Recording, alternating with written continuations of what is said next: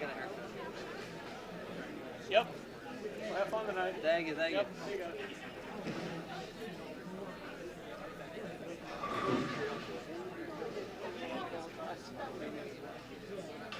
Not as much as I could.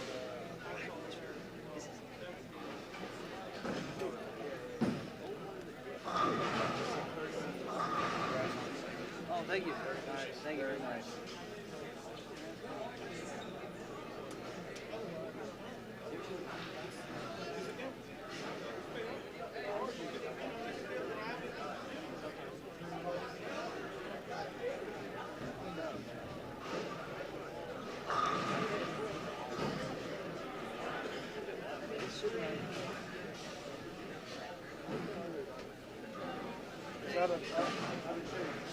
What?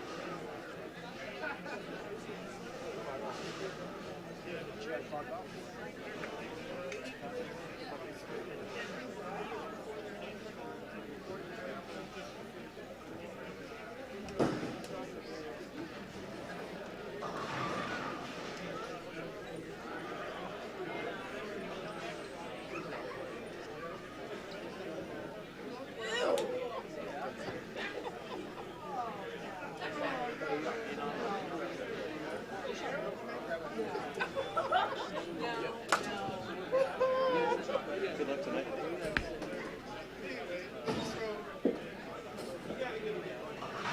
You guys been out.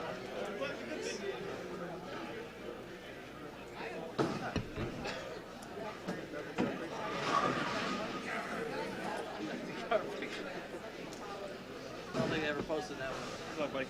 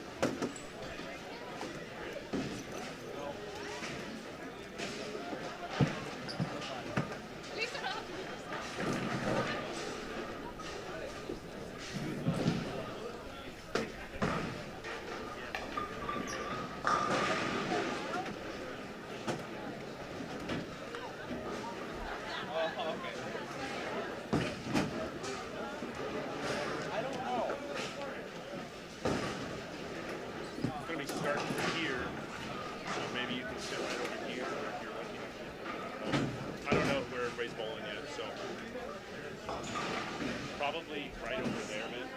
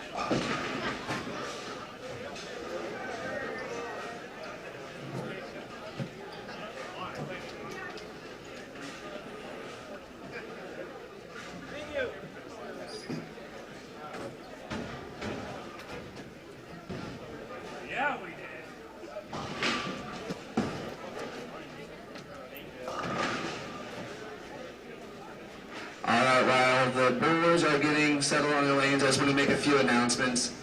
First, I want to start off with thank yous. The first people I'd like to thank are the Brewers. When we first decided to put this tournament on, the concept was to have a format that attracted spectators, and so far it's done exactly that. We usually have a really phenomenal turnout with spectators, and I can't thank the spectators enough for showing up every year. On top of that, we started live streaming this year. We got Emil Williams over here from Bowstring TV. Emil, go ahead and raise your hand, wave to everybody. Emil's a Lindenwood graduate. He's a national champion over here at Lindenwood. You see his banner over here. Studley bowler himself, but he just bought Bowstring TV, and see big things for him going forward. Thank you for being here and making the drive down. I'd also like to thank all the people helping us run the event tonight. Emily Hines down there. She's hiding. Yeah. Tony Velasco and Brandon Locke, they're helping out. And then I'd also like to thank Ed, wherever he is. Ed's going to be our sergeant at arms this evening. He is going to be monitoring the pace of play, monitoring some of the rules we have in place as far as ball changes, surface changes. He's also responsible for checking on the wristband. So it's a $5 admission to get in tonight. If you're here to watch bowling and you got in the building, haven't paid your $5 yet, Ed's going to be walking around. He has some wristbands. Just toss him $5. He'll get you a wristband. You'll be good to go. I'd also like to thank Diamonds and Rough Dog Rescue. They've got this phenomenal gift basket set up back here. If you haven't made your way over there, please do so. Score sheets? Oh, I'll grab it. I gotta grab it. Okay. Yeah, I'll get to you.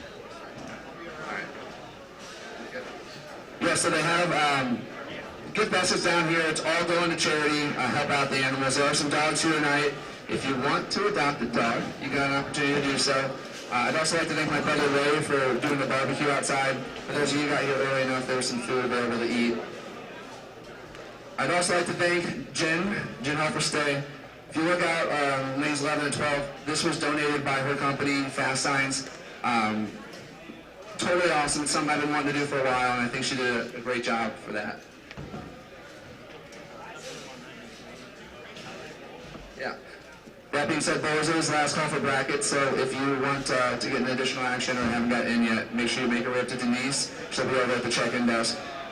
For those who are interested, which I'm sure everybody is, the payouts for the night. So for the actual tournament itself, per game, it is $1,600 $1,650 per game for first, $1,050 for second, $750 for third, and $600 for fourth.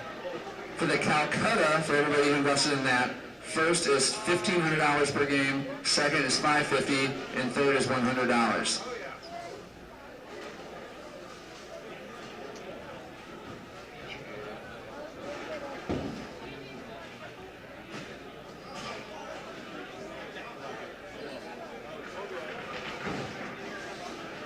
Yeah, I'll come get you in a minute. All right, with that being said, that's pretty much everything, players. Your right lane is moving right, left lane is moving left. When you're done with each game, again, you can make your surface changes, but do not start your next game until the entire field has completed that game. Those who need score sheets still, I'll come find you.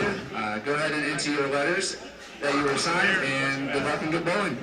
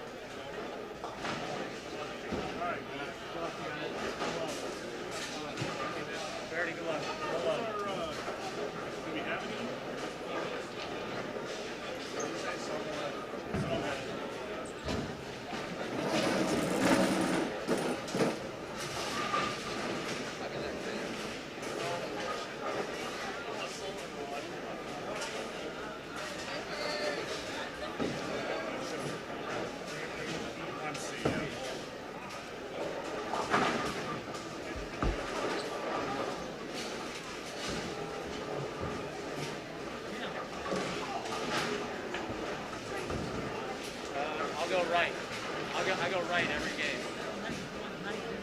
Yeah.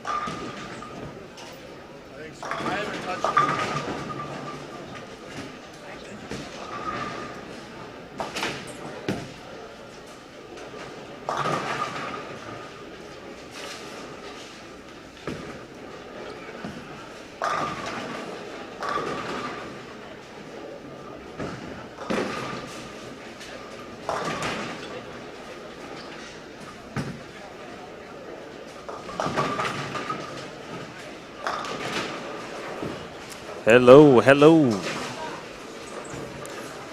Hello, good people. Hope you guys are doing well out there. Appreciate everyone tuning in. Please let me know if you can hear me.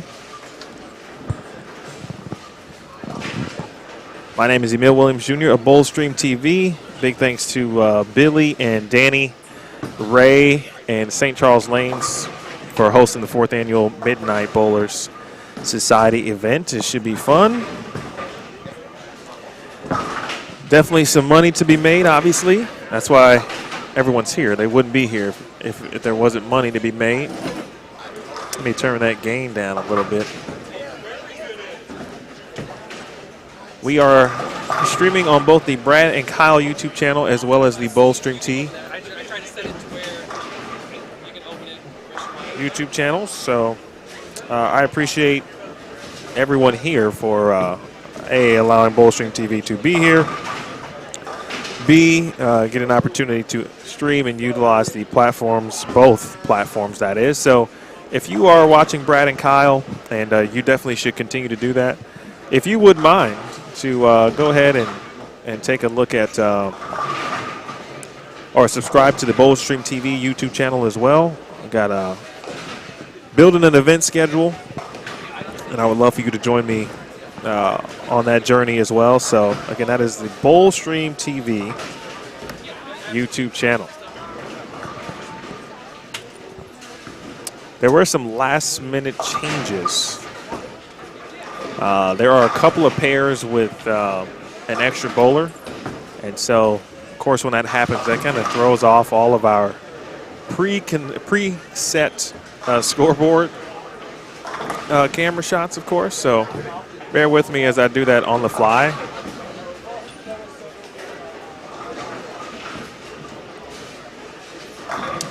Throughout the day and the evening, we will be joined by a couple of individuals for sure. One, Andrew Orff. Two, Drew Sachs.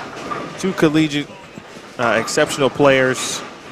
Drew was just on the Intercollegiate Singles Championships singles show on CBS Sports Network. So congrats to Drew. Andrew watched this event last year, knows certainly about what's going on in the event. So we'll talk to them. They will handle the broadcast for a few games as well. I'll come back and obviously hang around, make sure everything is going well. On these pairs, 11, 12, 13, and 14. Right now, Eric Sachs is letter B. He is bowling on lane 11. He'll enter your screen here momentarily. There you see Brandon Biondo, the Wichita State standout. Ryan Stubblefield, former Lindenwood former Lindenwood standout. He is on 11 and 12. There you see Tim Hyman to the right. 14D, there is Jacob Bennett, he too. We have Lindenwood as well. Jason Miller, right in the shot there, bottom right corner.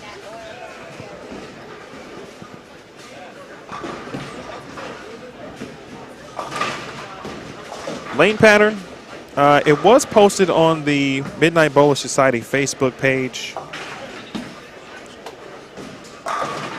And I did not get a chance, or it's not linked, I should say, but I know the graph and the pattern was out there. It is 40 feet, as many people have said in the chat already. And with the total volume is 19.055 milliliters. 19. Forward, 6.105 on the way. And reverse, 12.95. I mean, it is 40, and it is a straight, in this case, yeah, 2-2. Not as brutal as I was expecting to see, because both Danny and Billy said this thing was going to be dead brutal, which it still could develop into being brutal, of course. There's EJ Tackett.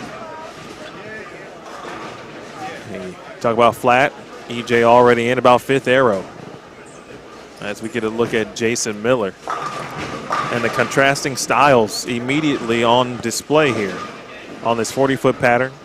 We've got players, again, playing at 4th and 5th arrow. We've got players playing the track and further right. There's Verity Crawley, fresh off a 4th place finish at the USBC Queens.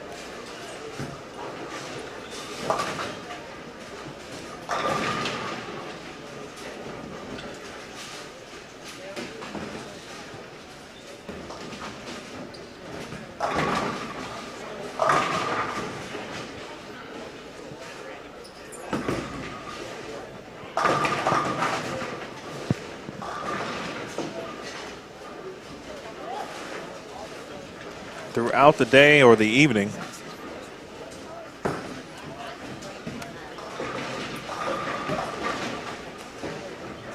well, I tell you, the good folks here at the Midnight Bowler Society do business pretty good. I'll just leave it at that.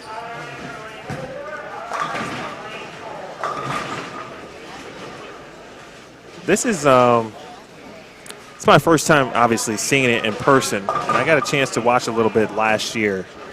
But if you like action, and the word action has been around again. I feel like it's coming back, and those in the chat, you can tell me if I'm right or wrong on that. But I feel like action bowling is starting to make its way back into the forefront. And you know, I'm sure for many and several around the country, it never left. As you see, Sachs there takes care of business on the spare. You'll see a lot of that too, going straight at spares, especially on this pattern. Man, if you're shooting at left side spares, if you're hooking it, and there's a lot of people who know what they're doing in that regard too, but if you're hooking it, it could be touchy. But we'll see.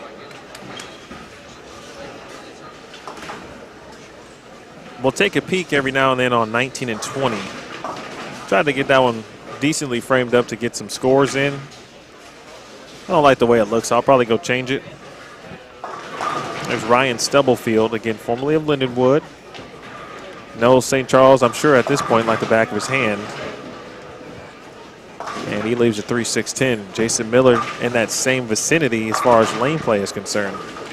Important to note, folks, again, payout-wise tonight. Payouts, we're looking at per game, there are 34 bowlers, a 1-in-8 pay ratio. They were paying 4 spots per game. There are 8 games, 4 spots per game. First place, $16.50, 1650. Second place, $10.50, 1050. Third place, $7.50, 750. And fourth place is $600. So 600, 750, 1050, 1650, fourth through first, first through fourth. 4 spots a game, 8 games, $1,000 buy-in here at the Midnight Bowler Society.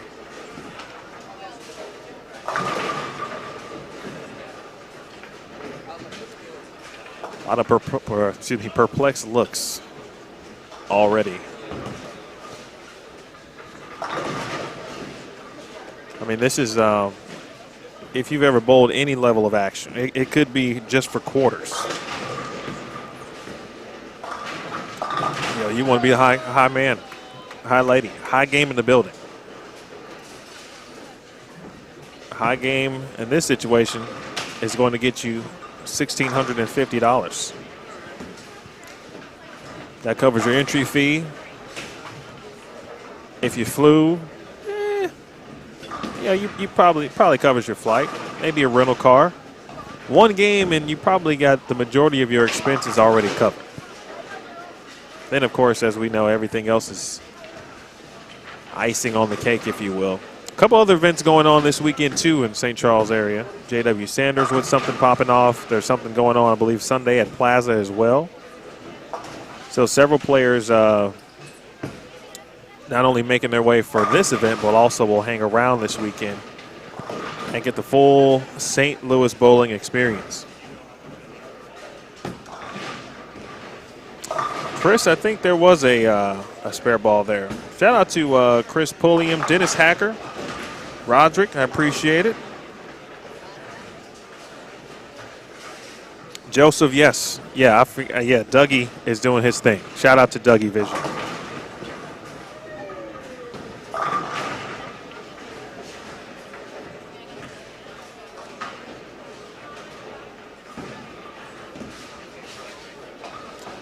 I watched a little bit of practice, and I was like, I don't know if it's going to be that brutal, but I was dead wrong. We're 6 frames in, and if you win 1650, whoever wins 1650 each game certainly will have earned it. Like, I don't think it's quite the Peterson, it's not quite the Peterson where you need to throw it at the head pin every frame or every shot. But, I mean, right, in action and bowling in general, but in action, right? I mean, there's no rules. Whatever helps you score to win the most amount of money that you can win, right?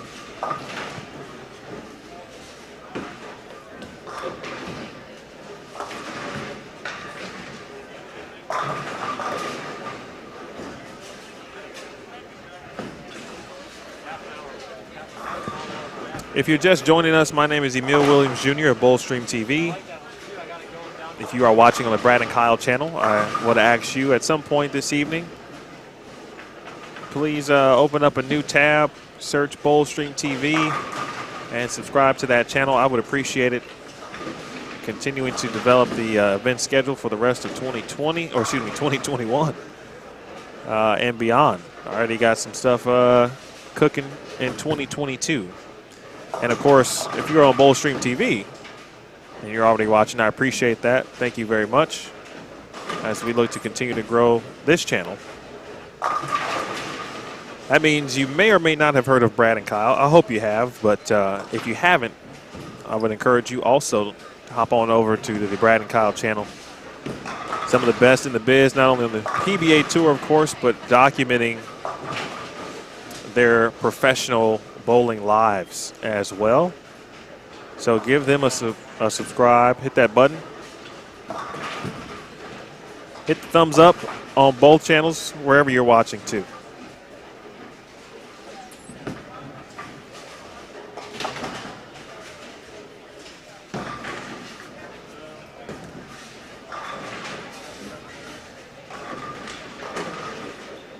Jared Bailey, I appreciate you. Thank you very much. I'm kind of an open book in a sense. There's many watching right now on Bowlstream TV who know me from the PWBA and Bowl TV. And so I've ventured out and branched out and working on some things. Good shot there from Ryan Stubblefield. You see Stubby, he last time he was up on that lane, went 3-6-10, and he was way right. Probably about 7-8. Made the jump left and finds himself a 10 in the pit. But I appreciated just doing some things, and also all subscribers certainly help. I appreciate that. I was going to say I'm in the process of figuring out, what people really want, what content they'd like to see. I know there's a ton of it out there, certainly. Brad and Kyle, for example, do a great job at that. And so I'll be, along with live events, figuring out what else can be added to the channel. Brandon Biondo, that's a huge double there. It struggles, to say the least, to start.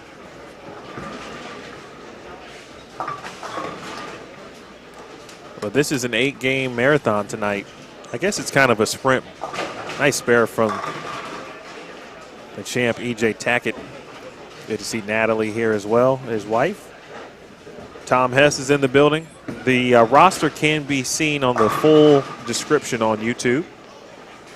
So if you haven't checked that already, you can do so.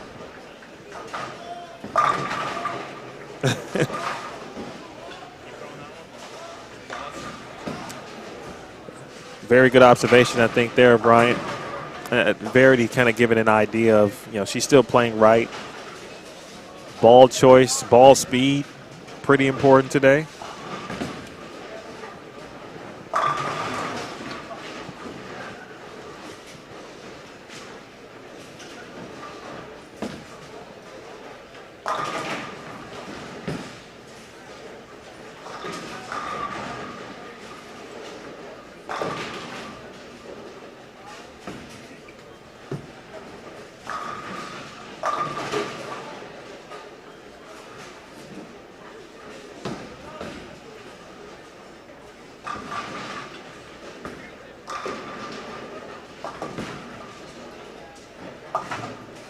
That's a really good idea, Jordan Cons. That actually is, you should hold on to that, man. That might be something. Natalie Tackett is not bowling. She is here, though, watching.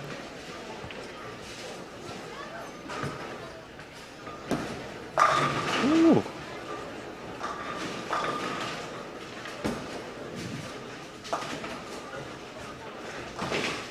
What a shot there from Tackett. And boy, already that was like 6th arrow. I think this first game, and without being able to see what's going on the high end, the practice pairs were 9 and 10, 15, 16, 17, and 18, and then all the way to 31 and 32. So there's kind of this real life featured pair, if you will, and where we have 11 through 14, and then 2 pairs are adjacent or down because of the practice situation, and then competition picks up again on lane 19. And the reason that is because the front desk is behind lanes 15, 16, 17, and 18, and very difficult for spectators to see in that area.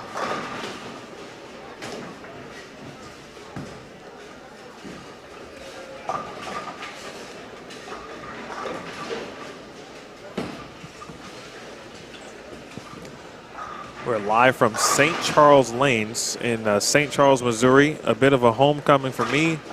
I went to Lindenwood University, which is literally just down the street from this bowling center.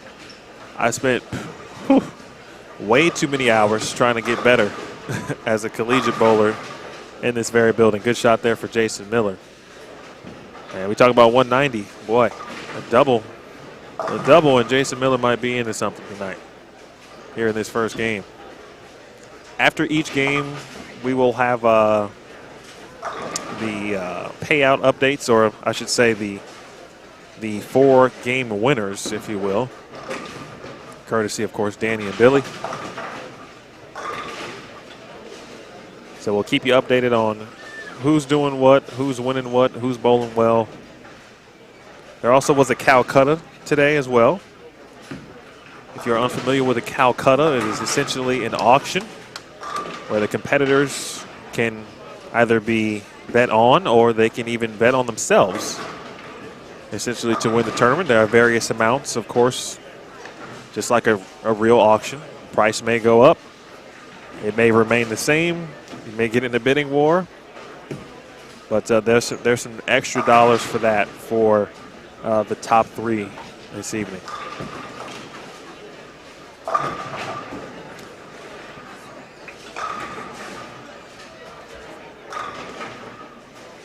There's Daniel Farish. I think he's on his way to the Greater Ozarks tournament. Good shot there for Crawley. She gets some love on the 10-pin. Right lane moves right, and the left lane moves left, by the way. That will be our skipping procedures. Daniel Farish, a teammate of mine. And yes, as you know, we spent a lot of time in this building. I actually used to work here for a little bit.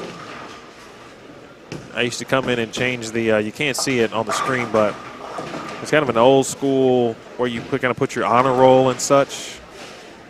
And I used to take the letters, walk the ladder down to the masking units, climb the ladder, man, and change all the names and numbers. It's pretty cool. What's really cool is Jason Miller.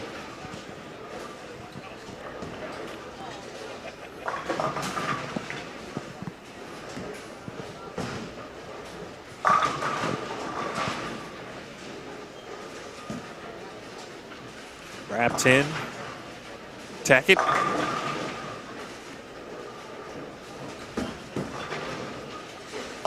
Boy, this is going to be fun.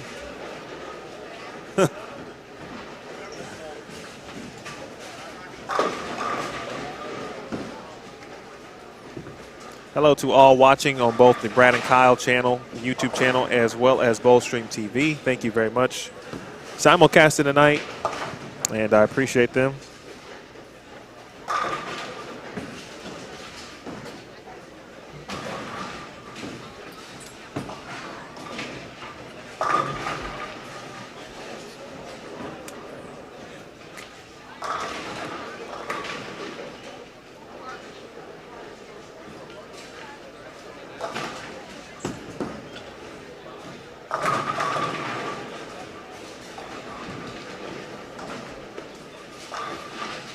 Apologies for the all of the movement on scoreboards. I tried to tape them down as best as I could. The one on the end is going to give some trouble tonight. Not that it's in trouble, but it's in a place where it's going to be bumped often. This is not a house pattern. Someone just mentioned that in the chat. This is the words used were brutal. It is 40 feet flat.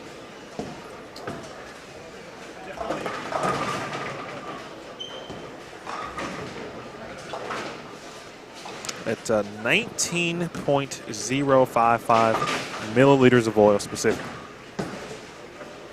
Oil from board 2 on the right. Same thing on the left.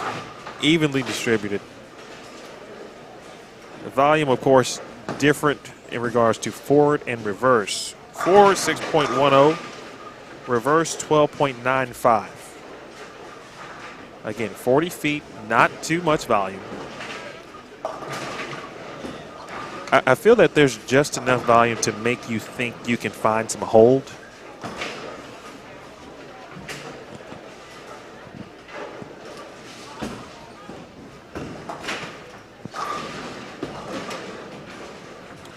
Verdi shot 156, Verdi.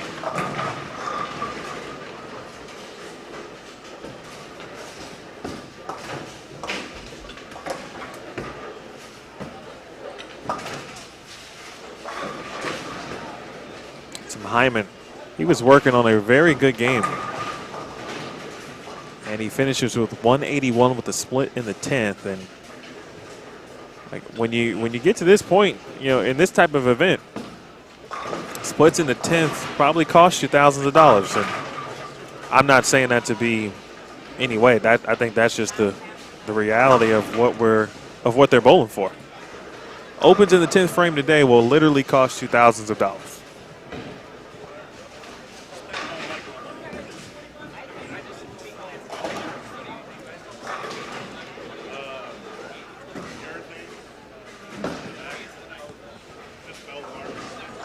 Derek, I got you. Let's see if I can, let's see what we can do for you here. 1 second. All right, so our 19 and 20 area is a bit, we try to go as wide as possible. Y'all need to go make some changes down there. 203, 197.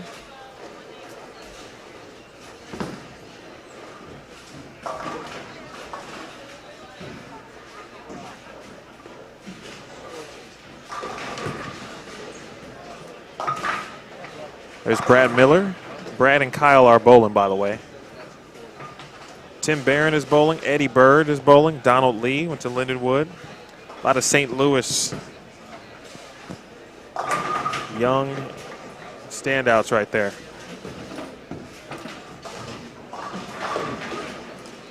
Then we'll go switch cameras.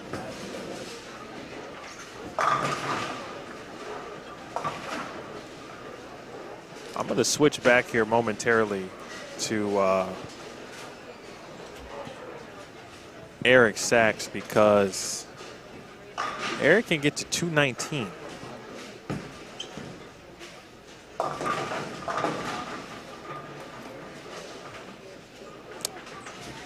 The 124, he can get to 206 though. He still might be on to something there.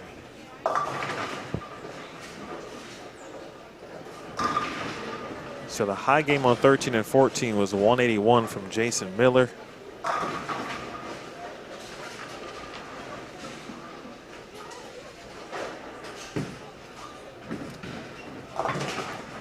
Looks like Eric Sachs is going to be the high person here at game 1, 206.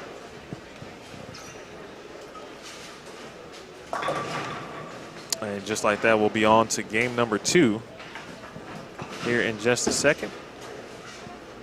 I'll take a quick look. I'm going to go make some adjustments and see what we can find out about camera 4 here.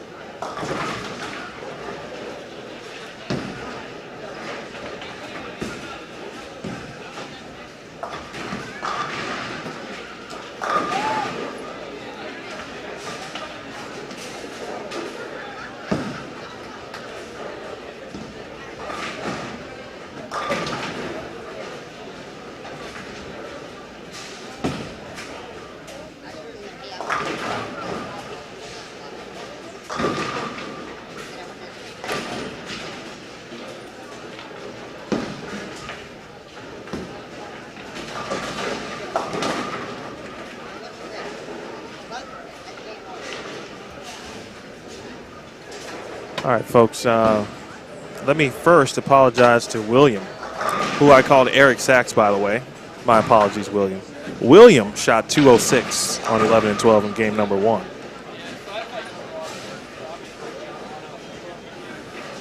Dude, the barbecue profit for.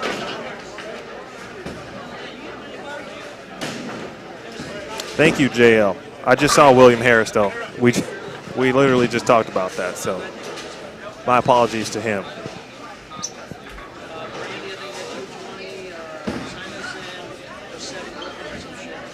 Today was the day I needed everyone to wear a name shirt. So everyone cannot start the next game until everyone is complete. So just so you guys are aware of that. And it looks like there's 3 pairs that are still competing. So I'm going to guess that we'll probably be waiting a little bit on 11, 12, 13, and 14. Probably a touch after every game. I believe on 11, 12, 13, and 14 we'll have Brandi, Branka, Jacob Bennett. We'll have Brandon Biondo again. We'll have Verity Crawley again. I believe we'll have, maybe we'll have Donald Lee. Let me check, hold on.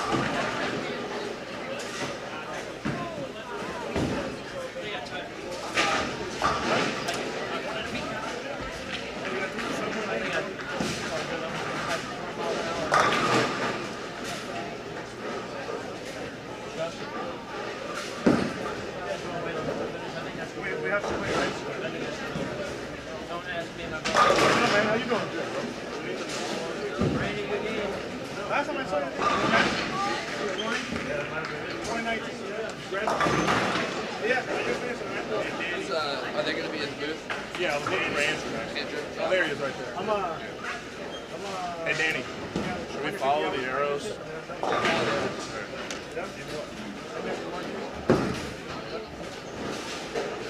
Hey, how's it fit, man? Like the texture, everything good? Cool.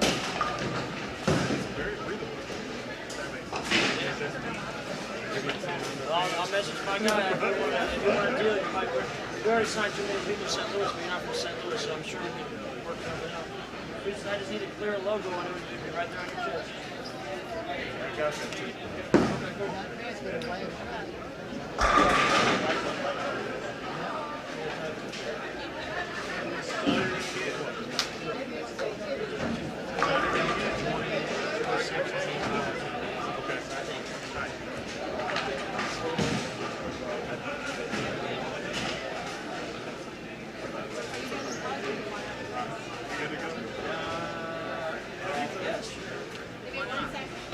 Okay.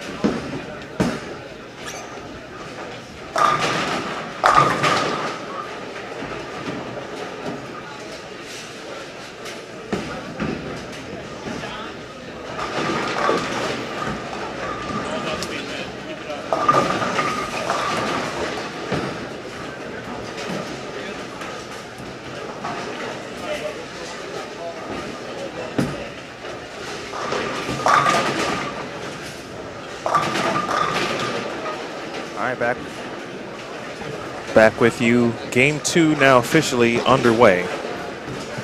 5 players on 13 and 14.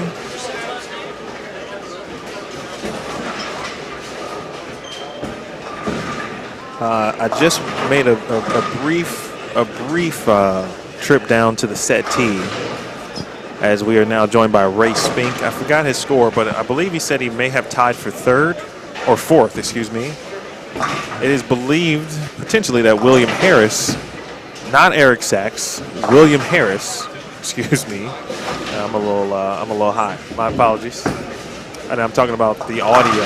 My audio was hot. Not, keep your minds in the right frame of mind, good people. William Harris shot 206, and that sounds like that could be third. I heard there was a 240 in game 1 as well, but we'll find out all of the official scores here in just a second. Anthony Simonsen is here. I actually thought he was going to be on this pair, but he was just down talking for a little minute. There's Brandi Branka.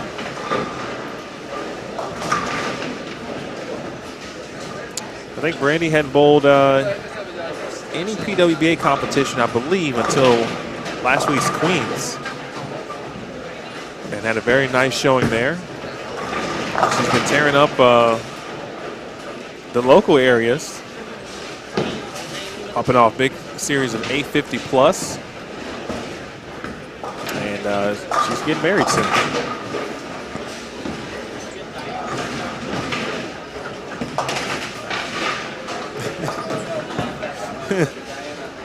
I'm so glad everyone has created their own jokes regarding my comment.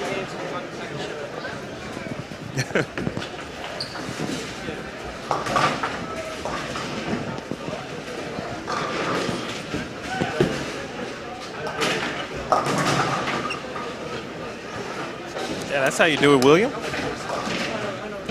Every time I see him now, he's like, William.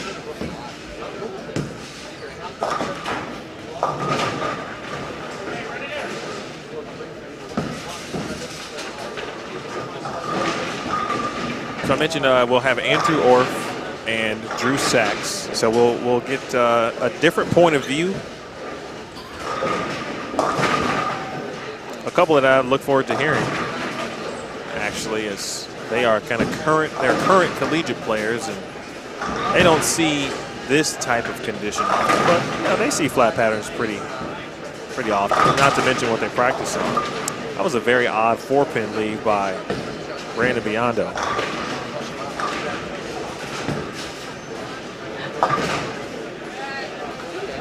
So again, Jacob Bennett, Verity Crawley.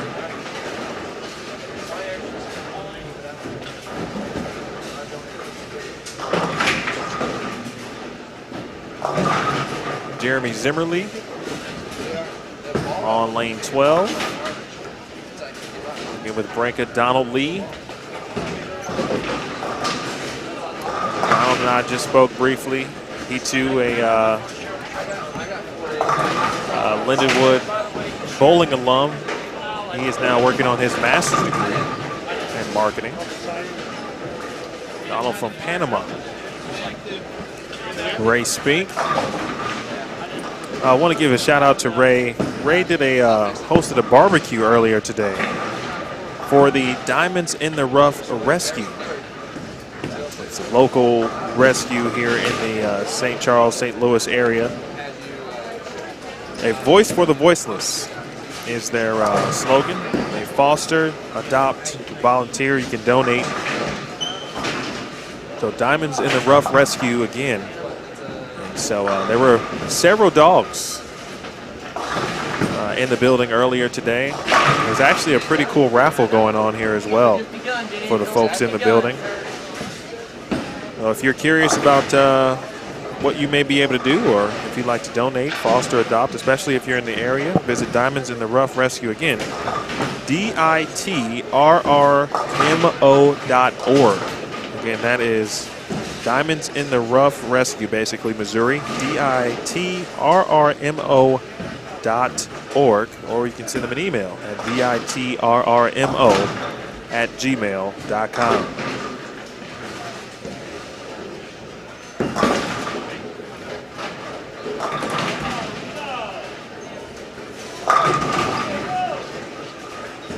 Hey Jeff, hope all is well, and everyone here watching on the Brad and Kyle YouTube channel.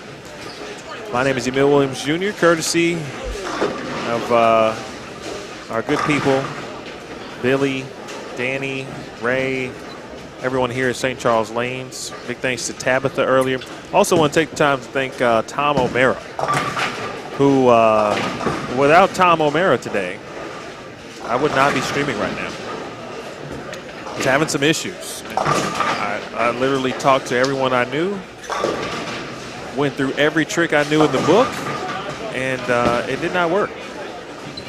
Tom O'Mara, local, has all types of production equipment. Actually does a lot of work for the U.S. figure skating team. That is similar to, when I thought about it, to what I and others have done and do. PWBA, for example, following the tour, streaming the events, etc. He does that for the U.S. national figure skating team. But anyway, he was able to come through, help us out here, specifically me, and I appreciate him. Good person to know. So I met someone, met a new friend today, learned some knowledge. Always a learning opportunity, so I thank Tom.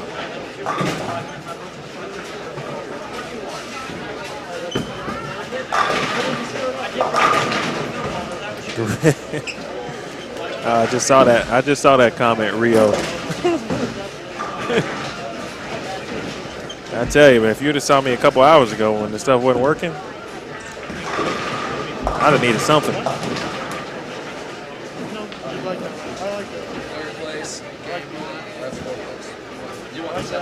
So I think Danny is walking around and alerting those who have placed per game, at least, of course, in this game, the first game,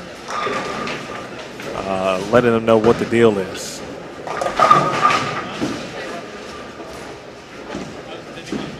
There's Ray Spink. Again, I'll give Ray a lot of credit, man. He barbecued today. He's out there for hours doing his thing. Obviously, he had to get ready to bowl. He said it's a long day, but I got to do what I got to do. I feel that.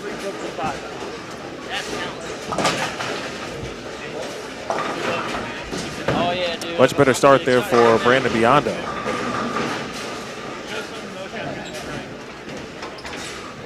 If I throw a 5-bagger, I'll show some emotion. Until then, I'm not doing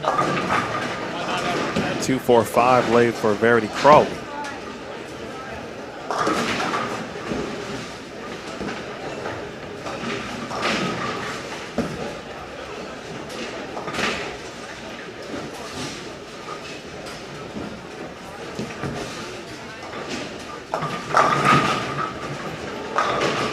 All right.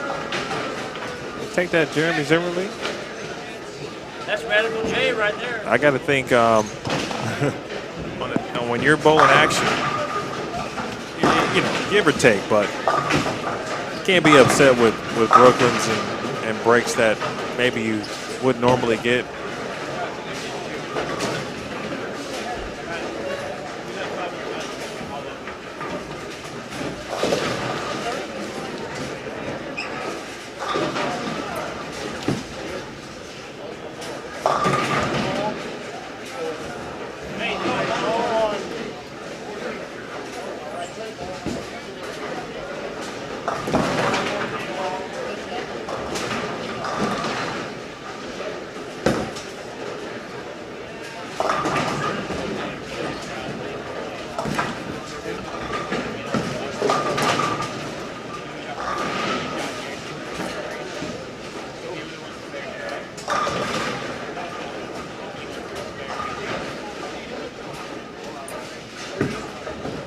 All right, folks, I told you I'd be joined by Andrew Orff in just a second.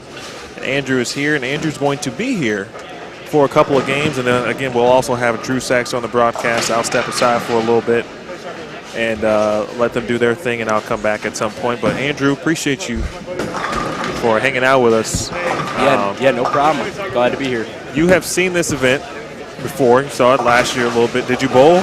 Yeah, I believe I bowled. I think I bowled the first 2 years. Okay. And that's when it was at Concord Bowl. So we've been here the last couple of years. So. Okay. So you've been watching back there. Mm-hmm. And all of the things I read about or heard about regarding the pattern was it was going to be brutal. Correct. When I watched practice, I was like, I don't know. It doesn't look that brutal. But that was clearly a mistake. Right. I lied. Why yeah. is it brutal? Well, I'll kind of start. I'm a mechanic at another bowling center with a similar surface, so I actually bowl on this pattern a little bit, a couple weeks ago, because I intended on bowling, but unfortunately I didn't. So decided to back somebody else anyway. But well, good luck with that. Yeah, tonight. for sure. Thank you. So I didn't see that. I mean, obviously they're flat, so they're going to be hard either way. But I didn't expect them to be as hard as I'm seeing them the first couple games or game and a half here. But obviously, what makes them hard, flat. This surface is pretty old, so little friction in the front. So to me, I'm talking to Timmy Barron, who I'm actually backing, and he said that the fronts are already starting to go, but obviously being flat, you can't really get it to the right much, or it's never really going to pick up. So pretty tricky. So I kind of agree with you. In practice, I thought they'd be a little easier, but that's not looking that way. So yeah, I was now mesmerized. I mean, and it could have just been the first game. Sometimes can just look that brutal because it's fresh for everybody. Correct. Arm swing is certainly not loose. There's a lot of money on the line. Yeah, I think if you're bowling this, you probably have bowled for this, this amount before, but still, right? Right. So yeah, I mean, anyway, it's going to be probably one of those like it is pretty much every year in the past, because I can't remember any year in the past where the scores were anywhere crazy. I mean, somebody will pop off a 250 maybe one game, but most people are a couple hundred under and they just try to make their spare. So I think I don't think we're going to see anything different this year. So whoever can shoot 190 and maybe catch a 220 or 230 game, that's probably what's going to be. So what are you seeing so far other than that? I'm sure you're pretty much seeing the same thing. So. Yeah, somebody in the chat mentioned 190 might get it done in game one. And for a while, it was like, okay. I mean, I thought 180 might get it done. Of course, I couldn't really see the front desk and whatnot. But when we made the switch, I did see a 2-0. William Harris had 206, I believe, on 11 and 12. Mm-hmm. And that was the high game of these two pairs for game one, and I think that might have been third in the building. Yeah. As far as that goes, I was down on the high end a little bit before you brought me in around game one. The scores that cashed for the most part all came off the high end. So from bowling here in previous years, the high end always seems to be a little better pair of pairs. So like this low end here, some of these pairs can be kind of okay, some of them are not so good. So to me, it doesn't shock me that the scores so far are coming off the high end. So I don't know if that's because they're maybe a little bit cleaner through the fronts down there, whereas down here with being by the desk, there's a little more early friction. Like I said, I can't really tell, but that would be my guess. So the voice you hear is Andrew Orff. My name is Emil Williams Jr. Andrew, again, will be hanging out for a few games. We'll have Drew Sachs in the building as well. Tell the good folks why and how, from a collegiate perspective, where do you bowl? Give us that good stuff, but also mention, you guys have seen flat patterns from a collegiate perspective often. And, correct.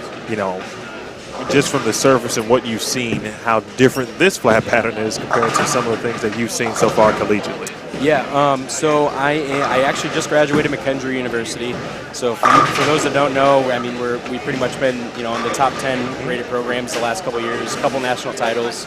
So, I mean, college, it's always different, week in and week out. You don't always know what pattern you're bowling on. Sometimes you're bowling on short, sometimes you're bowling on long. Sometimes you don't know until the tournament's over. But I think what makes this pretty much different than any other tournament is we don't really see a whole lot of patterns that have the majority of reverse oil. So I don't know if we have a picture of the pattern here, but I believe the forward applied oil is somewhere around 10 feet or 15 feet, and the majority of it is on the reverse. So from typical studies, I guess you could say that more reverse oil should make them hold up a little bit longer, or maybe possibly be a little tighter as compared to what the volume says. But other than, like I said, practicing at my home center on this pattern, I haven't really seen anything like it. To me, it reminisces of similar U.S. Open shows, like like Pete Weber, winning his U.S. Open. Yep. But overall, though, generally, to me, it's just a ton of friction, mainly because, you know, the lane surface. But that's pretty much what I see so far. So.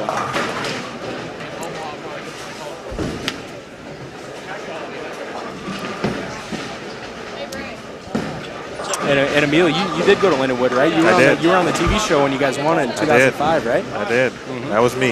Yeah? Yeah, it's weird. It's not weird coming back. It's been a few years since I have been back. I think last time I was here was 2018. Mm-hmm. A friend of mine who was on the team got married. But being here for a significant amount of time, it's like, okay, wow. Not much has changed, really. For sure. There's new carpet. Yeah, new scoring. New scoring, right. But, you know, the overall, like, aspect of St. Charles is still the same. Like, it's always what I call, like, classic, very, I won't call it vintage, but, you know, if you grew up like, following your parents' bowling league, this is like the center that they bowl league in. So when did you graduate in 05 then? Or I graduated in 2007. Okay. And then went back and got a master's degree. So I spent about 6 years here total. Gotcha. Got a chance to you know, coach a little bit. Mm-hmm. You know, hang out with the B team a couple times. Yep.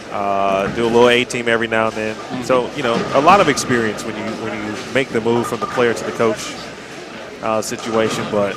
And then seeing, you know, just as an alum, obviously following the school and the team since then. And even McKendree, for that matter, because, you know, you guys are pretty much the neighbors. Correct. The rival team that's kind of friends. It's kind of weird. It is. Sometimes it's always been enemies, that way. Right? Sometimes we're enemies, sometimes we're friends. Most of the time we're friends, but, you know, time and a place for everything. But, yeah, anyway, I don't know if I said it yet so far. To me, like I said, when I was looking around, especially on the high end, not as much on this low end here, but like I said, the fronts are maybe hooking a little more down here. To me, it seems the best play is either you're just trying to keep the pocket in play, you know, somewhere around 10 to 15 of the arrows, just up around at the 1-3, or you're in somewhere around 20 and just kind of really slow hooking it to the right and just trying to get it to bounce off of that little out of bounds that everybody's seeing. But for the most part, nobody's really trying to see a ball motion. They're just trying to hit the pocket and repeat whatever they're trying to do. So as you can see, there's a lot of spares and a lot of opens on the board. So that means they're hard. Have you bowled the Peterson? I have. I'm actually going next weekend. Okay. So yeah, I wouldn't say they're quite that hard, right. but they're close. Have you bowled the Peterson? I have not, and I live in the area and have. I know it just moved. Right. Yeah, I moved to Wisconsin. I think. So yes, so it'll be. I guess I never get a chance, and maybe it'll go back to Illinois. But I've heard a lot of stories. But one thing that remains to be true is they're always difficult, and you end up seeing people throwing it at the head pin. Correct. Or at least lining up to try to hit the head pin, period, and make a spare. I think I saw a little bit of that, though, the first game. But I've also seen players like Jeremy, for example. E.J. Tackle was in that area for a little bit on that pair. I've seen players play to the right, Verity, William. That's a good shot there. Yeah. And honestly, while we're on that topic there, William, I think to the right, I mean, like I said, that straight, 10 and to the right, I really don't think that's where you want to be. So props to him for prying off a couple shots out there, because I think that is the total dead zone. I don't know what you see, but to me that just looks like death. I haven't seen any gutters yet. Yeah, I haven't either. That's shocking. So, but to your point, I don't think many have tried to play from an extreme perspective. 7, 8, 9, we've seen that. Right. 5, no. Right. That has not been in play. I don't think people have tried it. And again, I don't want to cut you short because it's kind of your show here, but hey, man, listen, it's all right. Cut me short. The first couple college tournaments I bowled here, I mean, I'm from the area, so I bowled a couple, house tournaments here. Yeah. The gutter always used to seem to really hook, and the last couple years, I don't know what it is. It just seems like it's not even a prayer anymore. So I don't know. I mean, am I shocked that nobody's trying to gutter? Kinda. I mean, actually not. I'm not shocked because. To me, it's just the last couple of years, like I said, it just hasn't been there. I don't know if the new lane machine, the surface just getting older and older. I don't know, but that's a really good point in regards to the gutter in this building, because had a lot of practices. I mean, we used to do our own little action every now and then, right? That's what teammates do. And But we had a lot of great gutter players on our team, and anytime the gutter was available, it was like lights out. Right. But we also had players like Shea, right? Correct. You just wheel it to the gutter Yeah. and watch it strike. So you're right. That is a great point. That's why you're here. Right. I do my best. So if you were to fast forward, and I don't want to get too technical, but I do want to get technical enough because the pattern is what it is. It kind of requires some level of analysis. Correct. In 2 games, we've seen already people playing 5th and 6th arrow. I mean, how far can one go? I was actually thinking the same thing. Like I said before, I definitely think the play is a little farther in, but some guys like Jeremy Zimmerly, I actually bowl league with him on Tuesday nights. I know he can get in and really bang on it. So I think the guys that can really throw it over the arrows and really get around the side of the ball later on are probably going to be the guys that make the most money. But yeah, I mean, we could see some people, sliding in lane 12 and throwing it on 13 later. Yeah, I think that might be a potential situation. Yeah. It's either going to be that or it's going to get to the point where everybody's just trying to hit the pocket. Kind of like what Ray's doing now, just throwing it kind of at the 3-pin and hoping he can get 9 and strike every now and then.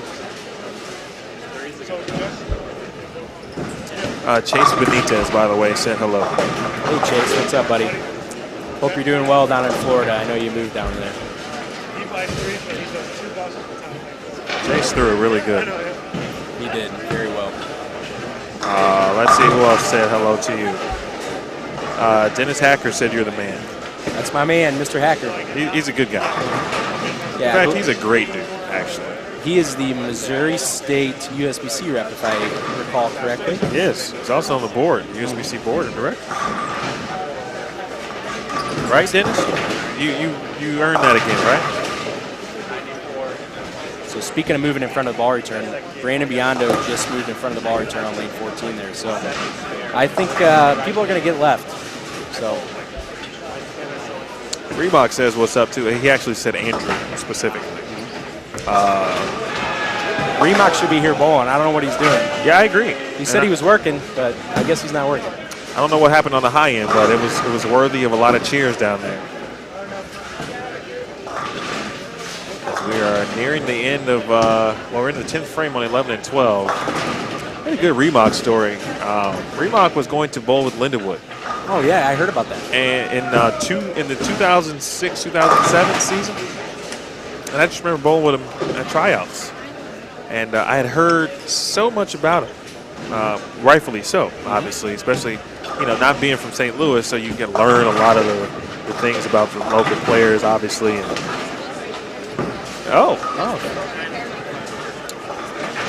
I'll be right back. All right, if you guys didn't hear that, we have a front 9 alert on 25 and 26. I'm pretty interested to see what they're doing. I'm going to try to get a look here. Like I said, the scores seem to be coming off the high end, so we'll see what goes on.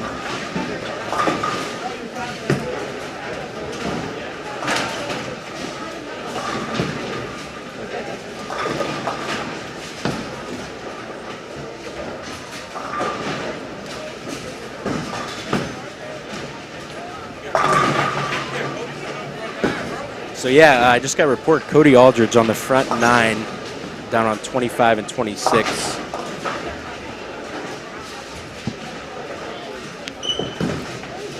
That should win some money this game. If it doesn't, then we got some issues.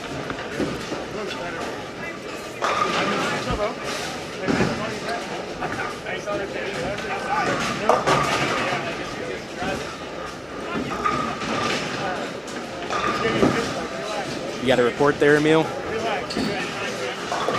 Okay. Cool. Sweet.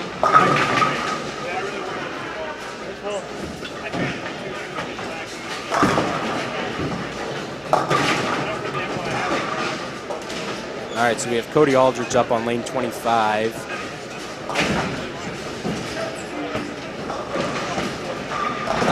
My guess is he's throwing a pitch black. It could be an IQ tour though. Let's see if we can get a look.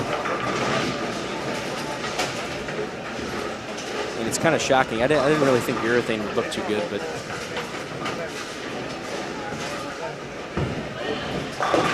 Oh, Brooklyn for the front 10.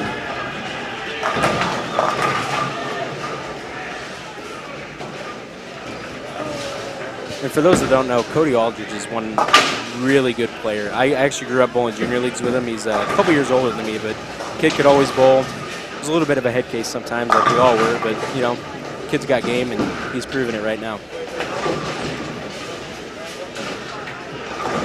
So let's see if he can connect here for the front 11.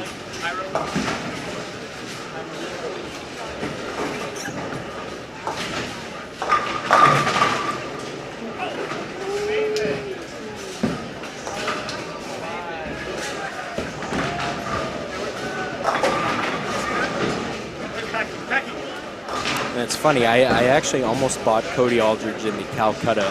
For those that don't know, there's actually a Calcutta every game that pays out as well as the individual game. So here we go, Koty Aldrich on the front 10. It's pretty good. It's got a hook. Bucket.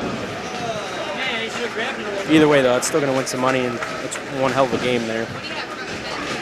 Yeah, 4 on the last 5.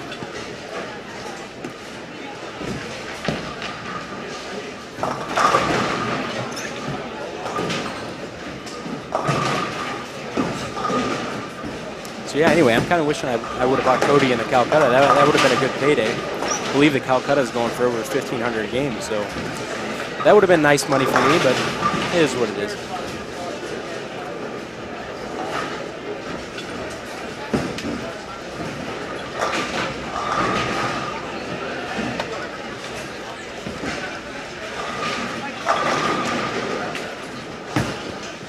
Simonsen with a 3-bagger there on lane 21. He's throwing a pitch black, a little straighter up the lane. Pretty good score on this low end here.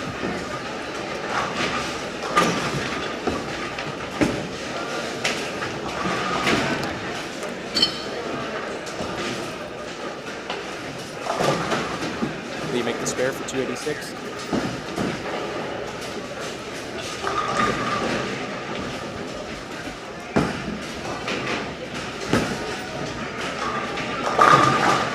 Either way, Koty Aldrich, 280 something, should definitely win the second game here.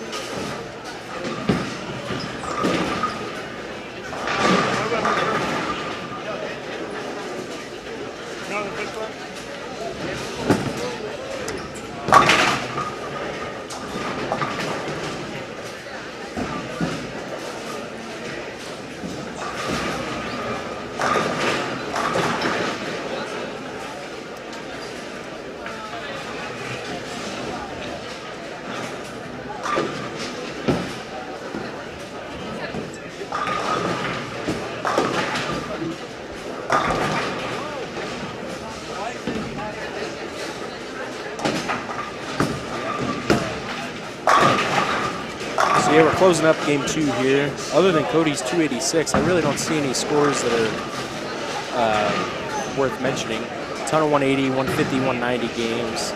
You know, nothing crazy.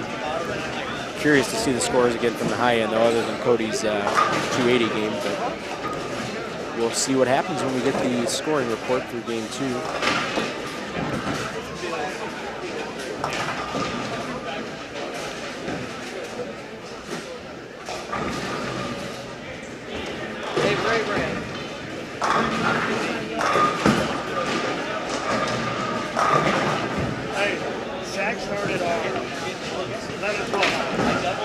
All right, so we got a meal back here. Did you get a good look at what ball he was throwing? I definitely didn't see that, but he did shoot 285. I honestly thought he got 7. on that last on the fill shot, or the second shot, excuse me, in the 10th frame. But I was clearly wrong about that. It looked like he left a bucket, 2, 4, 5, 8. That's what it looked like. But apparently there were a couple more pins on the deck from my angle. Yeah. And thanks to whoever alerted us to that. Yeah, for sure. Because we would have missed it. I guess that's the one thing you don't expect. Right. Right. Yeah, you don't expect any honor scores in a format like this and condition like this, but yeah, I believe you weren't here last year, so you wouldn't know, but Koty actually won a couple of games last year. Koty made a lot of money last year, so he matches up good here. He didn't grow up bowling here, but he spent a lot of his youth bowling here, so a little familiar with the house, so that always helps, in my opinion at least. Yeah, absolutely. Regardless of the pattern. You know, I was thinking while you were gone, other than Koty's 285 game, how do you think the ladies are looking, you know, with the lower rev rates and lower ball speeds? To me, I think I kind of like what they have a little bit better. I know Brandi and Verity just shot 180 there, but for the most part, they're not doing anything crazy, keeping the ball in play and making spares. So that could possibly turn into something a little later, don't you think? I would think so. From watching both Verity and Brandi at this point, I think Brandi, they both are going pretty straight.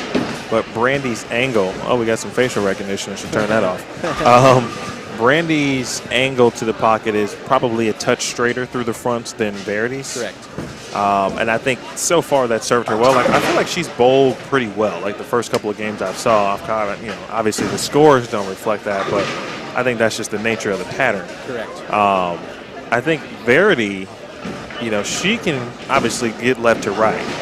And so if she can find maybe a sliver of hold at some point, she also can go to urethane as well. She does use urethane on tour, one of the few who do on tour.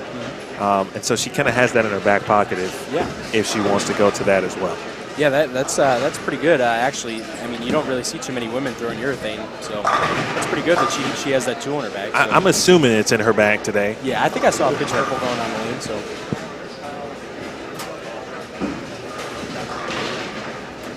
So do we have any sort of score update for 2? No, I'm glad you said that. I was waiting for our update from Danny. I'm going to go take a look into that real quick. Yeah, sounds good. You're doing a good job of holding the fort down. I appreciate it. Yeah, anytime, man. Here's both chats here if you need to periodically take a look. You are getting a lot of love. Sweet.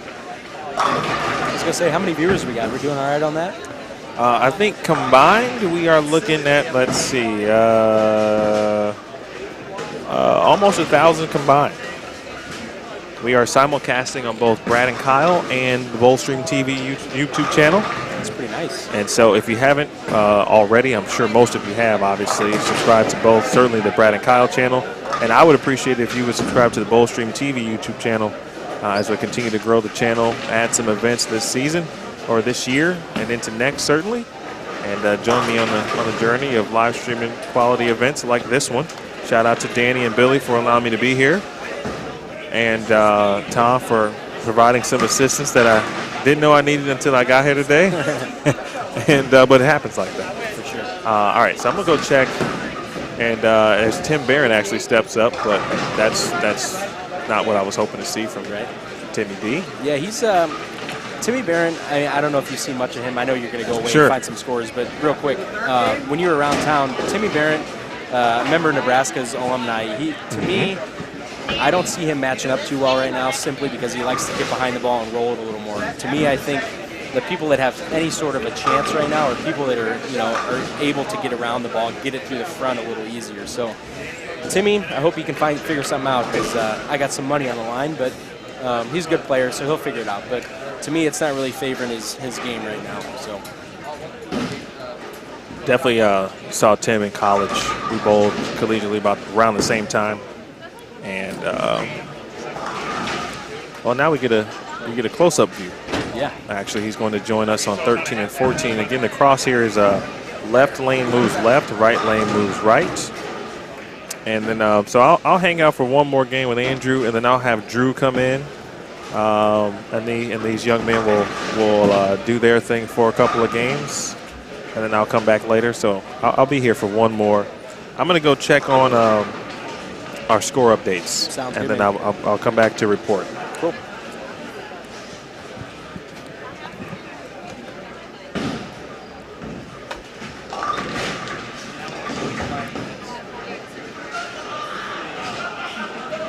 All right, so we are changing pairs here, getting ready to start game 3. I'm going to try to get a good look at who's coming to the pair, but I don't know everybody's names, so bear with me.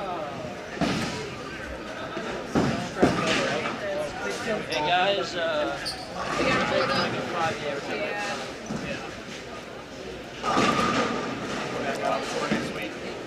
I'm not going to listen.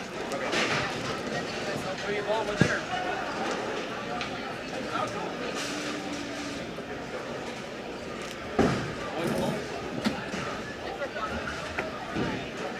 Mike Ramaklis asks, what is the oldest ball being thrown right now? That I haven't really seen too much old stuff. I think Simonsen actually just pulled out an old Rotogrip RC5, it looks like, or it could be an old grenade. So that so far is the oldest ball I've seen. All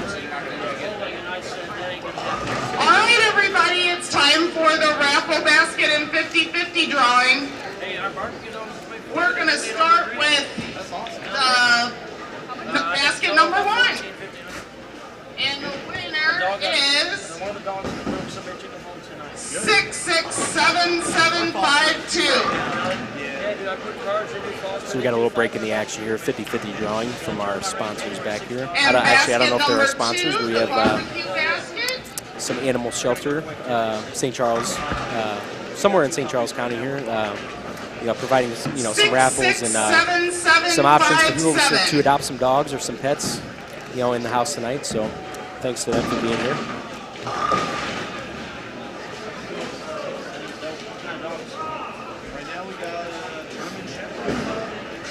All right, and basket number 3,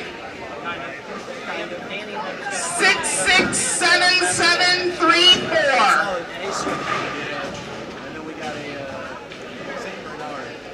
Basket number 4, the golf basket, 667754. Next is the dog basket, 3331. Where do you see a Manhattan rubber at? 667549.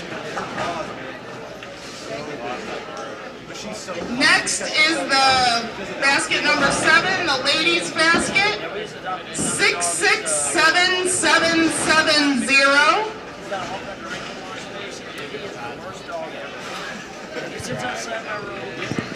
So again, for everybody joining us, And the St. next Charles basket Lanes, is the Cardinals 2021 basket. Midnight Bowler Society. 667583. Doing some raffle drawings right now, so we'll break in the action before we start game 3 here. Looks like we Next have is Jeremy basket Zimmerly coming to the number pair, 9. Tim Barrett, Ray Spink, Brandi Branka. 667477. And we're still waiting for some people to make the turn here, so keep you up to date as they start rolling in. Next is the leopard print basket, 667742. She's our oldest one. We got David barbecuing outside. Next thing you know, he's big enough to bring these. The next basket is the alcohol basket, 667761. You won? All right, my dude. All right, cool. And the last basket is the scratch-off basket.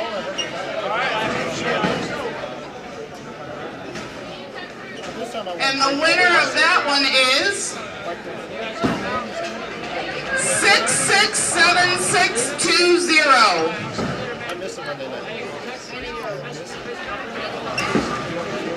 And then for the 50-50 drawing, we were up to $145, so that's $72.50 per winner. And the winner of the 50-50 is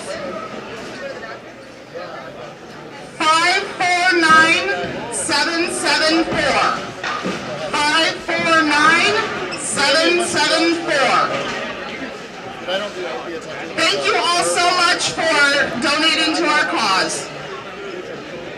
All right, let's bowl.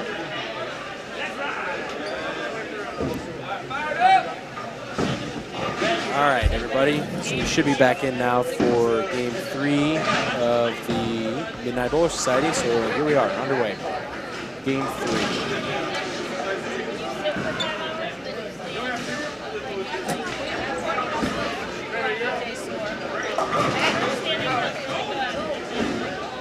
So waiting on Emil to come back with a 2-game scoring update. We'll see who won the first 2 games.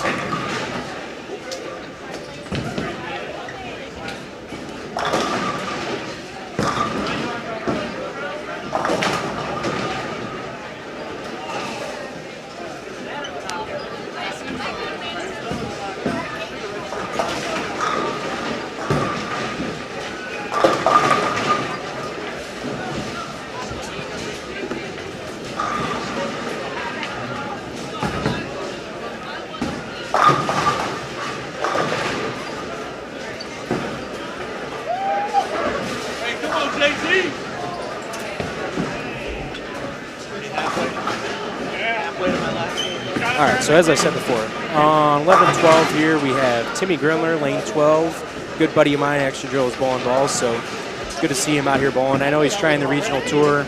He's actually making a couple cashes, so looking good. Glad to see him.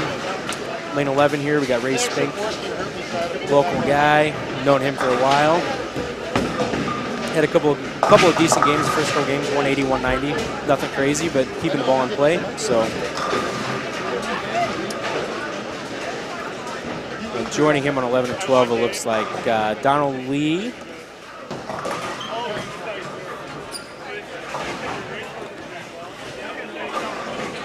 You got an update for us, Emil? I do. It is, I got game 1. I'm going to try to get a game-by-game printout if we can. Yeah, that'd be great. Game 1, Anthony Simonsen shot 245. So he took the first place spot there. Speaking of Brandi Branka, she was second, 224. 224 for Brandi. Interesting. Game number 2. And just what I was looking for, my man. I know Carol Sapolis was in there in the chat there. Mike Sapolis actually shot. What did he shoot the second game? Mike had 215 the second game, so that's good for third place out of the money there. So he's getting a little money back that game. All right, and then so again, Simonsen 245, Branka 224. This is game 1. William Harris was third at 206, and there was a tie for fourth with Kyle Sherman and Ray Spink at 203. That's game 1. Game 2, of course, Koty Aldrich 285. If that doesn't win, then something may be wrong. Yeah, that's what I was saying. Of course, Danny is writing nicknames on his sheet.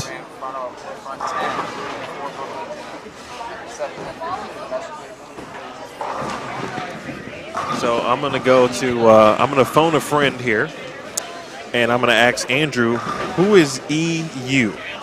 Or maybe that's a J. You think that's a J?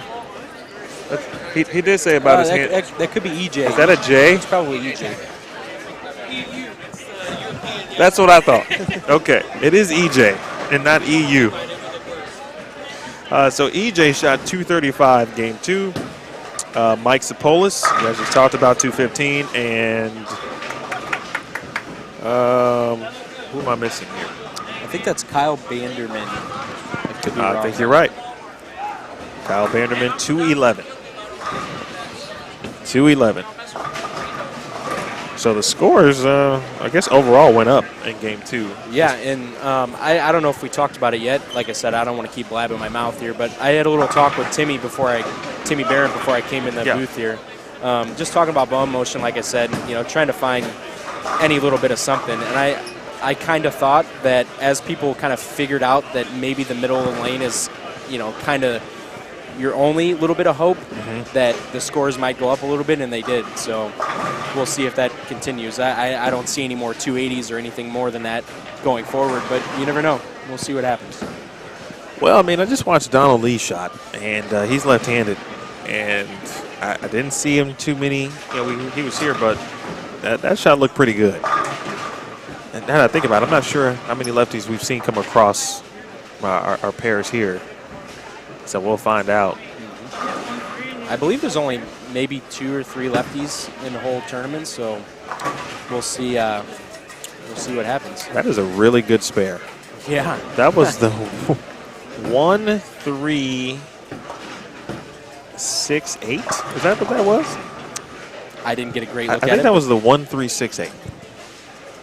Impressive. It's pretty, I mentioned, we talked about Mike Sapolis, bowled against Mike when he was at Missouri Baptist. Correct. So yep. A lot of folks bowling for me going back to my collegiate days, bringing a lot of memories back. That was another friendly but rivalry kind of thing too with Mobap. Right. Yeah, Mobap, for the most part, the last couple of years, I actually almost went to Mobap, before committing to McKendree. They've had a couple decent teams throughout the years, but they're really just starting to kind of get off the ground with a couple better teams. I believe they made sectionals for the guys again this year, so they're always making steps in the right direction. So shout out to that program for little local team kind of getting off the ground. Yeah. So is Steve still there? Steve actually is not. His brother Mike is on the men's side, and then Don Griffin is the overall coach. Cool. Watch Donald Lee.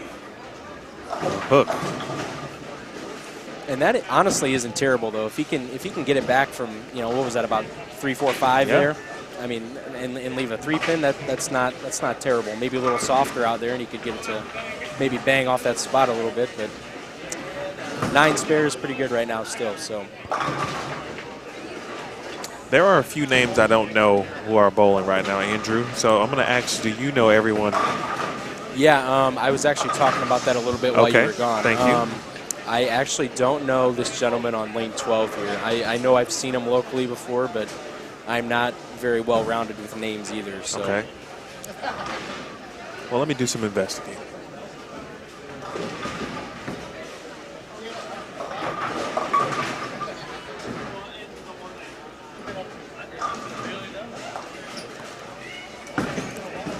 My guess is that's either going to be Joshua Hull or Shane Stiles, but I have no clue.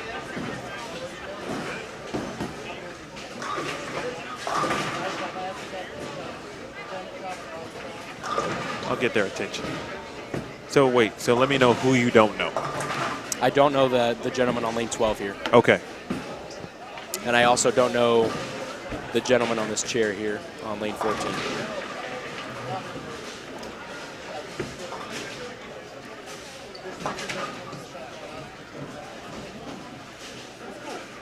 Excellent.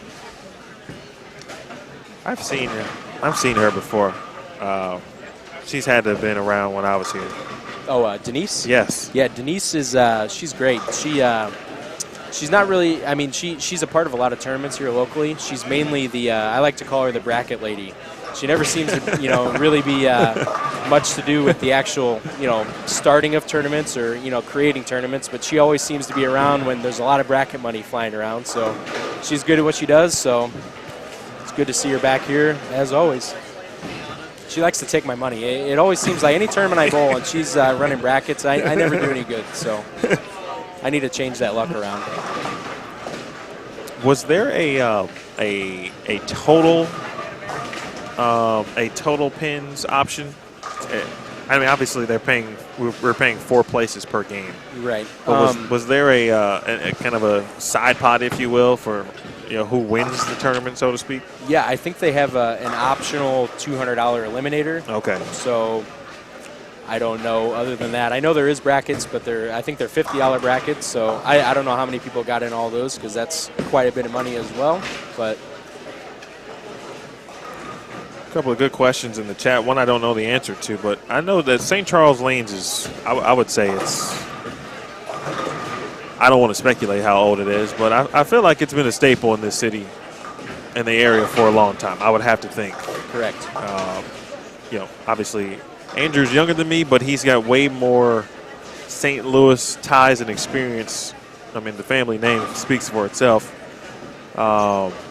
This has had to have been here for a few decades, I would think. Or not even a few, several at this point. Like I said, I don't want to be wrong here, but I want to say St. Charles Lanes originally opened sometime in the late 50s, early 60s, I want to say. And I know that 1 through 8 was added on a little bit later than that. So for people that don't know, 9 through 32 is actually the original bowling center. So obviously 9 and 10 would have been the old 1 and 2. So 1 through 8 was definitely added on later. So 32 lanes, 9 through 32 being the original 24. My guess is sometime in the early 60s. I was talking to a local guy. You might know who he is, Gus Marsala. Yeah. He was on the senior tour for a while, pretty good player. I believe he won 1 or 2 senior titles. I could be wrong there, but anyway, good guy. He's a bit of a historian. So a couple years ago, I was talking to him about when bowling centers were being built, and for the most part around St. Louis, most of these centers were built late 50s, early 60s. So that's what I'm going to go with. Sometime in 1960-ish.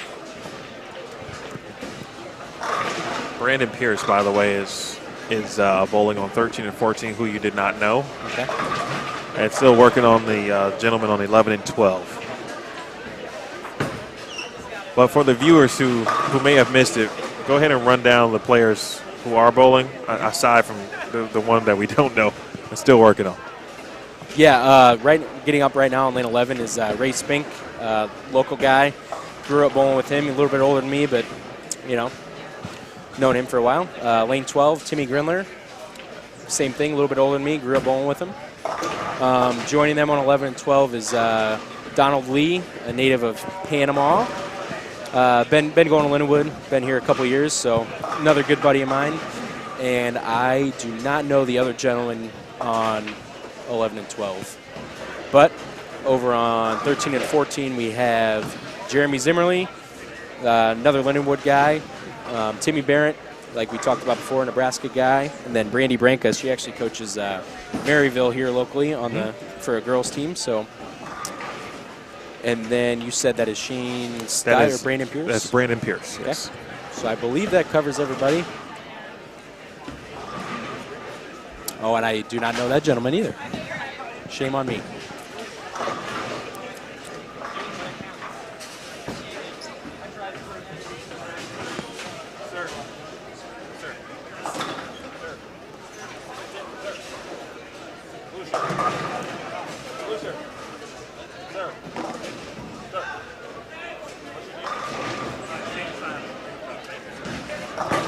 Yeah, that's who I was going to say it was. So the gentleman in the blue shirt here on 13 and 14, his name is Shane Stiles. So we got that narrowed down. Got that going for us. We still have to figure out the gentleman in the gray shirt here on lane 12.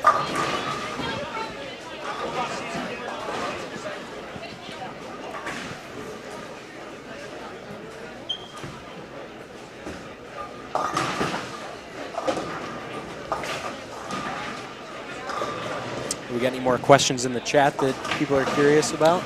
Haven't seen too many questions, but the graph isn't linkable, so it's not online. And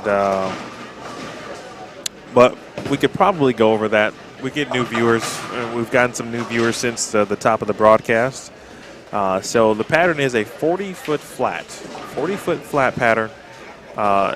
Oil from board 2 on the right side, board 2 on the left, evenly distributed. What's not evenly distributed is where the oil was dispersed on the lane via forward and the reverse. And kind of I guess a significant, it could be a significant difference in that. Let's pull that up. Where did I get that? I think it was 6 and 12. Yeah, 6.105 on the forward run, and then 12.95 on the reverse for 19.055 milliliters total. So as far as volume is concerned, that's not a lot overall, right? You've seen higher numbers than that. But as Andrew talked about earlier, and I'll let him run through that again, what makes it so difficult when you see those numbers, the 19 to 40 feet? Obviously, it's flat. That's always going to be somewhat difficult. Correct. But I feel like that volume and where it's dispersed on the lane is really making a difference. Correct. I don't want to sit here and claim that I know everything about patterns because obviously I don't. But just from working in a bowling center, being a little familiar with kegel lane machines, reverse oil from their studies / their research usually, in my opinion at least, makes the lane seem to hold up a little bit longer, meaning that the fronts typically aren't going to go as fast. Maybe the reverse oil could make it look like it's going to be a little tighter than what the volume would say, but again, like I said, I don't quote me on any of that. I'm by no means an expert, so if anybody is listening in and wants to chime in on that, go ahead and do so. But anyway, as far as the length, for the most part, people know that the medium pattern and the flatter it is, it seems to be conducive to lower scores. So shorter patterns, typically higher scoring, regardless of ratio / volume. It just depends. Longer patterns, again, can generate a little higher scores. To me, anywhere in that 37 to 41-ish foot range is usually not the easiest, even on the house patterns. I've been fishing around locally at my place. Like I said, I don't want to get too off topic here, but even some of these, like I said, medium distance patterns, it doesn't really matter where the oil is on the lane and all of that. To me, the distance of the mediums, just for whatever reason, are harder. So, and again, as far as the volume, like you touched on, 19 mils by today's standards isn't hardly any at all, especially with these bowling balls now and the more advanced oils. Some people might argue that, we have a synthetic surface and 19 mils, synthetic slicker, but that's not always the case. So, sorry about chiming on a little too long. No. You don't have to. Stop apologizing. I'll tell you if you. I mean, 8 games is a long time. Right. Right. So, even someone like me who's used to doing long events, now go ahead, man. This is my time to just let you have your thing, man. Do it. I appreciate Ray and I'm sorry, Danny. They're brothers, of course. Hi, Matt Todd, by the way, in the chat, and Billy for having you guys out. Mm-hmm. Yeah, I'm glad to be here. Glad I could be a part of this. So, yeah, and thanks to Danny and everybody, like you said, for letting us be here. That's always fun. This is I'd have to think this would continue to grow. 34 bowlers this year. Not sure of the count last year, but I feel like it was significant. Yeah, I think last year was a little bit smaller just because of COVID. I think we did do it last year in 2020. I could be wrong though, but you definitely did because there was a women's event attached to it. Correct. With the Brad and Kyle Women's Open, which kind of I think preceded the event last year. I think. Right. But yeah, I mean, even to get as many as you did, or as they did, via COVID, like through that part, said a little bit about what A, people wanted to bowl, B, people want to win money, right. People like to bowl for money. Correct. But yeah, I believe that we'll just kind of keep going on the topic of the tournament itself. I believe the first year I bowled, there was only 16 entries. I could be wrong there. We'll have to ask Danny later. But from going to about 16 entries to I think we have 35 tonight, I mean, it's definitely growing each year. So I think he was hoping to have a little more. I think he was trying to have 48. I think he had that many signed up, but, some people had some stuff come up. So it is what it is. But hopefully in the future we can keep growing it, whether it be, 1 or 2 more people every year, as long as it's growing. So I've seen a lot of high flush 4-pins for Ray Spink. Stiles. If you are just joining the broadcast, thank you so much for tuning in. My name is Emil Williams Jr. I am with Andrew Orff. I am live streaming courtesy of the good friends here. We just talked about Danny and Billy, everyone here at St. Charles Lanes. I'm, of course, part of Bowlstream TV. So we are simulcasting our stream tonight, or I should say the Midnight Bowler Society event tonight, on both the Bowl Stream TV channel and the Brad and Kyle YouTube channel, which that platform has been used in the past at this event, and wanted to continue that at least for this year, certainly, and also kind of allow me the opportunity to display to the people what we bring to the table here. Andrew Orff and Drew Sachs. Andrew, of course, is here and has been here for the last couple games. Appreciate him. And we'll have Drew on in game number 4 for a couple games, so he and Andrew will have your ear for a little bit. But if you haven't already, be sure to subscribe to the Bowl Stream TV YouTube channel and the Brad and Kyle YouTube channel as well. Brad and Kyle do it big all the time, documenting their professional lives on tour and all kinds of stuff, of course, in between. Bowl Stream TV out covering bowling events across the country, and I'll be looking at varying ways to add content to the channel as well. So hit the thumbs up. Appreciate it. Yeah, so I'll kind of chime in here again. Yeah. To me, it looks like, again, not like the scores are going to be super high, obviously, across the board at all. But to me, the low end still doesn't look, very good. I know we got somebody on the run for 220 here on 11 and 12, but other than that, to me, the middles look like they're starting to hook even more. The fronts are going faster, so I wouldn't be shocked if the scores that win each game continue to come from the higher end of the building. So is that what you're kind of seeing, Emil? Yeah, someone just mentioned it behind us too. A spectator said the scores are considerably lower down here.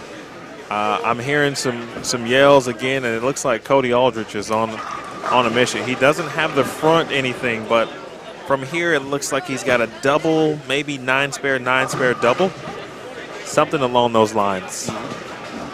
Yeah, like I believe you're down there getting scores, but I was telling everybody I actually grew up bowling with Koty a little bit. He's always been a great player.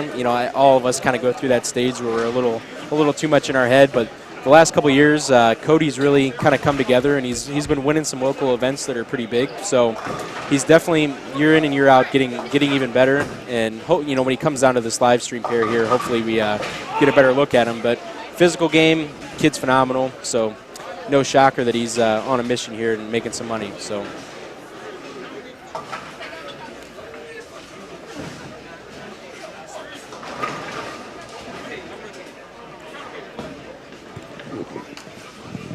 So are you still bowling, Emil, or do you you kind of just do the live stream stuff now? That was so funny.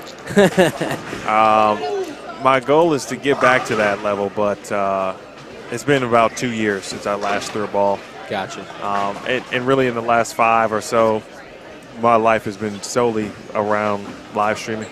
So there was a point where I was kind of bowling on a semi-regular basis. I was subbing a little bit, bowled actually I was in like 2 leagues subbing. Yeah. So, I was feeling pretty good. And then, life generally happens and right. you fall out of it sometimes. So I'm trying to get back in it. Mm-hmm. I'm trying. Yeah, sometimes it's better on the outside looking in, I'm kind of going through a little bit right now. I'm not really bowling as good, so I kind of enjoy sitting back and just watching bowling and talking bowling in my hometown. So sometimes it don't get any better than that. So. I agree. It's less stressful, generally speaking. Correct.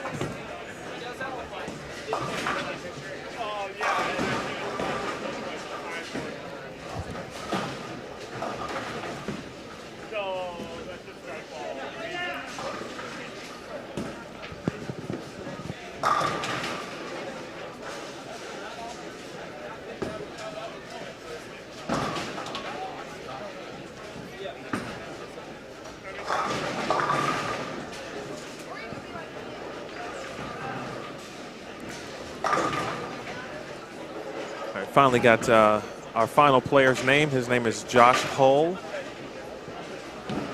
Thank you, Josh. Letter C on 11 and 12, 11 and 12, about to finish up.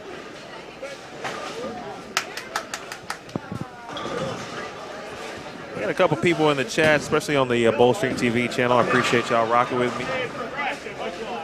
That was a big one there for Ray. Just to leave a 5-pin, though, that's success, but certainly not what he wanted. If he doubles there, I mean, he had 220 obviously maxing out, but it's pretty clear today that 2 teams can get you paid. Correct. Might not be first, but, you know, in this kind of event, you take any money you can get because you never know if the next game is going to be 105. You sound like you're speaking from personal experience. Yeah. I can't recall too many 1-0 games in my life except for when I was a little kid, but it definitely happens.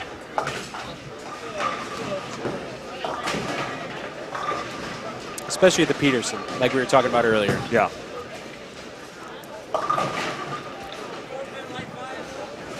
Yeah, with a strike here, Ray Spink's going to shoot 204, which, you know, if we're judging by the scores off the low end, that would make some money, but we'll see what happens off the high end again.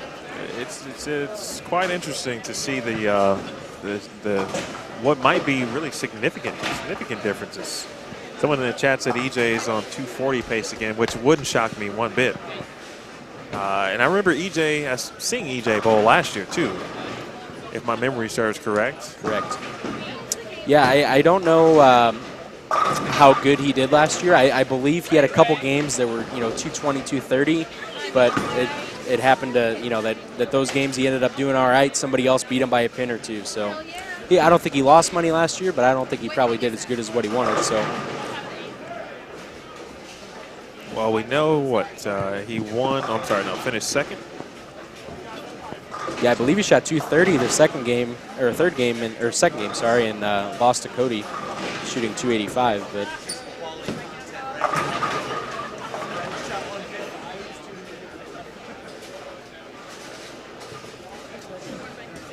yet another thing that makes this event so tricky, I don't know if we touched base on it at all. When the lane gets this hard and this flat, and people are trying to kind of go all or nothing, you know, to try to win that one game or two. Right. It changes the way the lane is going to transition too. So we could have probably seen a little higher scores to start if people would have maybe, you know, been all on the same plan and, you know, maybe tried to do and trick the lane into something that, you know, really isn't there. But, you know, right now we're seeing, you know, people playing all parts of the lane, so that's really not going to help generate any ball motion in the future, you know, unless you just somehow catch a lucky pair and it just so happens to match up with what you're trying to do. So.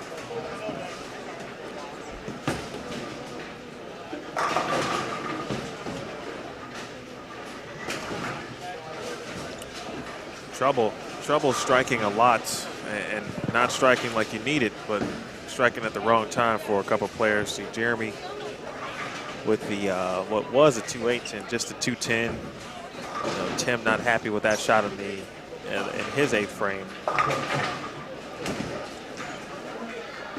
And another situation there, you know, again 2-0 maybe gets you paid. And you see all the frustration there from Donald.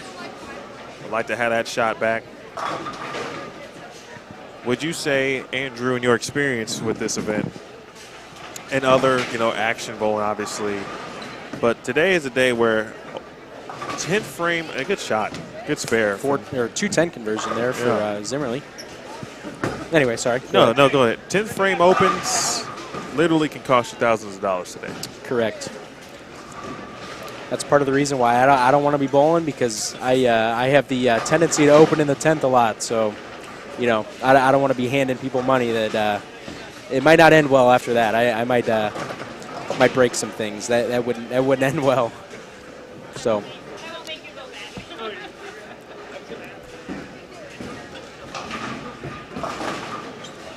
That's a good shot. Brandi trying to make a little comeback here. She can get to 201.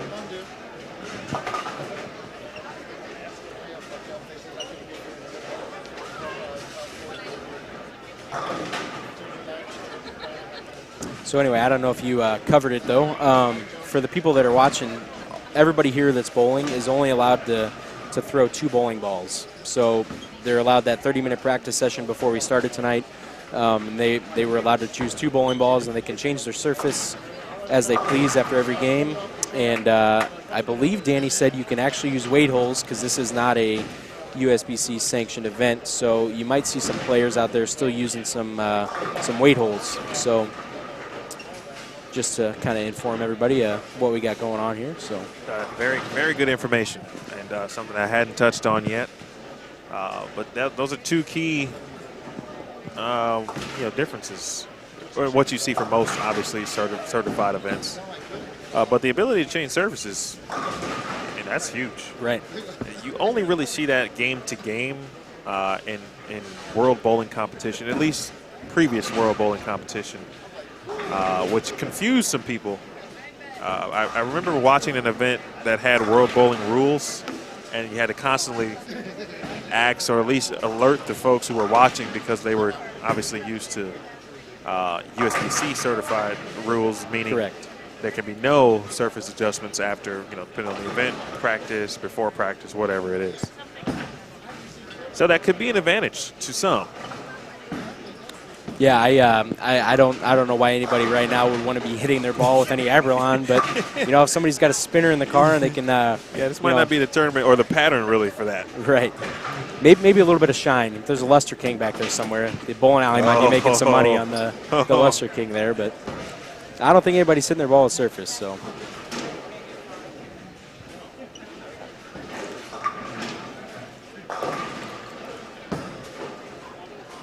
there are some people in one of the chats, Andrew, that said and I don't know who that is, but I appreciate it, who hadn't seen me bowl since I bowled a sport league.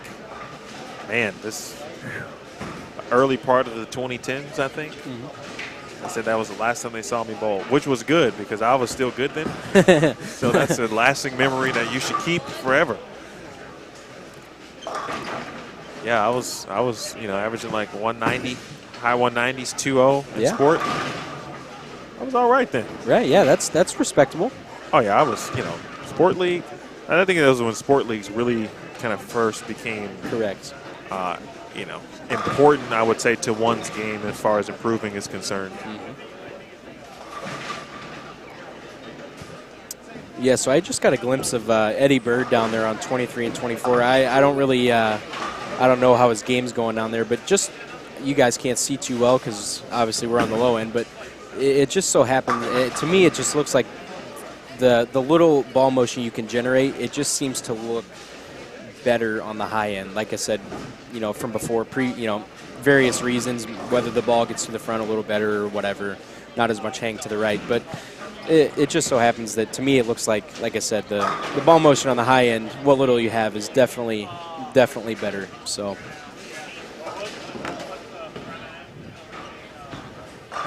one of the rare times that a pair in this group will finish last in comparison to the rest of the field.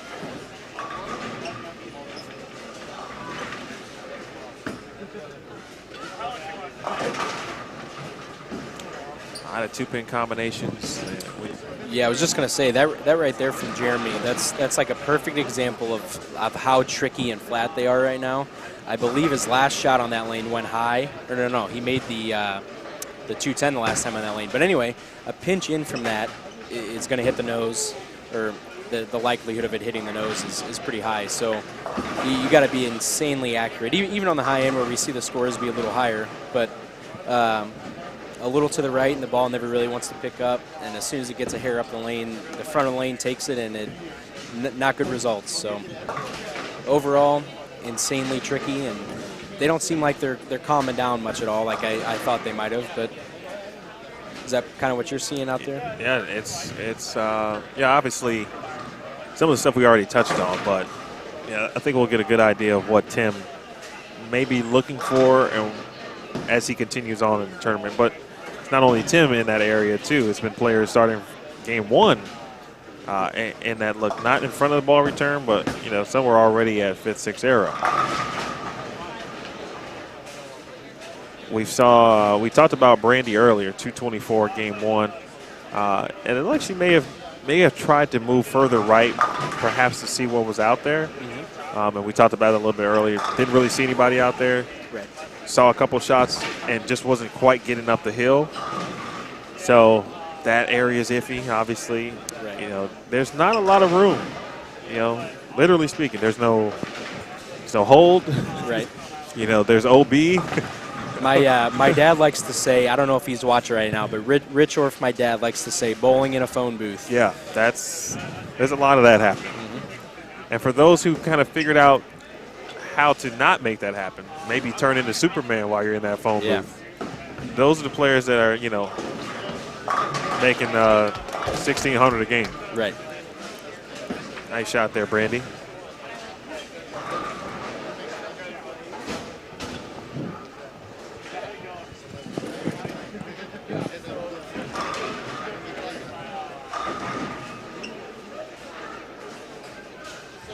Chase, what's up, man? Yeah, higher ball speeds right now would probably be pretty good. We don't really have too many people here throwing it super hard, but yeah, I think a lot of ball speed right now probably wouldn't hurt you, especially in the middle part of the lane.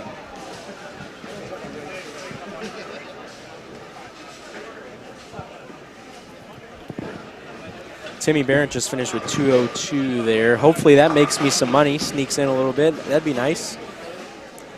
There's a 204 to the left. And that was Ray, right? I believe that was Ray, yes. Yeah, I just got back from Vegas bowling the Open Championships last weekend, and it wasn't a great a gambling weekend. So hopefully I can try to get it back, you know, tonight. So.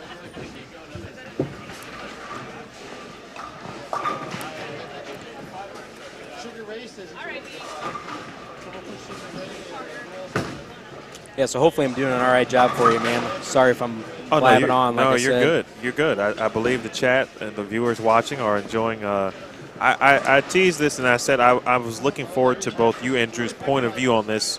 A, on the event, B, on the pattern, and C, because of where you guys are currently, you know, kind of fresh from a collegiate perspective, still in it in many ways. And seeing it from a different point of view, I think sometimes is always good. Right. I'm not saying that everyone here has something different that they're thinking about, but, you know, my view on this may be it's really not that different, but there's probably some differences when you think about, all right, how would you attack it, right? Correct. You know, everyone's view is probably somewhat different based on how they throw the bowling ball. Correct. So I was very much looking forward to it. And now that I've heard you, I certainly would have you back. Well, that's good to hear. Maybe found something I'm good at, right? I would definitely have you back. So, you know, if we can build this thing in relationship together as far as Midnight Bowling Society and Bowl Stream TV, and yeah, you'll definitely get my vote to come on back. I appreciate you. Well, sweet. I appreciate it. All right, folks. Looks like, man, everyone may have finished at the same time, which is very rare. So that will allow just a short break as we hit to game 4. Drew Sachs is going to join Andrew for a little bit. Yeah, and talking about, you know, perspectives, Drew actually being left-handed. So, you know, like I said, we don't have too many lefties in the field today. So I know his brother Eric is bowling, so maybe he can give us some, you know, a little perspective on the left side that, you know, maybe us right-handers don't see too well.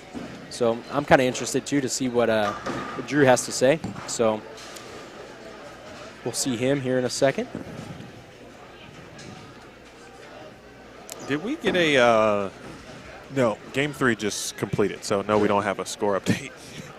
It'd be awesome if it was that fast, wouldn't it? Score update after the last shot, like in 2 seconds, that'd be nice.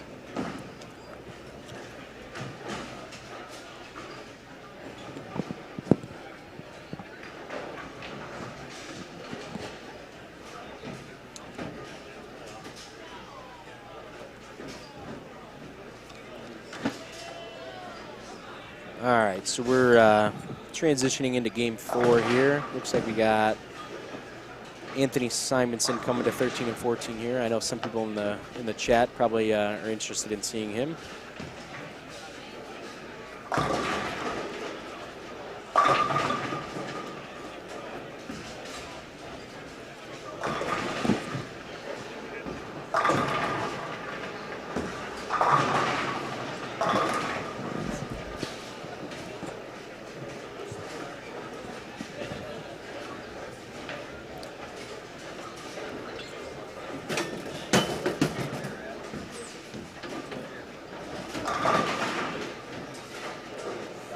All righty. We're joined by Drew here. Drew, can you hear us all? Yeah, I hear you nice and fine, man. Sweet. So, me and Emil were kind of talking right before you jumped in here. Well, I guess first thing we can do is tell us who you are and what you're doing here. Yeah, you got it. I'm Drew Sachs. I'm from Dayton, Ohio. I'm out here just in town for the weekend, watching my brother bowl this, and bowling the doubles tournament at a plaza coming up on Sunday. So, sweet. Just so yeah, you recently just made the ITC show, correct, or ISC show, right? Yeah, that's right. So how'd that go? Did you enjoy that? Went pretty well. It was a good time, just being on TV and everything, just enjoying the experience as a whole.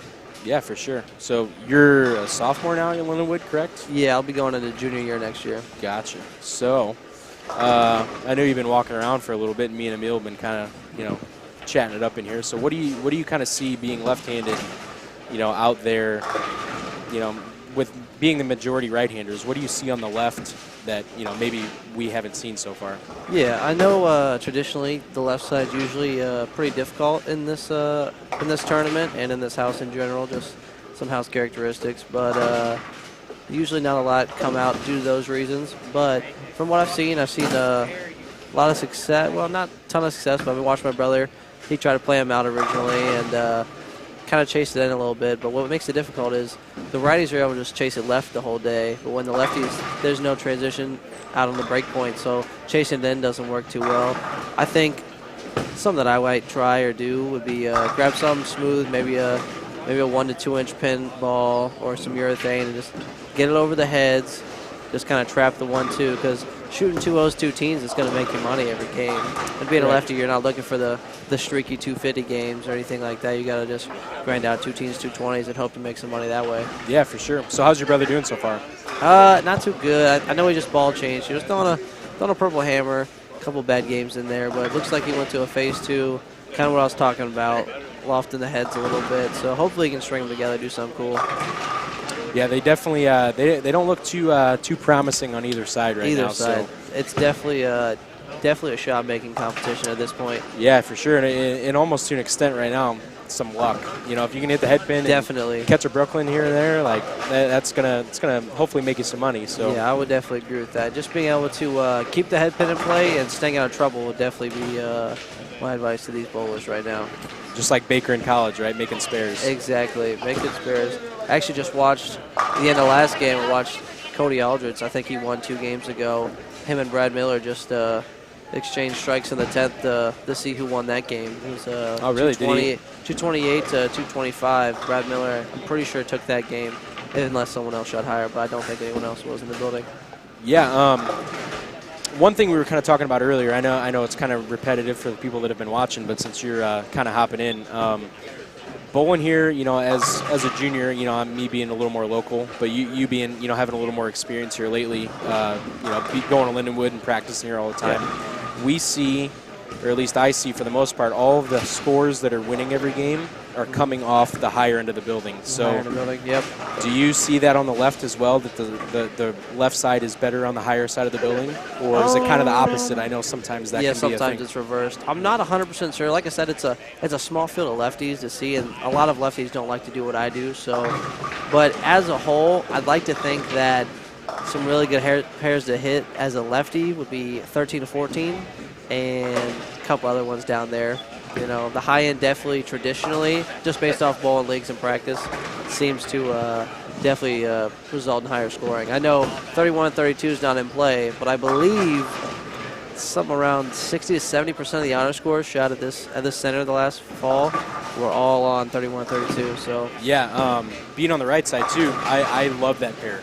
On the hard, on the china, yeah, on everything. Anything. So it's a quality pair in the house for sure. So yeah, I guess we can kind of go over who we got on the pairs here. So up here on 11 and 12, you might have to help me with some of these names because I'm not totally familiar. But Tim Curran here, I believe he went to Lindenwood too.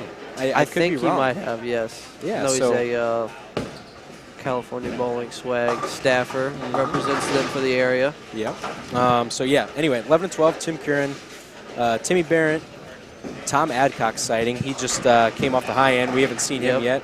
Very quality bowler right there. Yeah. I don't think he bowls much senior stuff, does he? I I see him at everything. When I bowl events here, I mean, it doesn't matter if it's senior, you know, all events. He's there competing, and he's always towards the top. So. Yeah, definitely. Probably one of the best. I hate to say it, older players around that I've seen. So. Oh yes. Always a pleasure to see him. Yeah, really good guy too. And I don't want to take up the whole show here because I know you're just coming in, but when you were down there watching before you came in, did you see him doing, you know, his typical Tom Adcock going straight up the lane kind of thing, or is he trying to kind of fit in with everybody else and, you know, try to loop it a little bit? I feel like when I was watching him to start, it was more like right around the track area, maybe a little farther right, but he definitely started moving in with the other guys is what I think I saw towards the end of it, because he gets to loop. There's enough friction out there. I mean, 19 mils and it's already game 4, so you know there's struggling for some oil. Correct. It looks like he's pretty deep there. Yeah. Anyway, moving over to 13 and 14, still have Timmy Grindler, and we have Anthony Simonsen, just 7-pin there on lane 14. Interesting. He decided to play the channel on this pair. I know he's been, to start the day, he was urethane kind of inside, just trapping the 1-3, I believe. And then I think I've been watching him. He's been struggling a little bit since then, so I guess this was his next thing to go to. For sure. And then I believe we have Mr. Brunk. I don't know his first name. I should know that. He's a local guy. I think it's Brandi.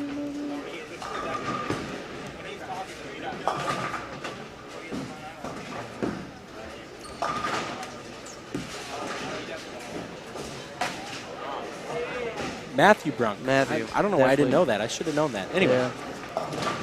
And then we have Joshua Hull, who just came off 11 and 12 there. So yeah. I guess let's do a little score looking here. So yeah, you got anything to say, like add in, or you know, kind of what you see, or?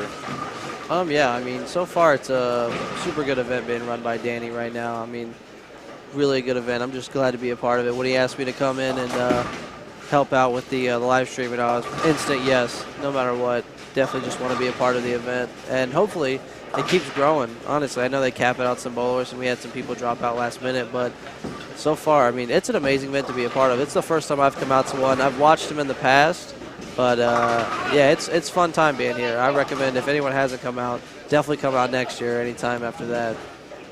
Yeah, as compared to some other local events, if you're looking for a high-scoring, you know, event, it's definitely the opposite. Definitely the opposite of that. 100%. So, yeah, I would kind of agree with that. I mean, it's pretty much a one-of-a-kind thing. Like, I can't even think of any other tournaments other than, like, the Peterson, but I wouldn't really consider that action. Yeah, exactly. But, I mean, this is straight action bowling pretty much. High game pots for an entire tournament is essentially what we're bowling here, and it attracts the best of the best. I mean, we got Anthony Simonsen here, EJ Tackett made in the building, some of the best PWBA stars this year as well.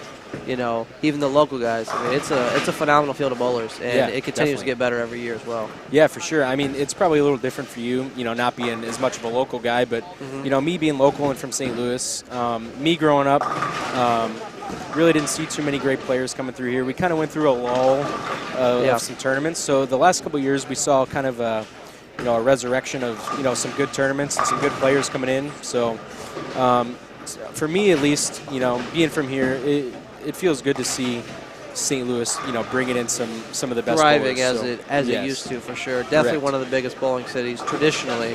Right. And I kind of know what you're talking about, where that lull you're talking about has happened in the past few years. But it seems like it's on a rise. Tournament bowling's looking pretty good in the area. Yeah. I always have something to bowl in when I'm in town here. For sure. Yeah, I mean, like St. Louis used to be home to a couple PBA stops, you know, some PBA 50 stops over on the other side of the river, St. Clair Bowl. Yeah, exactly. So yeah, like I said, the last couple of years, you know, as I was growing up, like I said, didn't really have a lot of that, but you know, Dan Beeman here at St. Charles Lanes has, you know, been doing some regionals, and you know, Bolero with the Bolero takeover. We had a couple regionals at some local centers here. It's been good to see a lot of PBA events kind of gradually coming back, and it's good to see that there's going to be regional here at the Chuck again coming up. This, I think it's this June maybe. Yeah.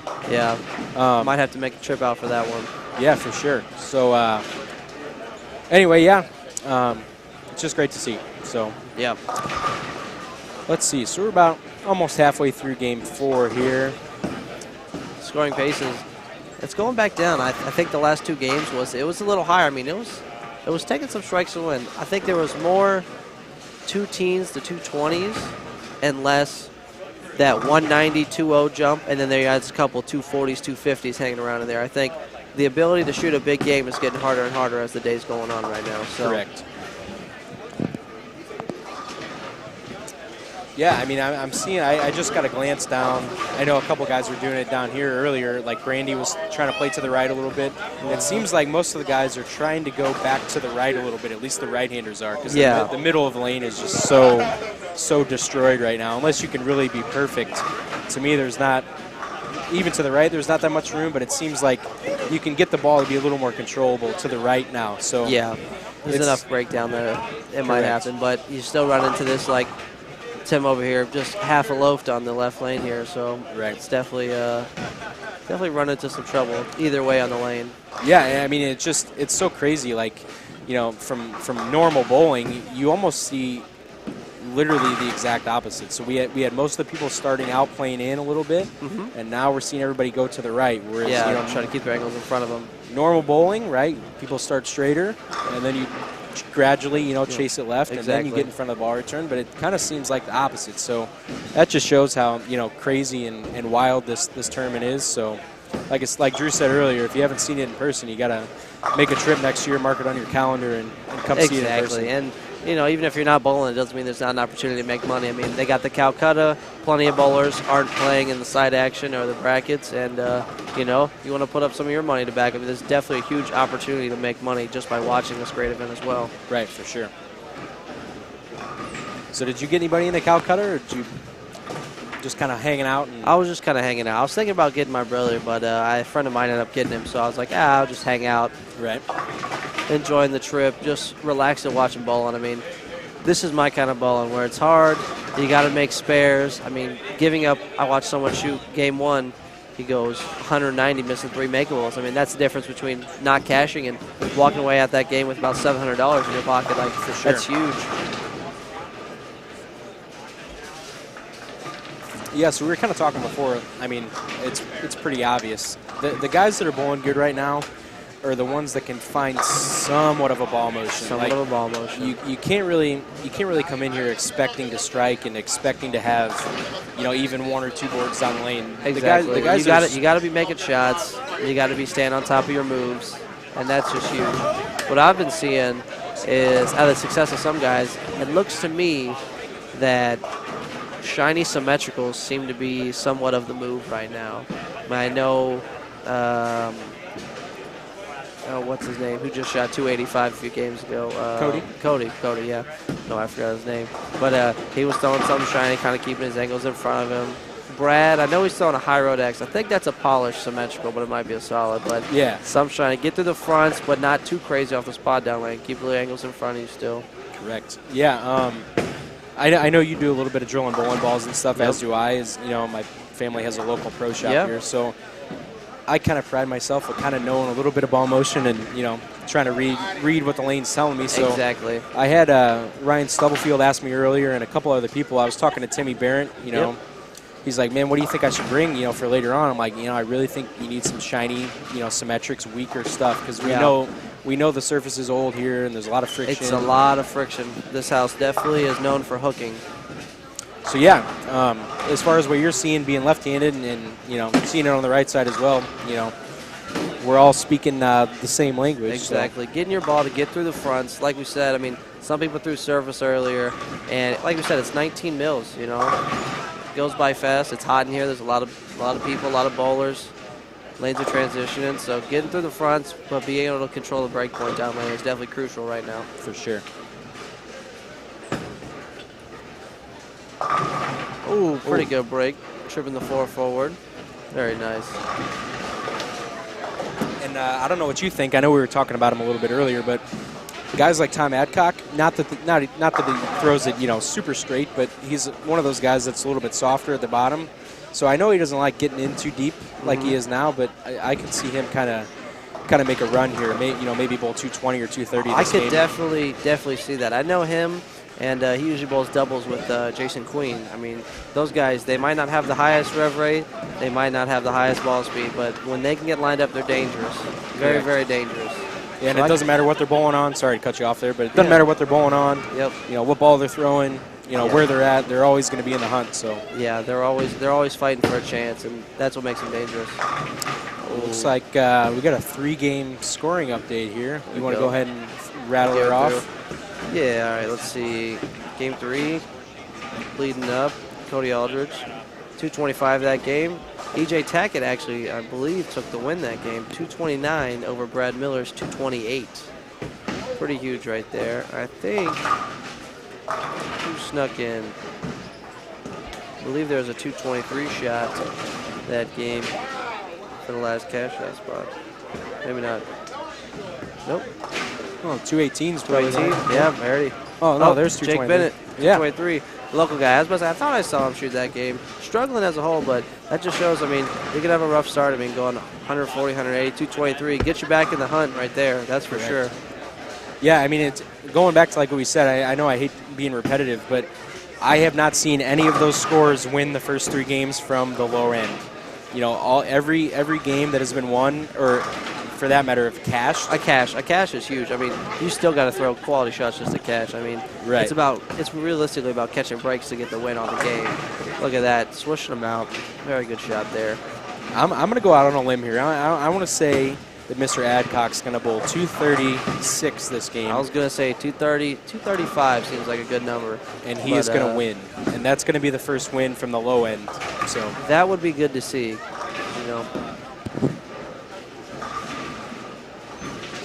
I'm just glad to see. I know they got, I think Danny did a really good job with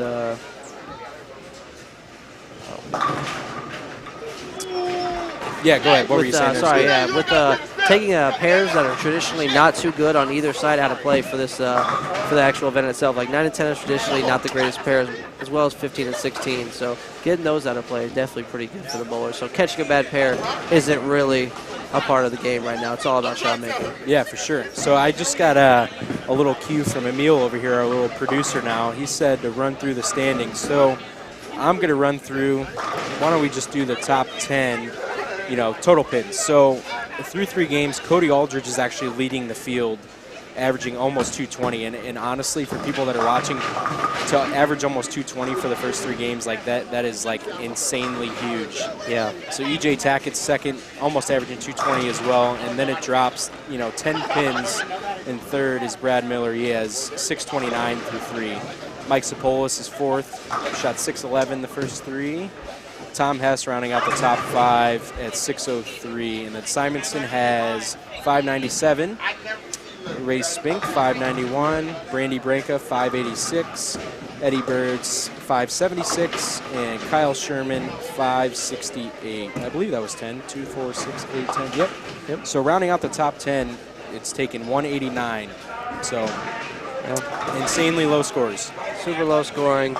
Really good event. And, it's about getting hot at the right time, too. Like, shooting a 2-team game when low to cash, taking 220, like, it's a tough break, honestly. Like, just being able to string them together at the right time is very big right now. For sure. Let's see what Adcock can do here on lane 12. That's a big shot. Not very many turkeys going around today. You can throw Definitely a turkey. I mean, 4-baggers are rare. That looks pretty close. Gotta go. Oh. It's like going to grab that one a little bit. But, like we said, he's got that makeable ball reaction, not get in trouble. Like that one went through the face. Definitely could have had the 7-pin standing. Timmy G with a little break. Little Brooklyn for a turkey there. Huge break right there. So, anyway, kind of what I see, again, as the middle of the lane continues to be fried, the guys that, like Adcock, that seem to be having somewhat of a ball motion, their rev rates are lower, yes, but they are around the ball, but they're not really hitting it. You know what I mean? So it's kind of one of those things. The guys with higher rev rates, they have a really hard time doing that. I mean, guys like me, and I'm sure you, not that you have to get in that deep that much, but getting around the ball and not hitting it is generally kind of hard to do. Definitely more of a difficult skill to learn. Simonsen connects for a double right there. Struggling to get the corner pins out for those 4 shots in there. I know that. But yeah, I think as the day goes on, or the night goes on per se, I think that having that little lower rev rate, but being able to, quote unquote, fluff it through the front part of the lane and give that motion at the end, definitely could play to an advantage. by game 7 and 8 for sure. Ooh. So you got anything to add in there, man? I know we've been fucking not effing. That's a bad word. Shouldn't say that on air. Find me for that.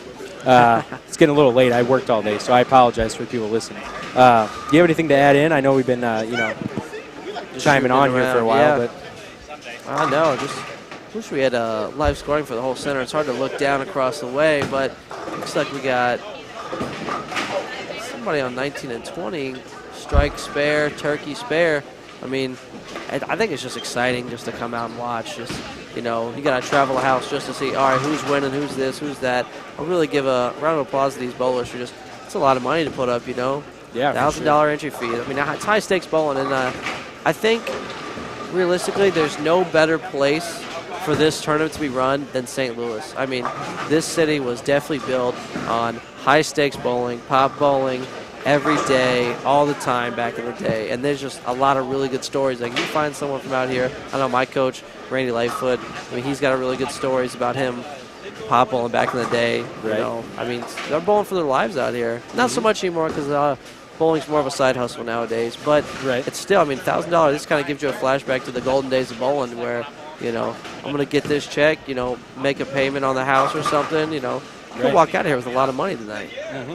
Yeah, to kind of add to that, I think what has to do with a lot of how St. Louis kind of got so popular early on is, I've been around town as of you're from Ohio. I don't really know how bowling kind of, started there, but to me, locally here in St. Louis, in the surrounding area, it seems that bowling kind of took off a little earlier than most bigger cities. So, like, for example, we were saying earlier, like most of the bigger bowling centers here in St. Louis, they all opened in around, the late 50s, early 60s. Exactly.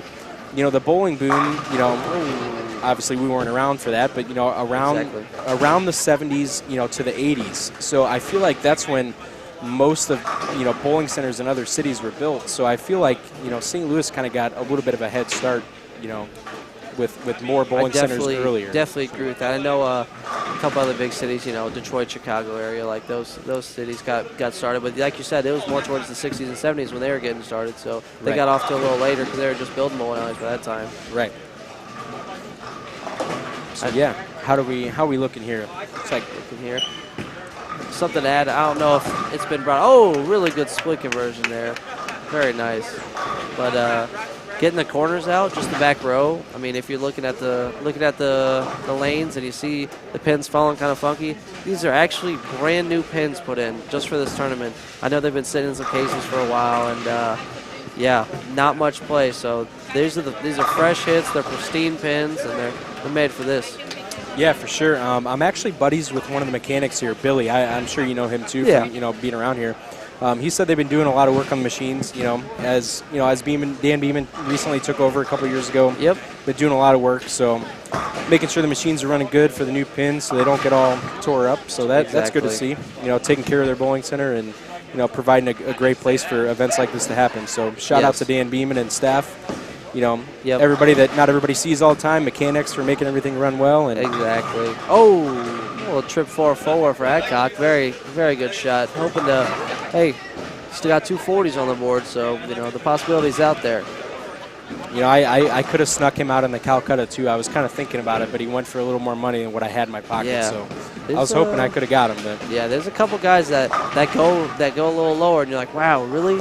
Definitely would have spent the money on that guy for sure. For sure. And, it's good. You bring someone from out of town, not big name, sneaky good on stuff, you could definitely catch him in the Calcutta short for a very low amount, and that could be pretty pivotal in making some money out here.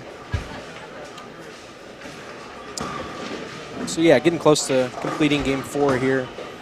Again, other than Mr. Adcock here, not really insane high scores coming off this low end here. I keep looking down, and it's still holding true that the scores on the higher end just seem to be better. Exactly, too, and it's and I don't even think it's necessary shot making because we got people that have won games and cash games throughout this event so far. So, it's interesting to see if maybe the low end opens up towards the end of it and it starts providing the higher scores for the last few. But I'm not sure, honestly. Yeah, I mean, like I said, we've been chiming in here for a while now. It's almost like the front of the lane down here. It seemed like it hooked to start. You know what I mean? Whereas down there you could get the ball to the front just that little extra bit easier, maybe generate a little more hold. Yeah. And to me, it just seems like, if anything, they're getting a little more extreme down here on the low end. Yeah. And not as much on the high end still. So looks like we just got got the screen switched over here to the high end. So yep. See Brandi Biondo throw a shot. 3-6-10. Been watching him today. He seems to be struggling a little bit, which is definitely uncharacteristic. Definitely a quality bowler. One of the guys out on the collegiate scene. I believe he's finished with school now. I don't know if he's going back for an extra year or not, but I know if not, he'll probably be joining the tour shortly. Yeah, he's one of those really, really unique players. You know, his release, we like to call him Spin Daddy. Yeah. For those guys watching, he really gets around the side of the ball, and his axis rotation is pretty high, but good player all around. He has all the tricks like everybody else, but exactly. Every once in a while he can do something that not everybody can. So yeah, and he's been pretty good in this building, if I remember correctly. I know he's won a few doubles tournaments or finished high in some doubles tournaments here with I think he bowls with Chris Prather usually. So yeah. Brandon out of Chicagoland, as Prather is now too as well. So yeah, Brandon's actually staying at my house tonight. He sent me a text the other day after we finished collegiate nationals in where were we? Grand Rapids. Yep. He's like, hey man, are you going to be around town for Midnight Bowler Society? I'm like, yeah. He's like, you care if I stay at your house? I'm like, man, that'd be cool. Yeah. So. Yeah, I think that's something that's pretty unique about the bowling world itself. There's so many connections you make, so many friendships you make, just due to being in the industry. I know, I'm out in Ohio. There's some big events being run out there. So, Jody Boyd's got the Mega Buck for $10,000 coming up soon, and the Proprietor Cup. Now, it's dead nowadays, but 2, 3, 4 years ago, I mean, it was one of the biggest tournaments out there. Right. And I know we had people like Sherman and Miller out there standing at our pals. Just due to connections that you make throughout the industry. So it's pretty unique place to be. For sure. Let's see. Do we got any scores coming off these pairs here in the middle of the house? It looks like, who do we have here? Zimmerly has, I believe he has 235 left. Is that correct? Is my math correct? 225. Double check that. Yeah. 225, 235. He has 35 on the board. 35 on the board, which is looking pretty good right now. I know we went away from Adcock, but he's got a punch for 227 now for the 9th and the 10th. So I ended up buying him in the Calcutta as well, so hopefully he can come through here for me. Get the first one. Oh, that hook quick. Ooh.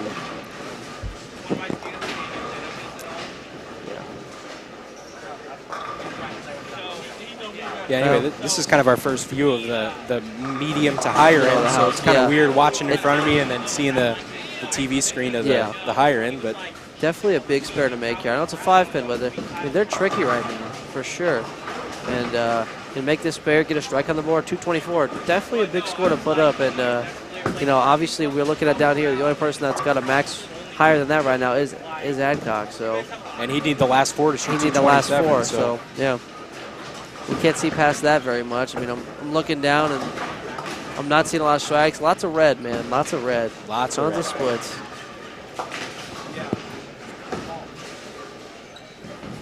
Ooh.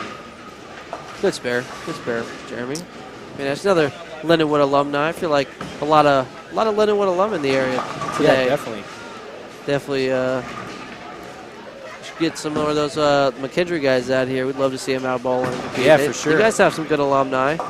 That's for darn sure. Yeah, one thing I was kind of thinking, it sure seems like, I know a lot of guys that went to Lindenwood and that are still here locally. So I don't know what it is about Lindenwood. It sure seems like St. Louis sure attracts some people and it makes them stay. So I'll tell you this for sure. Just based on what I've seen so far, I've been here for 2 years now. And, I'm from Ohio, really good area out there. The bowling community is phenomenal. Dayton, Cincinnati area, it's booming right now. I mean, it's some of the biggest bowling in the country.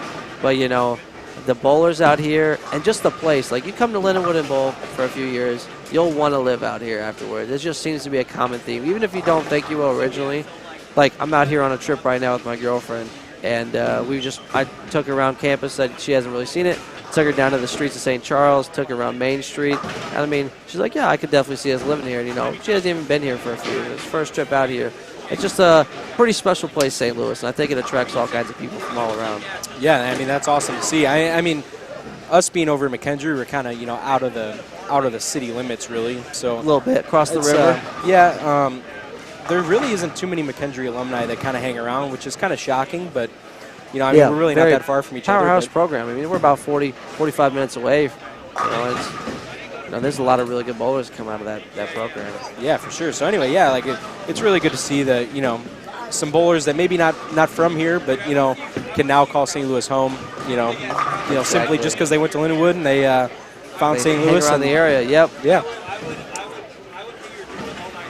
So Sherman can strike here for, it looks like, 194. I believe. Like, pretty good shot right there as well. Yeah. I'm sorry. Nope. Looking at the wrong screen. Wrong score. That would be 147. My bad, Mr. Kyle. Not Kyle's best game. Yeah, I know last year, if I'm not mistaken, Brad Miller was the talk of the hour. You know, he was definitely walked out with the most money. Looking decent this year so far as well. Yeah, we were kind of talking about that earlier. I think Emil was talking about EJ. You know, EJ's always kind of, you know, really done good in these tournaments. You know, the first couple of years at Concord and now, you know, here at St. Charles. I think last year he was right in the hunt with EJ, but he didn't, or with Brad, sorry. Yeah. But he didn't really get much attention because, you know, Brad always stole the show. Yeah, correct. The strikes when it mattered. That's kind of what it's about. I mean, action matches, I mean, it's a lot different. You know, like this is a big event, but it's different than being on tour, man. I mean, being on tour is a different animal in itself, but when you're here, you're bowling for cash. I mean, this building, I mean, we got thousands, tens of thousands of dollars just running around the building right now. And it's an exciting thing to do. You know, you got throw the first one in the 10th to, you know, make some money on the day. Like, that's huge, especially if you're one of the guys that haven't boomed yet, you know. Catching that win, game 8, you know, changes the whole idea from losing money to making money on the weekend. Definitely. Yeah, so, I mean, it sure looks like it's holding true, man. I'm not seeing any scores from this low. Opening ninth for Adcock, you know. Definitely thought he was going to put up a score here. I didn't get to see his shot in the ninth, but, you know, 6 count. Could have been a bucket, could have been a washout. See what he can do. Yeah. Not his best shot. Anyway, here as we finish up game 4, curious to see some of the scores from the high end. I wonder if Jeremy's 224 is going to hold up. It's going to hold up, yeah. There's a chance it could. Oh yes, for sure. I mean, down here, like we said, I mean, I haven't looked down here. I'm curious to see. You know, you guys might have talked about this when I was away for a little bit. Has there been a casher from 11 through 14 so far? You know, I think we're touching base on that earlier. I don't think so. Not even in the top 4. I could be wrong, but to me, like these two pairs here, just not looking very promising whatsoever. So, and honestly, I haven't seen it yet, but like I said, I was away for a game. I don't know if we've seen a game over 2-0. We got Emil giving us the game 3 scores. Like we said, EJ Taggett 229 beat out Brad Miller by 1 pin that game to 228. Then we got Koty Aldrich in third, 225, and Jacob Bennett running out the top 4 with 223. And yeah, you know, like you said, Jake had a kind of a rough start, but he gets that little cash, you know, that might propel him to do some good things later in the day. So just need a little bit of confidence going. And, you know. Correct. Oh, Adcock tries something out on the ditch a little bit. Well, 5, 6, 7. Yeah, see, it's just crazy. Like we were saying before, you know, people moving back to the right, and it looks like they have somewhat of a hope now. So yeah, just dead opposite of normal bowling. It is interesting because, I mean, looking at lane 13 here, and Anthony Simonsen's game, you know, he moved out to the right, and I don't know if it feels on a different pair, it would have been different, but tons of 9 counts, man. Tons. And they're fairly good quality shots, too. I think he 7-pinned, you know, 2 or 3 times in between some strikes, and that could definitely make or break a 220 or a 180. You know, he came out on the wrong side of that shooting 180, but yeah, I mean, if a couple of those 9 counts go the other way, he's got 220, 230. Look at him. Yes, so yes. Totally night and day there. Yeah, for sure. Man, we're talking a lot. We are. Hopefully we're doing good out there, everybody. Hopefully we're making Emil proud. That's the goal. I don't know about you, man. Have you done much of this before, the live streaming stuff? I have not, honestly. This is one of my first few times. We have this thing called Coal Rain Bowl. It's a Sunday night sweeper series down in Cincinnati, and Todd McGill runs a really good event. We got We got like lights that come on. We got like a final show every Sunday. I mean, attracts bowlers, at least 70 to 100 bowlers every single Sunday. I mean, that's awesome. That's crazy. Yeah. And so, like, you know, I did just make the show on the ISC, and, you know, I will give some credit to, you know, I've bowled on his finals, and, I mean, those lights are bright too, you know. Right. Definitely not for a national title, for sure, but it definitely makes a difference. So I was like, you know, pretty exciting. Yeah, for sure. So, yeah, as we're finishing up 4 here, it seems looks like they're getting down just at the end of the far end right now. A couple last shots. It's like a couple guys finishing up. Now, I don't know if you guys talked about this earlier, but I feel like something that really needs to be touched on a little more, and this when it definitely comes to this tournament in particular, that, you know, your mental game definitely needs to be the top of the top. I mean, you know, being able to come back after shooting 130, you know, is crucial. I mean, look at our leader after 3. I mean, Koty Aldrich starts off the day with 149, you know, mentally resets, 285, 225, catches 2 cashing spots right there. Correct. You know, being able to just flip that switch and get back on top of things could, you know, really make or break. Yeah, I mean, another thing, like you said, what makes this so awesome is, yeah, the 120, the 130, 140, 150 game, like, yeah, of course nobody wants to do that, but those games in this tournament are not going to make you or break you. They won't. For the most part. That's what makes it truly unique. It's like a tournament every single game. Right. It's truly action bowling. Yeah, And so, sorry, go ahead. No, you're good, you're good. Yeah, so what I was saying was, I mean, perfect example, like you said, Koty shoot 150. I mean, he could have easily lost his mind and, you know. Yeah, just been like, the night's over, can't do any better, but, you know, he turned it around. Threw some really good shots that game, too. I actually was able to watch most of that game. He had a couple breaks towards the end, a couple Brooklyns in there, but, I mean, there's about 4, 5, or 6 shots I watched him throw in there. Pack. I mean, there's some quality shot making coming out of the guy. So for sure, one of the St. Louis local guys. He definitely grew up in the area and not super well known. You know, like I said, one of the local guys, but definitely dangerous when you get him lined up on some things. Definitely. So. Yeah, and another one of those things too. Like, you know, some of us guys from St. Louis here, you know, maybe that throw it really, really good and, you know, have had some success. The one thing that was kind of lacking, you know, is, you know, we grew up here locally. I don't know how it was for you back in Ohio, but we never really had a whole lot of stuff to bowl on that was, you know, really, really hard. So, like, when guys like us would go to junior gold, we always felt like we were, you know, shut out just because we never had a chance to bowl on real bowling conditions. You know what I mean? So. And that's something I'll say that I definitely will say to people that haven't been out to St. Louis. You know, I'm traditionally from Ohio, and most tournaments, you know, I grew up bowling JTBAs and Future Stars and all these other local youth events, and then as well as adult events. I mean, it's a lot of tournaments are on patterns, and you come out here, and, you know, you got the part-time bowlers tour and things like that, and it's pretty exciting because, you know, I mean, you could throw 9-10 strikes a game, and you might lose, honestly. Like, I remember my first event I bowled out here, I averaged 238 for 8 games. Didn't even cash. Right. You know, you come out to St. Louis, you will learn how to strike. And that's what I think is so fun about it. I mean, you know, it's fun bowling. I mean, it's 9, 10, 11 strike games every single game. Correct. And so I tell my parents and my friends this all the time, like, you want to learn how to strike on house, come out to St. Louis. It's definitely an experience in itself.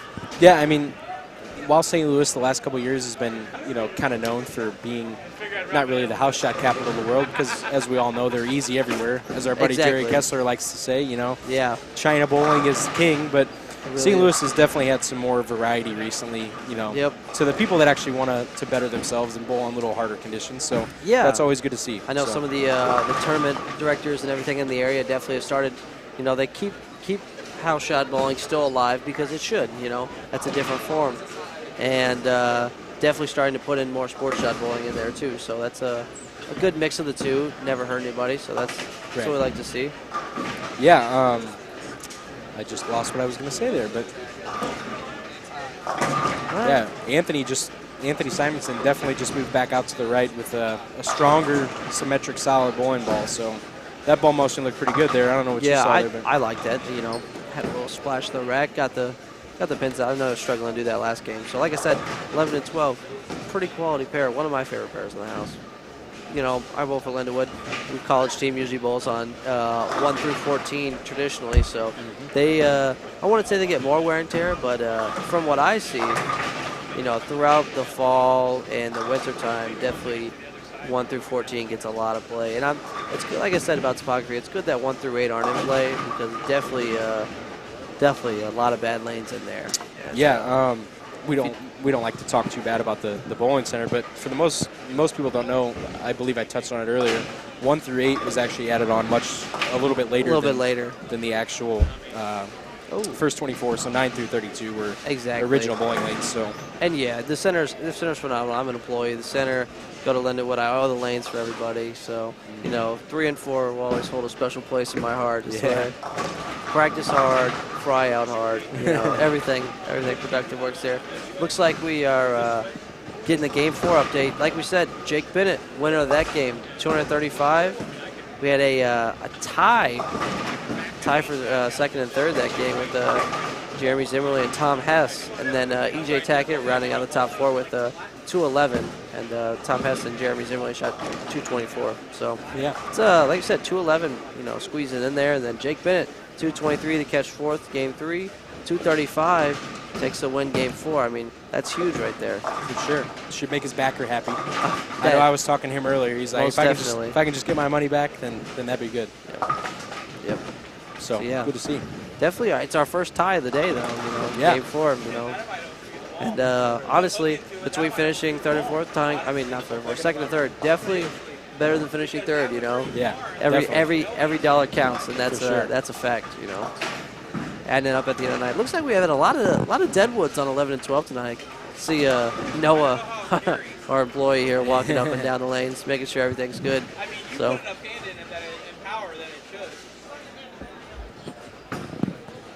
Tom Adcock went back to the right as well. To the right. Looked like, I don't know what ball that is per se, but it had a little shine on it. If I had to go on a limb here, maybe a Rubicon UC2, maybe. I know he likes to throw those lightning bolts and stars, so. Yeah, I got a pretty good look at it coming up through the ball return here, so let me see if I can see. Yeah, that's a Rubicon UC2. I'm thinking that's why I saw, but wasn't 100% sure. Yeah, that looked pretty good. Something, get to the front, but ASIM, so it's a little rollier down lane. Oh, wow. And that's those new pins for you right there. Splasher hit that always hits at St. Charles. Nope, 5 pins. We'd love to see it. Yeah, so Drew, do you have any plans after college? I know you got a couple more years left, but a year or two left. So. Got a couple more years, 2 more. I know a lot of people are, asking me or asking, you or other people, you're going to use your extra year eligibility. Me personally, at this point, I do not plan on using it. I want to get out into the workforce. Not really sure what I want to do just yet. I'm a marketing major, so want to do lots of stuff out there for you. Want to do something in the bowling industry, stay in the industry. I love it. It's a really special place, and probably just commit to going on tour for a couple years, just see where that goes. For sure. What about yourself? Man, I was just thinking of an answer to that in case you were to ask me. So, like everybody watching, for those that don't know, my family's in the pro shop business here in St. Louis, so which for us is actually been going well for 40 years. So my dad, my grandpa, and everybody else, made a pretty good living doing that. So, I can't really get away from that too much, but. Exactly. It's in your roots, Someone's got to be handing the business down to them, so correct. Keep it alive. And it's definitely one of the most popular pro shops in the area. I will definitely say that. So. Yeah, not to toot our own horn, but, it sure seems like, if you're from St. Louis, you definitely know that, Ray Orf's Pro Shop is, one of the big shops in town. It definitely holds a lot of what's the word I'd say? Precedence in the area for sure. Like, definitely kind of a, we always do it right, never have issues. Definitely one of the most quality centers pro shops to be in. Correct. Yeah, other than that, the pro shop stuff, I'm really actually not doing too much of that now, except, couple balls for the college teams. I know I drilled some stuff for you guys for Lindenwood and, for McKendree. But I'm a full-time employee now at Shrewsbury Lanes, which is actually pretty close to our pro shop, which is freestanding for those that don't know. Yeah. Actually not in a bowling center. So I'm actually a head mechanic at Shrewsbury Lanes. So very nice, very neat. Yeah, into the mechanicking and everything. I really enjoy that. I never really thought that I would be into stuff like that, but. I one of those days you just go in the back and you're like, man, I really like this stuff. And you figure it out. So it's definitely an acquired taste, and and it's needed too. And it's a lot of the reasons I think that bowling centers are starting to close down. It's easy to buy lanes and make money off the fronts, but I mean, who's going to fix them?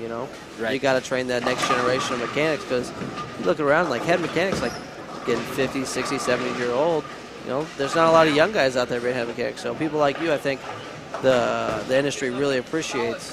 Yeah, for sure. So I'm enjoying the ride there. So we'll see kind of where that takes me. Yep. For sure. But bowl a couple events on the side, of course. Yeah, for sure. So yeah, I guess we can. Have we went over who's on our pairs this game yet? Yeah. Let's see. We have not. Let's see. We got Ryan Burks here on lane 12. I believe he's out of Kansas City. I think so. Those are pretty good. Yeah. Pretty good. Watching him a little bit here. Matthew Brunk made the move over from 13 to 14 as the left lane moves right. Yep. Or left lane moves left, right lane moves right. Adcock, he's on lane 14 now. And we have a new sighting here, Cory Cowsert. Yeah. I believe he just moved here from out of town a couple of years ago. Don't quote me on that though, but yeah. Not too sure. I'm not very good with names usually. Like I said, I've been around the area for a couple years now, but unless I see them in league or they're like Anthony Simonsen, it's hard for me to get the names down. Right. So yeah, it looks like joining Ryan on 11 and 12 there is Doug Heimos. I believe that's Doug Heimos. I don't think he's actually, is he on this pair? I'm not sure. I don't know. He's kind of walking around. Anyway. Like to see some names on the back of the shirts. Make it a little easier for us up in the booth. Yeah. Anyway, let's see. Yeah, it looks like he is on this pair. I haven't even been watching. We've been jabbing on too long. But anyway, I believe I don't think he has the lead anymore. But Mr. Heimos just came back from the Open Championships out in Vegas, and he had a pretty good run in all events and singles and doubles out there. So yep. Good to see him here. Yeah, definitely. I mean, I know you probably kept up with it. You told me earlier. I know we talked about that off the live that you take some teams out there at the Open Championships every year, and one of the teams you go with is actually I think they, unless I'm incorrect, I'm pretty sure they still have the lead for the team event right now. Yeah. So I always went with it was previously my dad's squad, and then it kind of changed from hands to Father John. So we always kind of organize 2 or 4 teams out of St. Louis every year. That just go as a group. Get a group going. So yeah, this is my first year of actually kind of being in charge of everybody. So one of my teams, actually Mike Miniman's pro shop out of St. Clair Bowl, he brings 2 teams with me. So their team, the bowler shop, actually has the lead in team event. I think they shot 33.90 if I'm not mistaken. Too. So yeah, couple big names coming out of there. I think of the Hyman brothers, and then Scott Hill. Definitely not any Joe Schmo. Collegiate Player of the Year at one point. Yeah. Lindenwood alum / Lindenwood Belleville. Correct. Yeah, I believe Tim Hyman's actually bowling here tonight. I don't know if we've seen him much. I was watching him earlier, and we can look at our score sheet, see how he's been doing. We don't have after. Let me see that first couple games.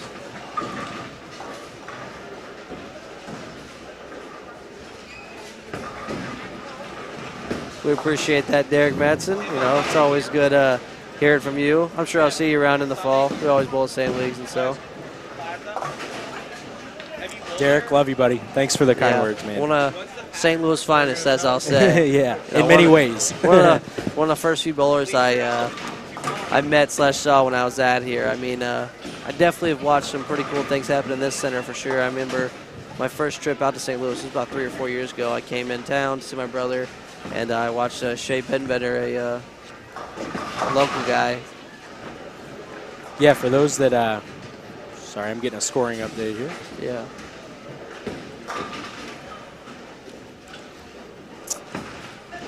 Yep, we just got the scores from Game 4. I'll continue what I was saying after we run through these.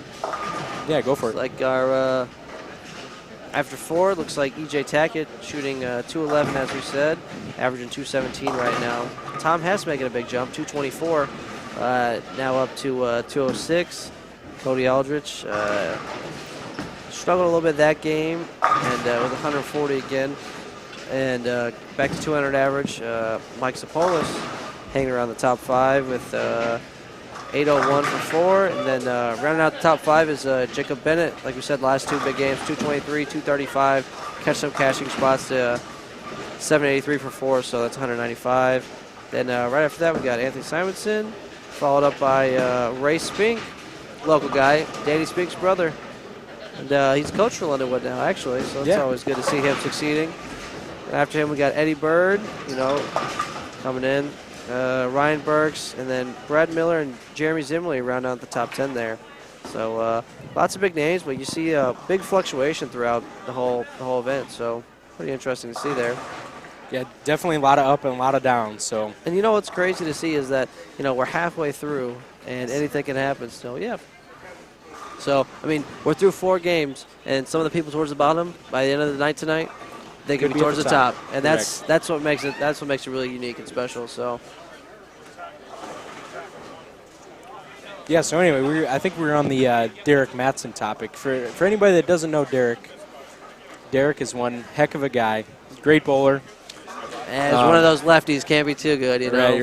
I got to stick up for him a little bit. Mm-hmm. But yeah, it's like I said, one of the first few guys. When you come out to St. Louis and you hang around St. Charles for a little bit, you start learning about some of the local guys. Some of the big names. Who's the big names, right? You got Tim Barrett. He was up on our 11 and 12, a game or so ago. You got Shea Benbender, Lindenwood alumni. He bowled with Emil back in college. And then you got, Eddie Bird, really local legend, super good bowler from back then, And these guys they're still young and competing. They're striking with the best of them out here. For sure. And you got some of the new generation. You got, Kyle Sherman. He's pretty much the latest and greatest from, truly St. Louis. O'Fallon area, pretty close. Yeah, I actually have I don't want to cut you off there, but I actually have a story about Kyle Sherman, right? So I think I've said this in a previous live stream before, but I feel like it's a pretty good story. So yeah. Kyle, obviously a couple years older than me. We have these local tournaments here in St. Louis for the juniors called the Junior Archways or Junior Gateways. Gateways, okay? yep. So I remember one of my first ever tournaments bowling. Kyle Sherman was in the division above me, and I still remember we were at Olivet Lanes, and Kyle had something like 865 or something huge, some crazy number, and the whole building was just quiet. And I'm like, wow, man, I really want to be like that Kyle Sherman guy someday. And now look at him, right? He's on the tour. He's on tours, YouTube famous, YouTube star, Right. For whatever reason, I don't know why. I'll always remember that. Yeah, that's very fair. Yeah. So there's my Kyle Sherman story. Yeah, very good story. Yeah, I always liked it. Wow, really good shot from Simonsen there, rep 10. But always like to say I knew Sherman before he was famous, just because my brother was friends with him, and it was just some doofus coming over, standing at our house, blowing the Proprietor Cup, and then starts blowing up. I remember one of the first years he stayed at our house. He was just starting the YouTube channel. Like there's just, if you scroll back enough through that Brad and Kyle show, there's a Proprietor Cup recap, and they're sitting on this patio and just recapping. And I think it's definitely one of their best videos, in my opinion. It's something I'll always remember. It's like a 20, 30-minute video, just not really edited at all, just thrown out there like, this is how it went, this is how we feel about it. It's pretty genuine, I'm not going to lie. Yeah, so, again, I guess we can talk about a little of the action going on in front of us. I don't know if I really like this move back to the right for some of these players. It seems like it's paying off a little bit for Simonsen. But yeah, to an extent. Like I said, he hasn't caught that turkey yet, which, it's taken about 230, high 220s to win a game right now. So,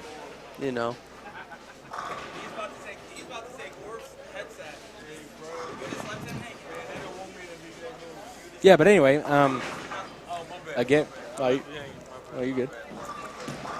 What was I saying? Totally lost what I was going to say there. Action in front, moving to the right.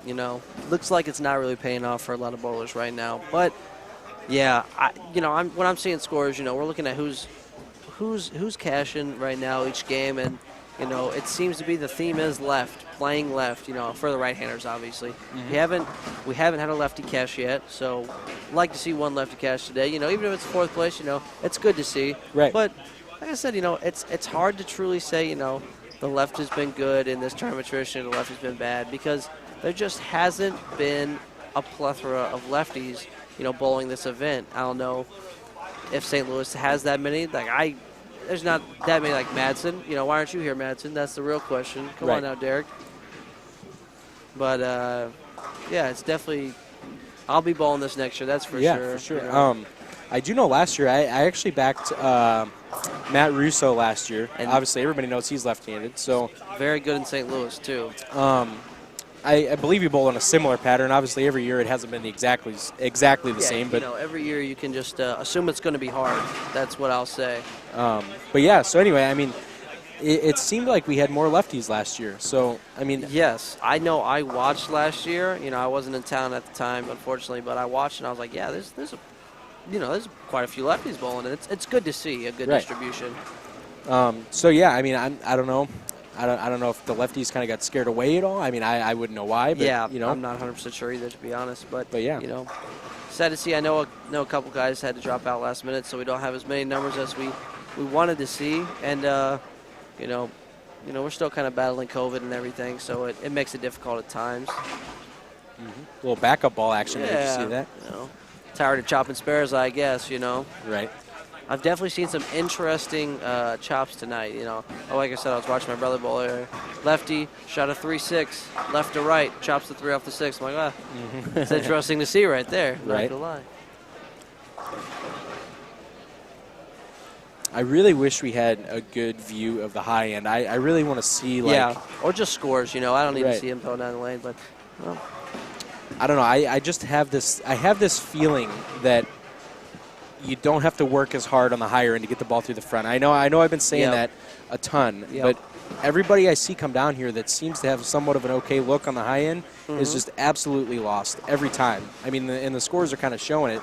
So that might be why we're seeing some of the guys move back to the right down here because the word's kind of probably getting around that there you go. The middle of the lane is not. Asking you shall receive. Emil's giving us a little peek at 19 through 22 for us. You know, not sure who this is, but B on 21. You know, 9 spare 4-bagger.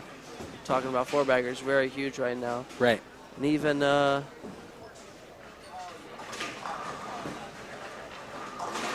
Joshua Hall seems that's who that is. So that's a pretty big string getting it back into. I know he's towards the bottom of the list right now, but.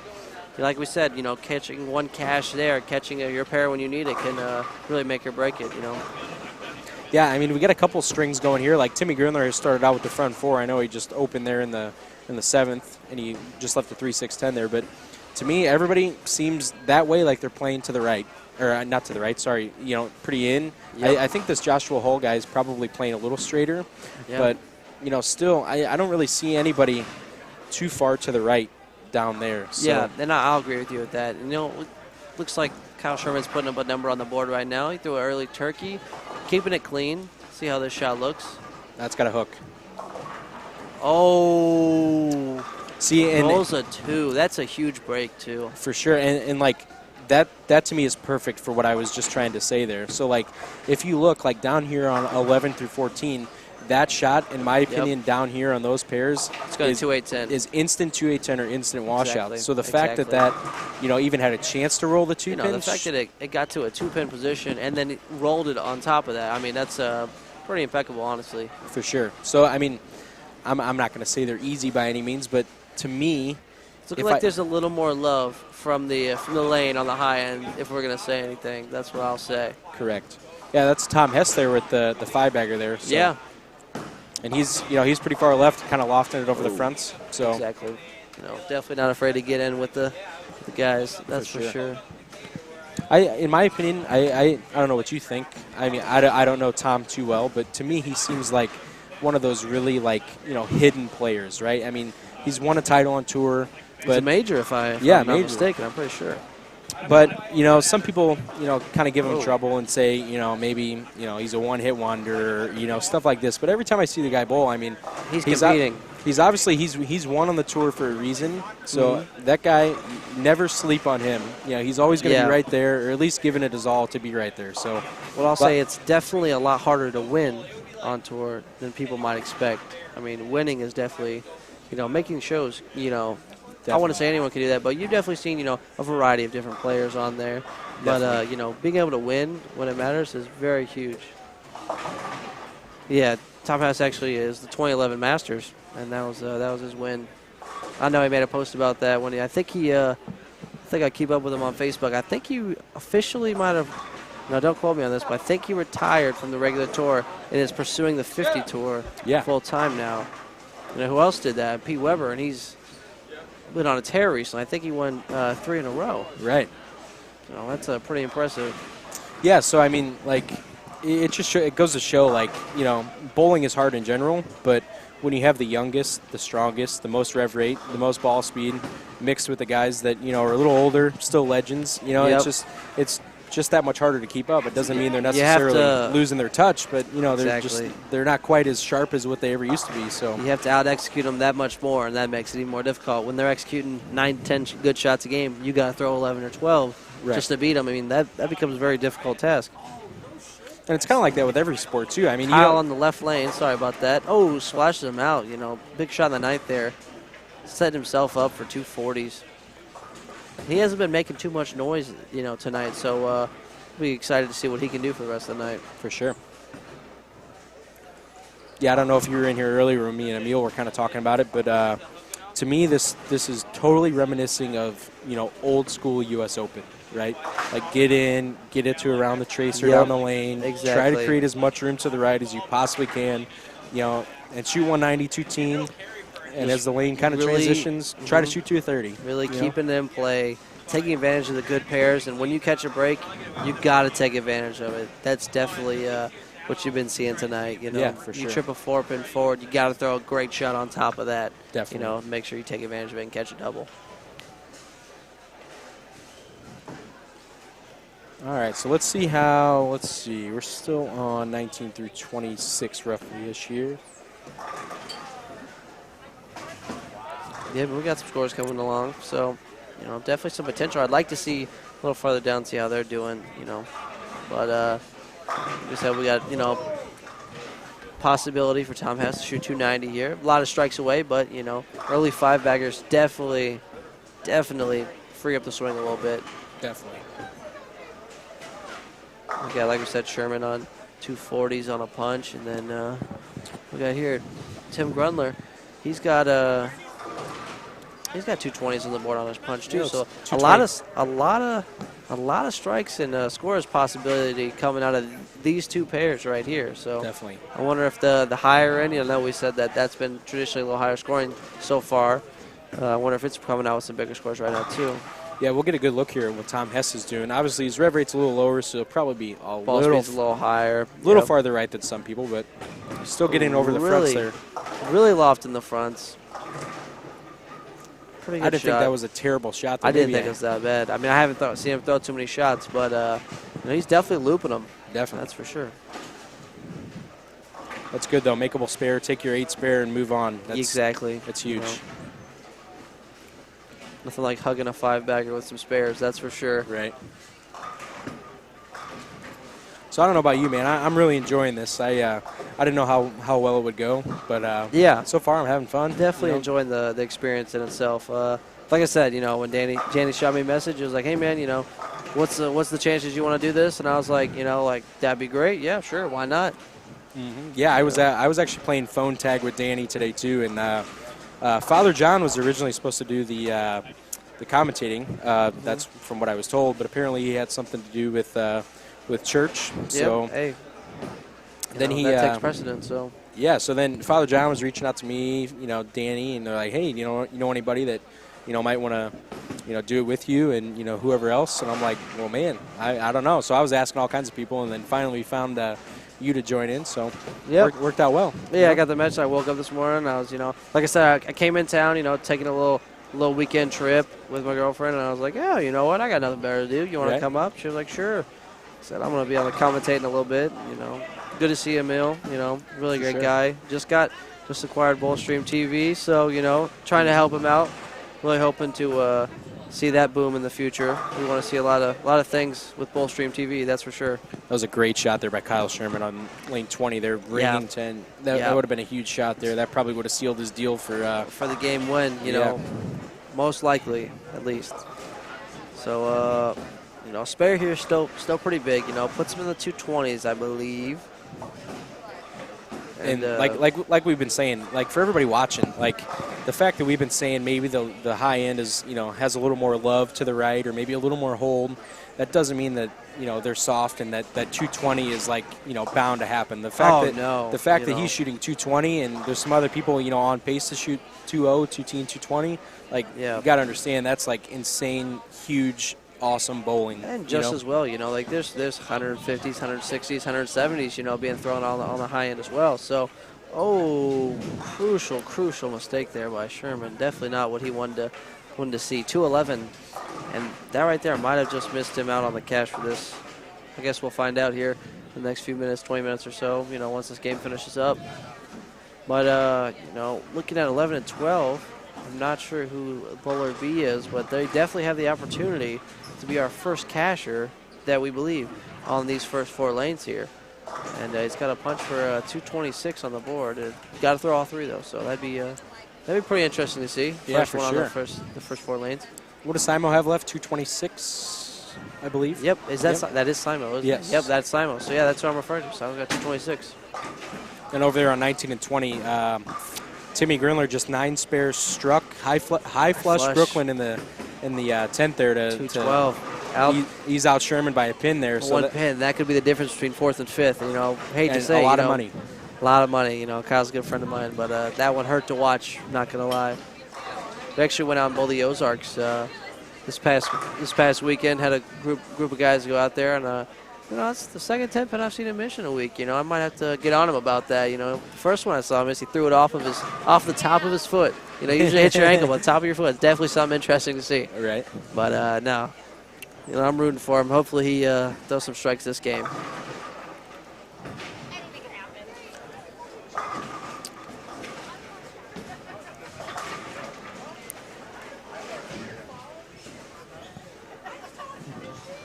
Didn't even look at the time, you know. 11:20 here. Oh my goodness. Just wrapping up game 5 here. You know, as it comes to a close. Still got 3 games to go after this? Yeah. Not sure you're getting tired talking your mouth off right here. Yeah, my mouth's getting a little bit dry. Good thing I got something to drink up here. So. That's for sure. I don't think I talk this much in real life, do I? I mean, I feel like I'm pretty quiet. Yeah, you know what? That's fair. Oh, Tom Hess. Trips the 4 up, but can't get the 9. But, hey, like we said, leave it a makeable. You know, right now he's just got to fill some frames and throw a double, and he can really take advantage of that early 5-bagger he threw.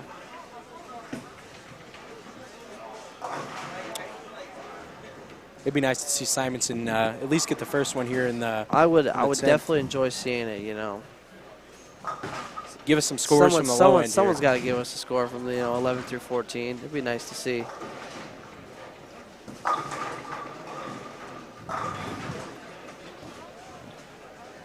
All right, we got it pulled up now. We'll take a peek at Simonsen's 10th frame. You know, see what we can do. We see what bowling ball he's throwing. I think he's. Believe it's an idle still. Mm-hmm. Just, you know, hanging around the track, maybe towards the gutter a little bit, but you know, definitely very uncharacteristic of most bowlers right now. I know that scores, like we were talking about, seem to be coming from getting inside and you know, hooking them a little bit. So.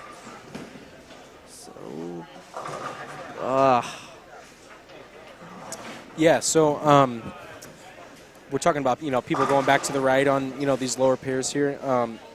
Generally speaking, anytime the lane gets super duper flat, normally you do not want to play farther to the right. I agree with that, yeah. It just seems like, you know, the more angle you can create from farther left, it seems like it makes the lane play maybe just that little less flat. So, what's up? I definitely agree with what you're hitting at there. Definitely, you know, you want to either have what I call the shim or hook, and when they're not giving you any hook, you know, the best way to create some shim is to you know, create it by angle. So chasing it in, keeping that free shim away from you, and then because there's definitely no free hook out here. I mean, we're watching all night. You're throwing a little right, it's going to hang on you. Correct. So yeah, one heck of a spare there from Simo there. I believe that was the, what was that? The was that the 257? Yes, definitely the 257. It's a good spare. Hit it with a backup ball too. Yeah. Definitely not what I was expecting. You know. Yeah, so I mean, striking the fill here, never know. Could catch a fourth place. 206, you know, you never know. The high end could definitely be a little lower. Not that we're, you know, thinking it will, but hey, you never know. Like we said, he's trying a different ball or throw the same one. I'm not really sure, but 9 count, 205. You know, one of the few 200 games shot on these 4 lanes. So, you know, a little small golf clap for him right there. All right, so we're closing out game 5 here. We should see some new faces coming into the get some fresh blood over here. That'd be nice to see. Oh, one of our lefties are coming in, Eddie Smolsky, you know. One of the local guys. Not sure how he's been doing today, but a little slower ball speed, so I wonder how he's getting his ball down the lane, you know, if it's working out for him or not. Looks like Tom Hess just got up there, left a 2-pin. You know, as long as he stays clean here, maybe gets the first strike in the 10th, he's definitely going to come away with some money this game. So. Yeah. Agreed. Yeah, as it gets later and later through the night, you know, I'm looking around, you know, numbers are definitely dwindling down a little bit. I mean, when I first got here, it was definitely packed. Now there's a couple less folks, but it looks like people are pushing towards the high end a little bit, you know. Scores a little higher, definitely where I'd be one to watch some big games happen. For sure. Plus, we got all the big names down there. You know, Sherman was just down there. Tackett was there. Tom Hess is running the highest game of the house right now, we believe. So, yeah, we might see people start trickling down towards us here soon. Definitely. Let's see. I can't really see this too wide. Looks like, I believe Tom Hess has 236 left if he gets all 3 in the 10th. So I would hope that would probably win the game there, but never know. If I'm not mistaken, I believe so.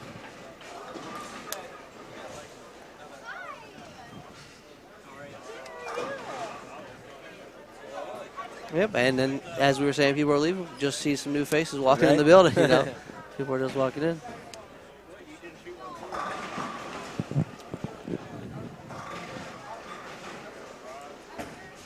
Jeremy Zimmerly. Yeah, it just looks like his ball's sucking really, really quick on him. For sure.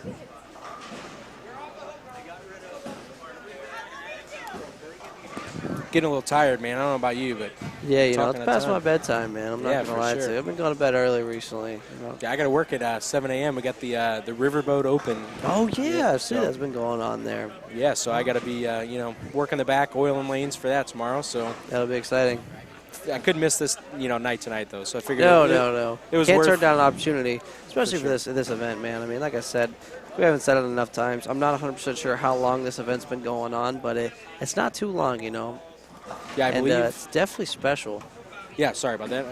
I think the first 2 years were actually at Concord, so this is if I'm not mistaken, I believe so as well. So this should be the 4th year. I was going to say this is the 2nd year here, so I know I was at Concord at least once, and then you know before that I was a little before I was in town, but yeah, it's definitely a great event. I mean, Danny Spink, you know, really good guy, really good bowler too. You know, Junior Team USA member in the past. You know, part of one of the Lindenwood alumni, a very good bowler. So for sure.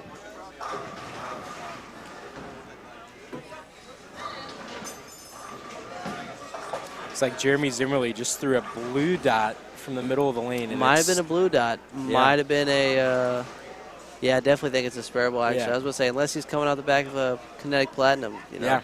But I'm not really sure. I think my odds might be towards the blue dot.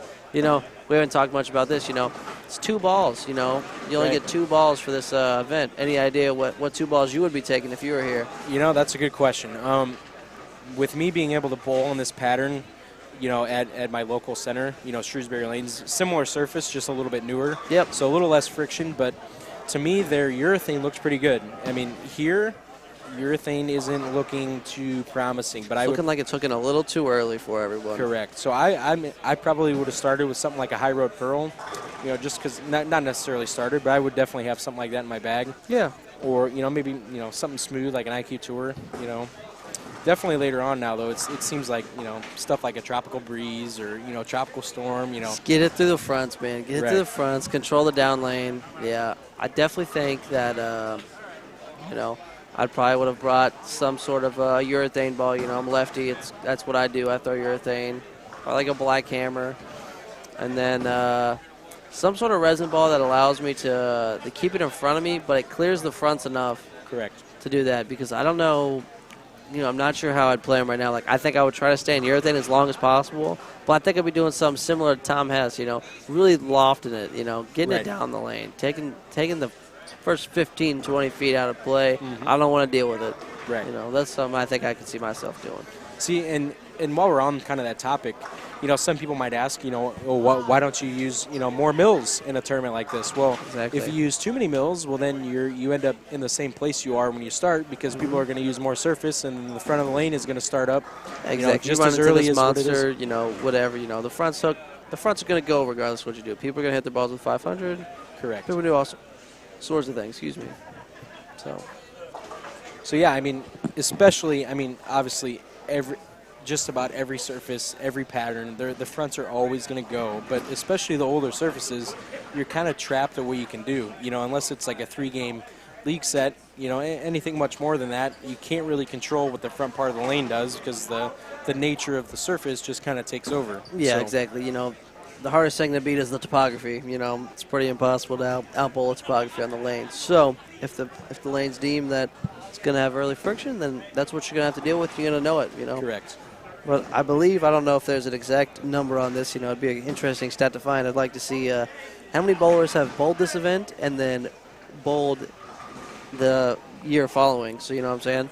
I wonder how many people have bowled from the first year out there. And I feel like it might be a fair amount because, I'm seeing a lot of familiar faces and everything out here. So, Yeah, and the other thing, too, that makes this, so unique, obviously, like we talked about, how much the lane, dictates of where it wants you to play regardless of the pattern, but the pattern still matters. So the one cool thing about this, we were at Concord the first couple of years, and here the last 2 years, the pattern has been different every single year. Yeah. So I believe last year, straighter was a little better, and now this year hooking it, even though they were hooking last year, but straighter was still better. So, we still see the fronts kind of going similar, but where the lane is telling you to play is kind of different.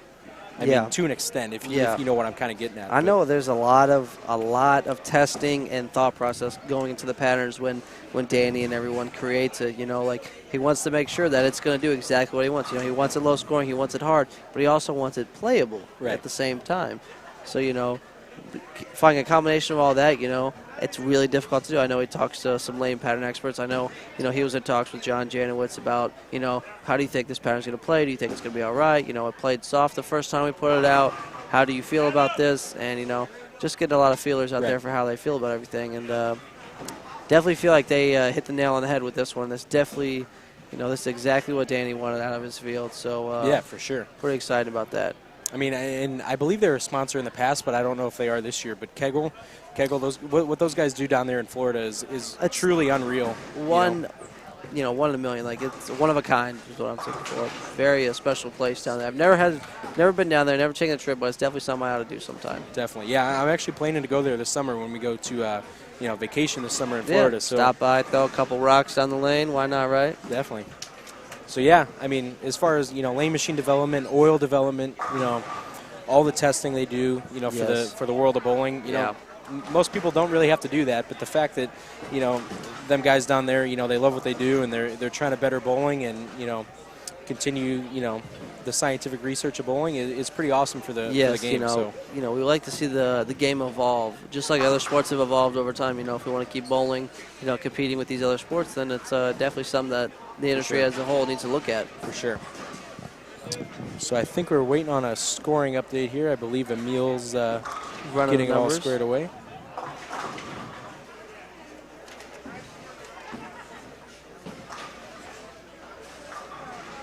But yeah, let's look at this game 5. Go ahead and run us through it there, Andrew.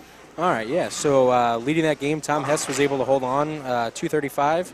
So that's going to get him first for game 5. And then E.J. Tackett still hanging around, shot 231, good enough for second.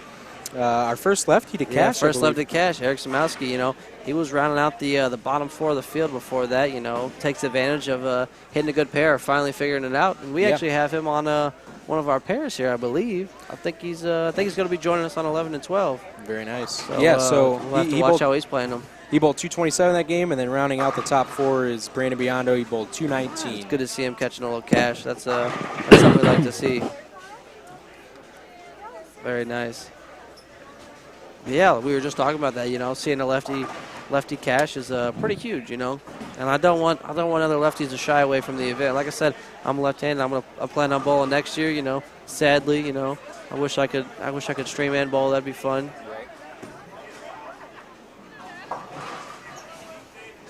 Koty Aldrich You're good. Yeah, Koty Aldrich struggling a little bit. Had a couple big games in there, but now 7-2, looking like another open here. See what he does to try to fix that. Yeah. So kind of switching gears. You being left-handed, me being right-handed. I kind of had a question. So, do you feel like, especially on the college standpoint, do you feel like right-handers for the most part have a better idea of what it is to truly really grind, whereas left-handers, if they really don't have much, the coach is kind of taking them out, and they really don't have, they really don't know what it's like as much as to an extent as what a right-hander does.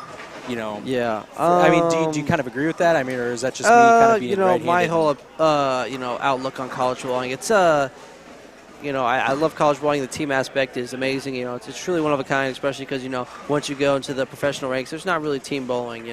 So it's your one real opportunity at competing as a team nationally. And being a lefty in college bowling is definitely an interesting experience, but I definitely don't think I'd trade it for the world. Sometimes, you're in there, you got the reaction, you got 220s every game, 230s every game. You can really take advantage of that. But, there's also times where, the lane man just wasn't feeling it today. And, you're not going to sniff the lanes all weekend, maybe to shoot a 2-8-10 for a righty in a crucial situation. But, it's something that you got to – I think it's very humbling because, out of my high school class, I was one of the top recruits to come out of it. And, I come to college, I'm bowling. First couple tournaments, got good bar action. I hit a tournament where, I didn't have good bar action. And my coach was like, yeah, Drew, you're not going to bowl. You're probably not going to bowl for the weekend because, the lane dictates that lefties just aren't going to have, reactions. So it's something you got to get used to. But I wouldn't shy away from it because, an interesting stat I'd like to say is, college bowling this year, we had a shortened season, but I'll say this, I was a lefty, and I actually had the most games in college bowling this season with 37. Right. So, and you can grind, and it can stay possible. So, I averaged 207 on the season, and I definitely feel like I did a fair amount of grinding. But, I watch tournaments, the righties don't have it easy either. That's for sure. It gets hard. We bowled that Hoosier tournament together with 37 1-to-1 across the lane. It's awful. It's brutal. Sure. College bowling is, in my opinion, is the hardest form of bowling. Not to say the PBA is soft by any say or form, but the amount of just crazy things that we bowl on week in and week out is just unbelievable. I know that I think it was the Leatherneck this year. They were testing a U.S. Open pattern for our tournament. They're testing U.S. Open patterns in college bowling. Right. You look at the ISC or the ITC. The ISC, we're bowling on a pattern with no reverse oil on it. That's interesting in itself. But as a whole, I think college bowling is pretty fair, right to lefty. If you're a good enough lefty and you get better, it's only going to make you better. Honestly, correct. Anybody, it's going to make you better. College bowling, I truly think makes you better. Just practicing on a pattern every single day, opposed to bowling on house, twice a week. Right. Your game just changes dramatically from freshman year to sophomore year, in my opinion. Right. So, I've enjoyed every second of it, Sometimes it gets old, not being able to bowl sometimes, but, just makes you a better teammate. Definitely. So that's what I'll say about that.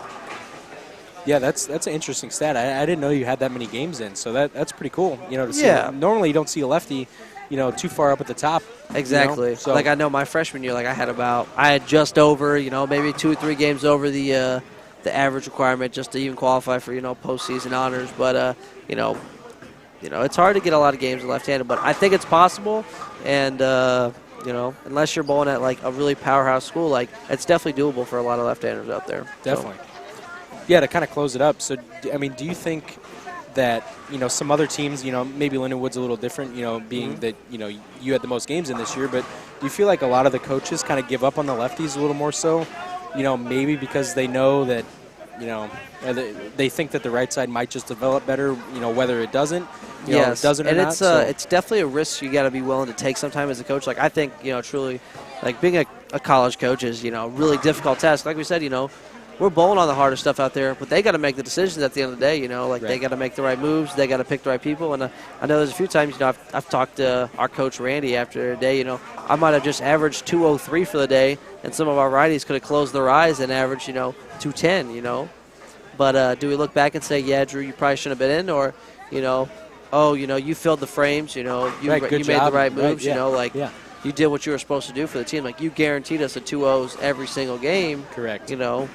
Versus someone going 170, 240, there and back and forth. So it's hit or miss, but I think as a whole, I think most coaches look to see who the best lefties in the building are, and they see, if he's not in, oh yeah, you're out. We're definitely not going to bowl you. And I think that's unfortunate, because I think a lot of lefties are unique in their own right. Like, what I do versus what someone like Charlie Reed did back at that McKendree. Like, I like to throw it slow and just, kind of soft touch it. When Charlie was high ball speed, high rev rate, I mean, he hits it, man. So we're in and out of it at different points. But for sure. Let's close that up, and let's see what we got on the top 10 for after 5 games for us. Yeah, do you want to go over? You want me to kind of round it out? I'll let you take this one. Yeah, so we'll go top 10 again. So EJ Tackett kind of pulling away with the overall lead here. He's got 1099 for the first 5, so he's averaging almost 220 still. It's a great score. Which is still crazy. Tom Hess is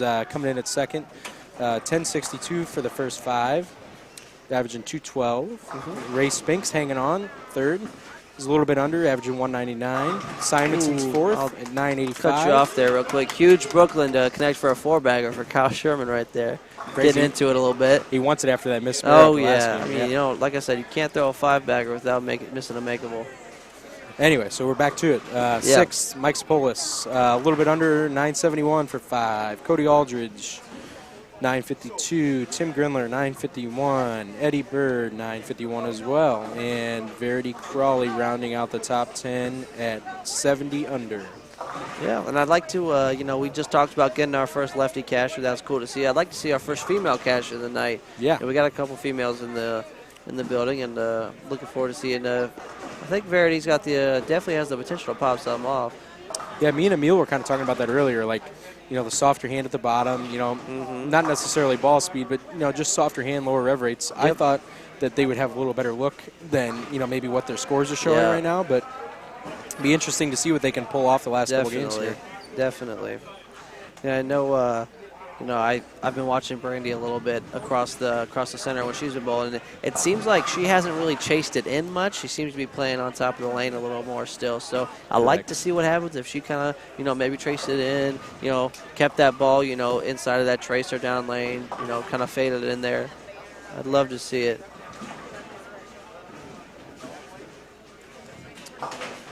So I know it's kind of early to say, but it looks like we're seeing a little more scores coming out of the low end. Yeah, I'd hate to jinx it, but we got a couple doubles, couple spares. Sherman's got that 4-bagger.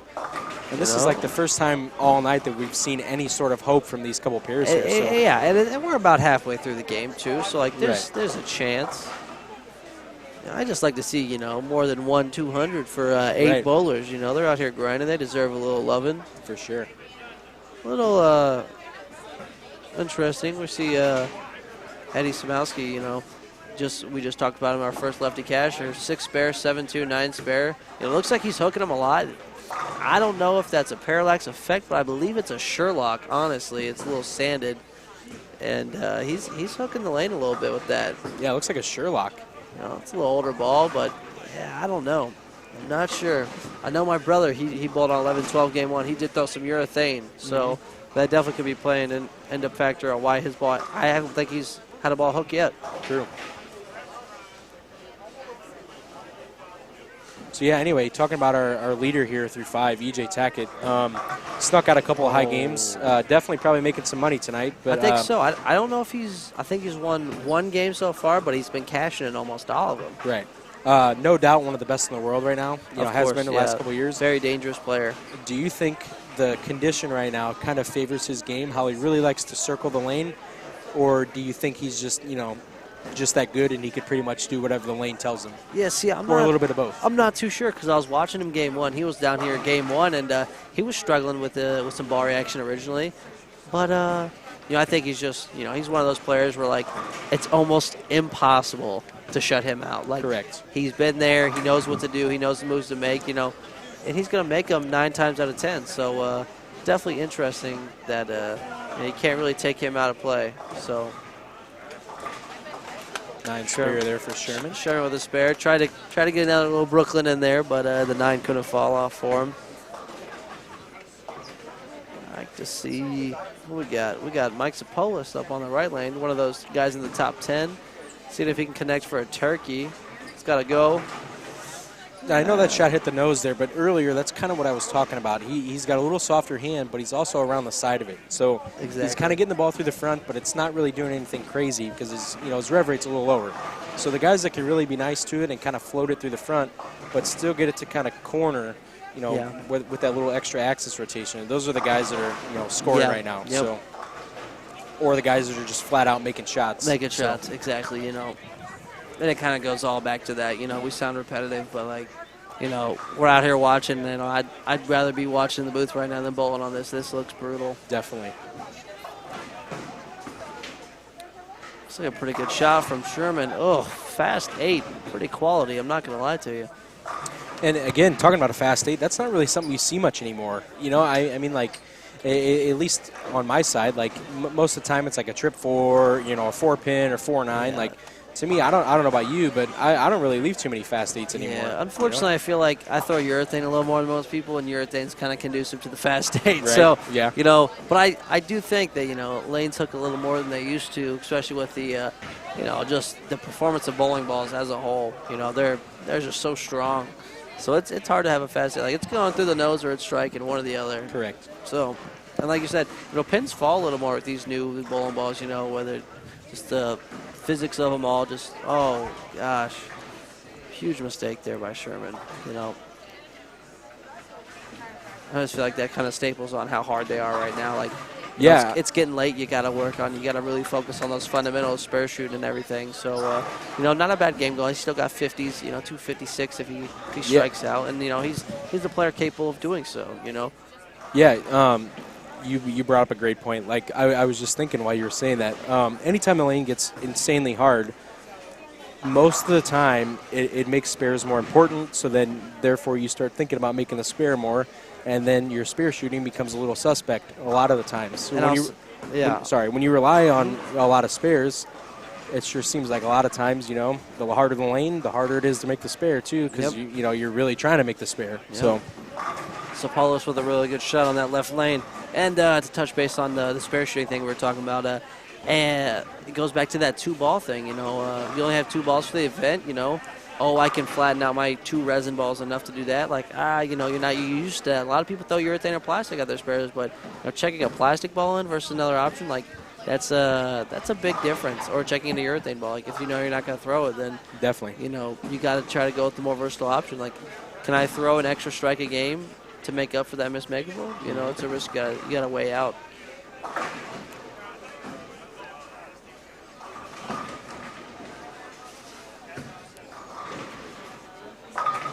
Ooh, little messenger there for Adam Killian. That's one of the first urethane balls from in that has actually looked somewhat okay. Yeah, it did just 7-10, but most of the people, like I said, are throwing weaker symmetrical balls. Yep. We haven't seen a whole lot of urethane, at least in the middle of the lane. No, so we really haven't seen a whole lot of urethane at all, honestly. Yeah. So that's something that surprised me a little bit. But urethane is a very prominent part of the game nowadays. But people still know when to throw resin. So.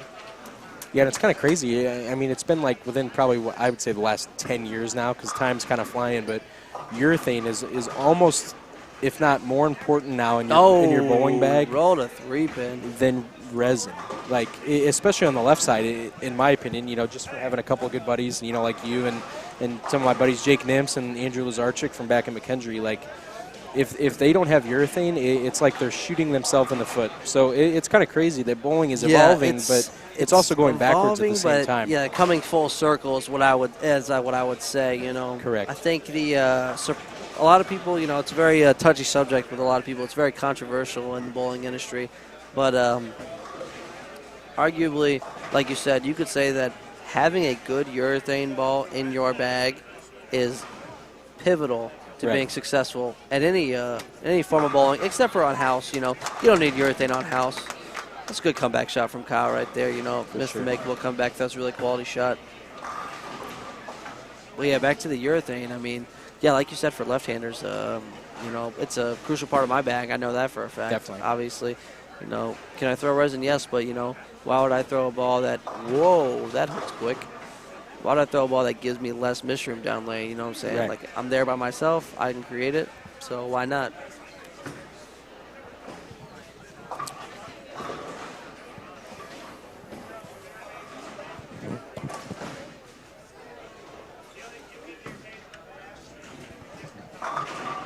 Oh, no. Couldn't get the 9 out.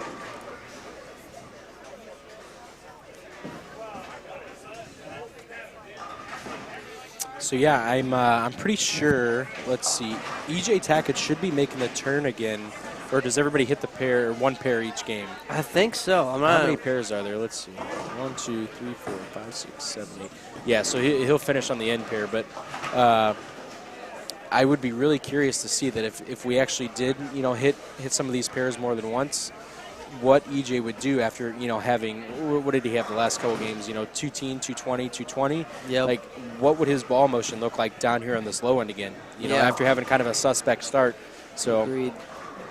Yeah, we're towards the end of Game 6 here. Yeah, Game 7, I think he's going to be on, I think he's going to be moving to 19 and 20 maybe, and then I think he might be coming down to 13 and 14 in the last game here. You know, don't quote me on that. It might be 19 and 20 for the last game.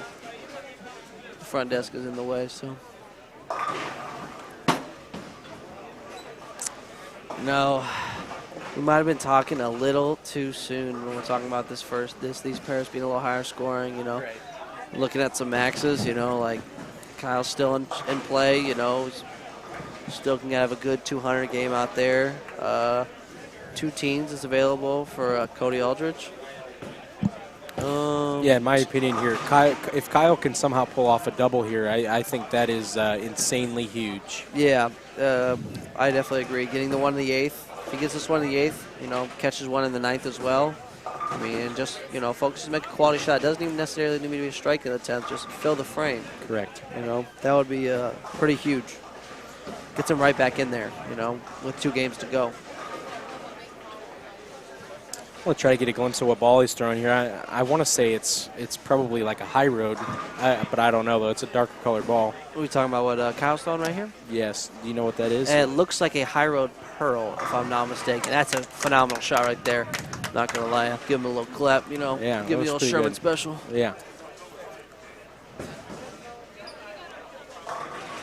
So that's put him in a pretty good place. Even though he missed that spare in the 6th there, it's put him in a pretty good spot to, you know, probably cash this game, if not win the game. So, yeah, we got Mike Sapolis, you know, stepping up, throwing a strike on that left lane.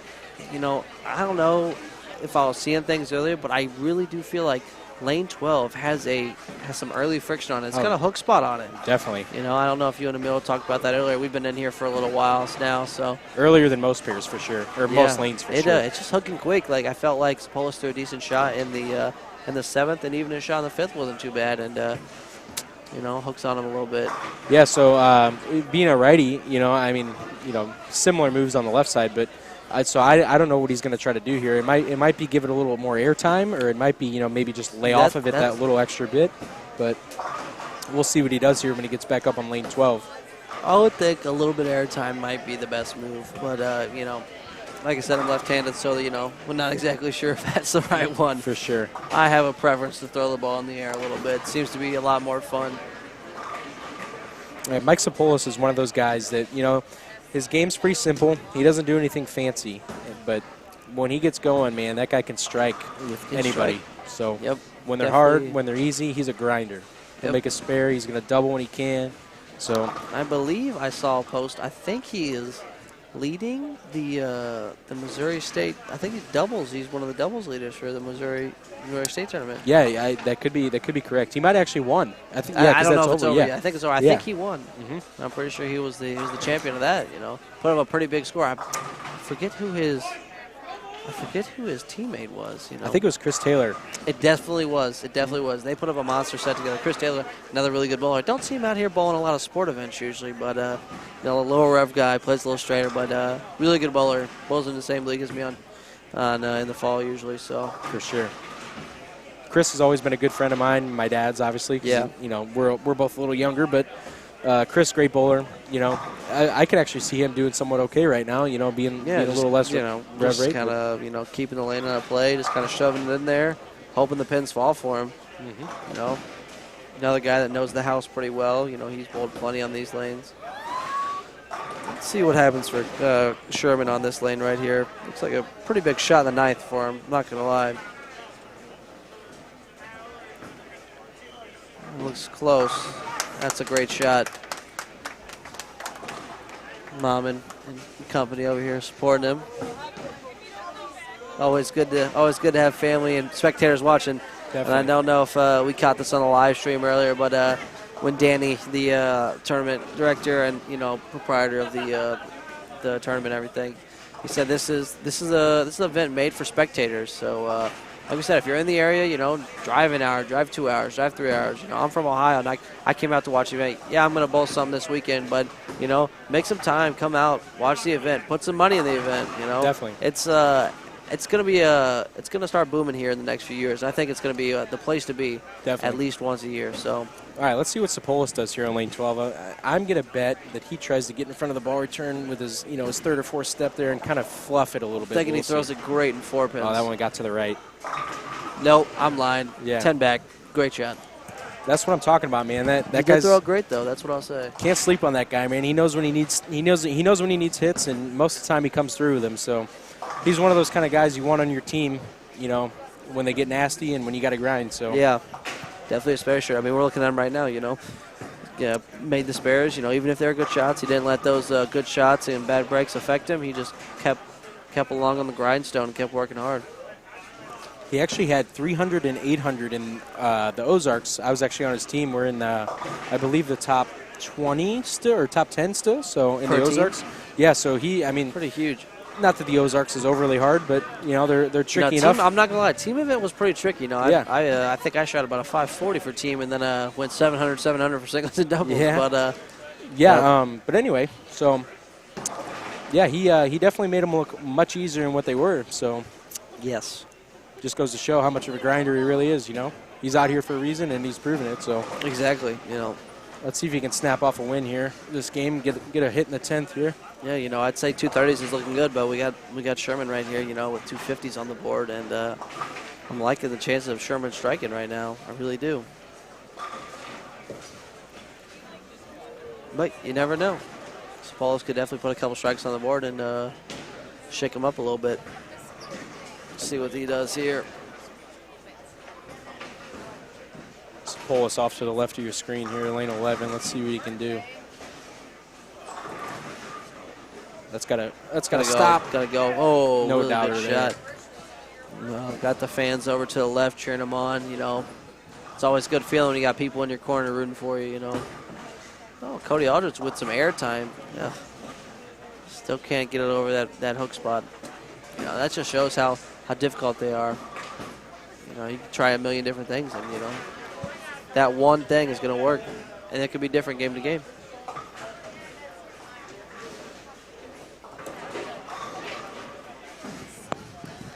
All right, huge shot for Sapolis right here. Puts him in the 230s, and I'm going to go out on a limb and say that's a guaranteed second place. Sure. Has to be. If not, then I'm sorry, because that's a hell of a game to not be in the top 2. Especially down here on these pairs. I know. Unless someone's running off a big game we don't know about, but that's looks close, pretty close. Fellas. Oh, great pitch there, Mike Sapolis. Really, really, really good shot. Here we puts have a little pressure Sherman on up here on Sherman. lane 13. 230 is no gimme for Kyle right now, because he can go, spare strike for 35 or 34. That's got to lay off. Oh, gosh. It's not bad, though. Still puts him in an okay place. No, Make the puts him in a spare. decent spot. Make a spare. Throw a strike for, I believe, 234. You know, I mean, Sapolis just needs to kind of keep this one in play, hit the 1-3, and he might have won the game on that. You know, granted that no one else is doing much down there. You know, I saw a couple pairs. It doesn't look like much is going on. There might be one person, but as far as I can see, 230, 238's it's a hell of a score right now. And, you know, little two-pin to get there, so, Yeah, and what I was going to say before, Sapolis has bowled this event every single year, and I believe, if I'm not mistaken, he's won at least one game every year. And so those stats are cool to me, you know, like I'd love to see, you know, someone, I gotta talk to Danny about that later, you know, how many people have bowled every single year? How many people have, you know, what are their odds and tendencies of cashing every single year? That would definitely make the Calcutta interesting, you know, like for sure. They have a, you know, 36% chance of making money on the event, you know, that'd be kind of neat. Right. So yeah, I mean, definitely. I don't know if Kyle is bowled every year. I'm not 100% sure, but I would bet you that Sapolis is one of a very few that have not only bowled every year, but cashed every year. At least once every year. Yeah, so. I would definitely go on a limb and say the same thing because you know, let's see, Sherman steps up, throws a strike, you know, puts him in the 230. It's good count, puts him in the 230s. I'm thinking that's like I was just saying for Sapolis. Looks like a guaranteed. Probably going to be a guaranteed second place for that one.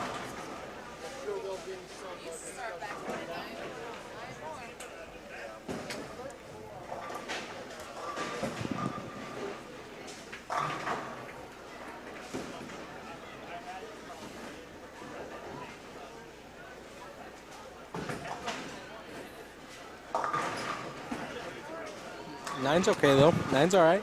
Nine's all right. You know, not the finish he was hoping for. You know, a missed makeable and a decent shot on the 10th, but not a strike. So he knew he needed it, and you know, unfortunately he didn't get it. You know, like I said, I want him to succeed. He's a good friend, but that's just how it is right now. You know,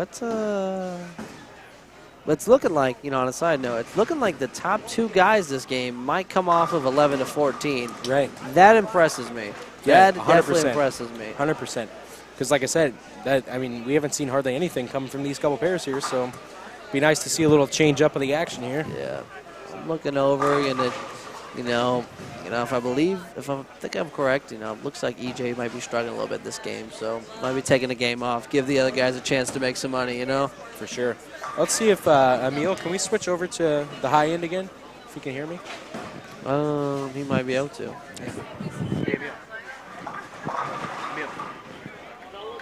Can we switch to the high end again?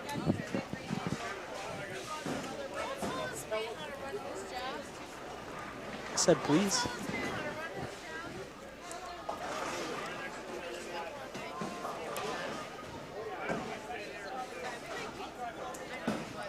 Beautiful. Thanks, man. Sorry about that. Get us switched over to the high end. Oh. Watch my brother throw a shot there. Lefty on 22. It looks like he's got a decent game going on the board right now. I'm not going to lie. Make the spare. He's got 235 left. 235, so. And, you know, that's huge. Yeah. He might be able to sneak a little cash away, you know. And that would be our second lefty casher. Anything else on the pair? It looks like whoever C is on that same lane. I'm trying to think. I know who it is. We'll wait till they come up. But they got 226 on the board, you know, with the last four of that game. EJ has 202 left this game, so I mean he's still up there in the standings. You know, he's fighting. He's just grinding along, you know. 2-0 is still a really, really good game. So you know, Eric, oh gosh, whiff on the 3-pin. Not gonna lie, that one's gonna hurt. 194 in the 8th. Yeah, 194 in the 9th. Sorry, in the 9th. No, I'll punch for 224, but I spare for 2 teens. You know, that might cost a little older brother some money in the bank right there. Gonna have to get on him about that later. And our trusty Deadwood guy getting the Deadwood again. He's working hard tonight. Someone get him a paycheck. Yeah, other than Deadwoods, I mean, machines have been running good. You know, I haven't seen any issues so far. That's good. Maybe I'm not looking for them, but right? you know.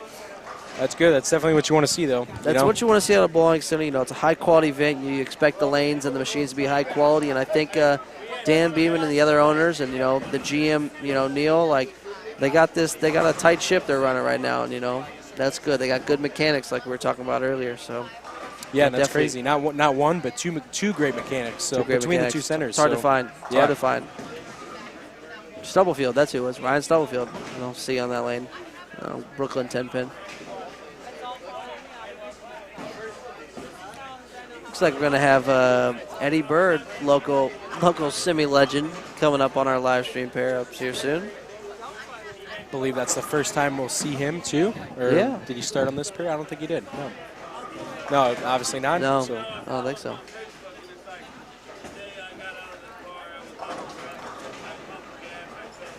EJ with the, you know, double and 9 for 201. Good finish to his game. Still a great game, though. Nothing to be ashamed of there. Yeah.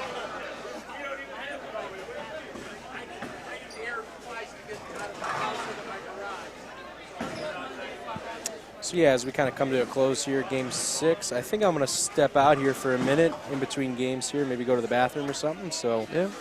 I appreciate everybody, you know, listening, and hopefully I didn't go too crazy with commentating, but I enjoyed being here and appreciate it, guys. Thank you.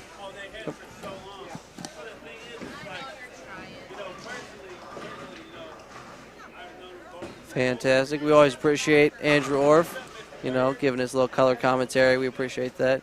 He's got work to get to, stuff to do, people to see. And if I'm not mistaken, I believe Emil's going to come join me. You know, the man behind the camera. It looks like Eric Sack's going to get 9 his first one on the 10th. Only going to be able to get to 2 teens if he converts here.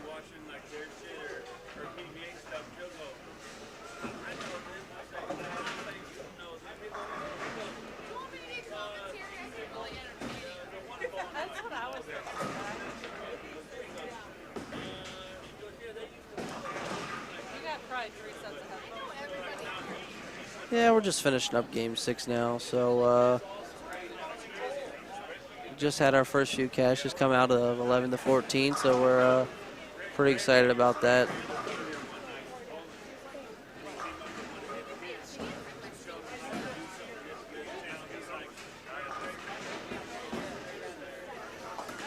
All right, Sachs converts the spare.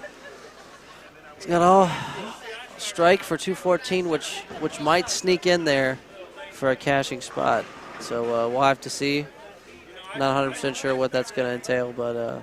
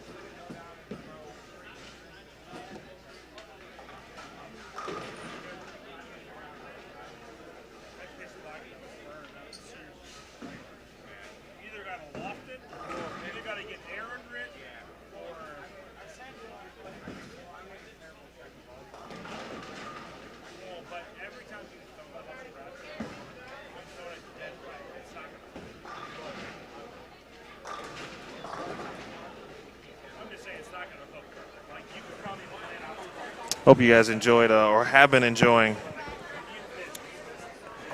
Drew Sachs and Andrew Orff as we get set for Game 7.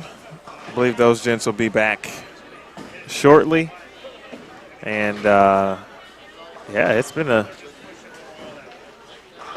been an interesting evening, But obviously what you saw in 11 and 12, finally some high scores, and 13 and 14 for that matter. High scores here on these pairs. Mike Sapolis and Kyle Sherman respectively doing some great work. I would have to assume, based on the scoring pace and what's been winning through the first 4 games, the first 2 games, or those 2 games, would be winners, at least places in the top 4. I'd be shocked if they weren't. That would mean that the high score situation has just continued on the high end.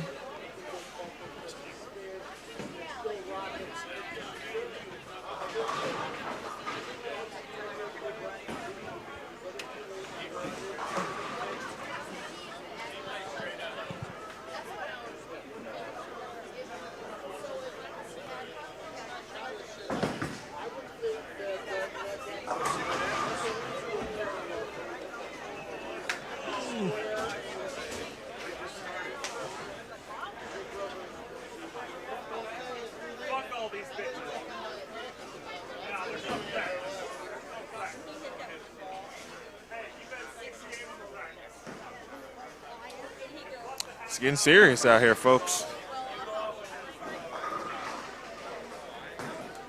It is getting serious.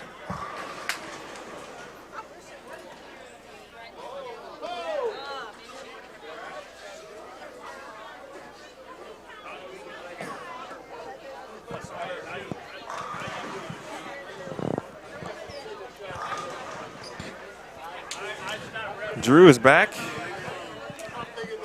Yeah, ready to watch these last 2 games of the tournament here. By the way, you're not held hostage. You can. Yeah, no worries, no worries. You can go watch the rest of the tournament if you would like. Yeah. But I do appreciate y'all. Yeah. I think the good viewers have appreciated what you guys have been discussing as well. Yeah, of course. We get a chance to see Kyle Sherman and Eddie Bird on the same pair.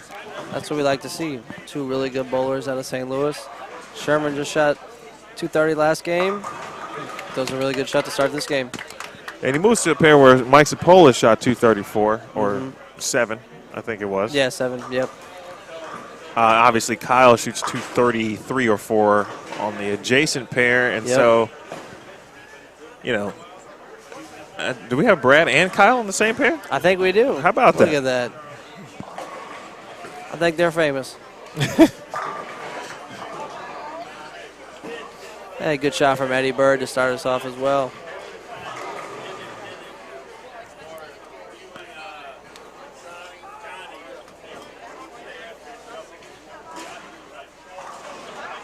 Brianna Koty checking in. Appreciate you, Bree, watching on Boldstream TV. By the way, this is Game 7 of the 4th annual Midnight Bowler Society event here. High stakes bowling. Shout out to Danny Spink, Billy Loesch, doing great work. And the host, of course, St. Charles Lanes. Thank you to all of the staff here. Thank you to you, the viewer, for watching. Also on Boldstream TV and the Brad and Kyle YouTube channel today. And of course, we get a chance to see Brad and Kyle on the same pair in the same game towards the end of the night. So I think that's kind of a win. Yeah, you know, right there. People are starting to grind out these last games, so it's good to see these 2 bowlers out here. You know, like to look at them as pretty good friends, I believe. So see what they can do.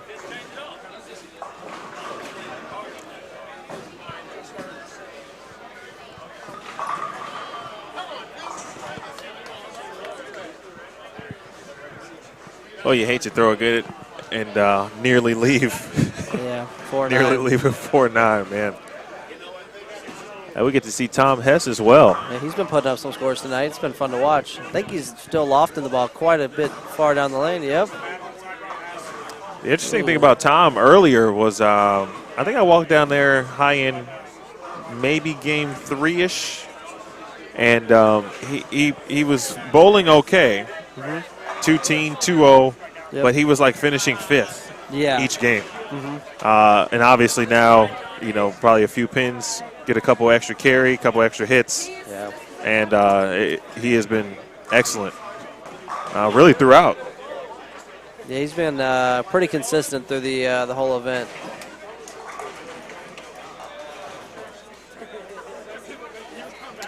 I'm sure you guys talked about it, but shout out to Ray.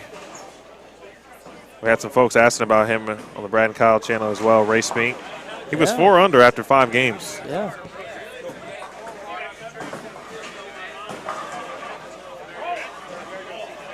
People know Ray from the Bowling Ball Trading Post. Yep. Creator of that. Which is very pretty dope. impressive. It's pretty cool.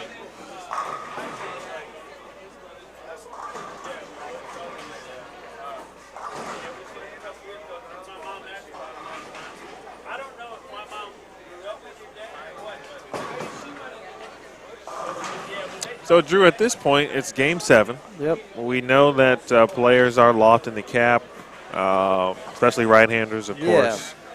Eric, one lefty, is relatively deep. Is this sustainable? You think we can do this for the last 2 games? I don't know. I don't think I could. And it's late, you know. We're approaching. It's officially the Midnight Bowler Society. Yeah, it's officially there, you know. I mean, they got to be tired. You know, this is Game 7. You know, they've been bowling for quite a few hours now. Like you said, they're loft. I mean, we started off with, 19 mils to begin with. That's already a low volume pattern. And, yeah, it's just who can get their ball down the lane the farthest at this point.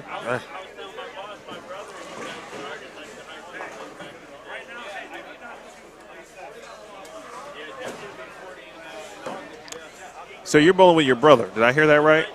At the doubles event or where? Is it Plaza? Plaza, okay. Yeah, just down the street.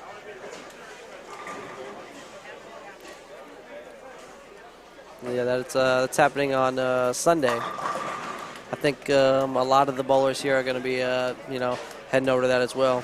Yeah, they've turned it into the best they could, a great bowling weekend.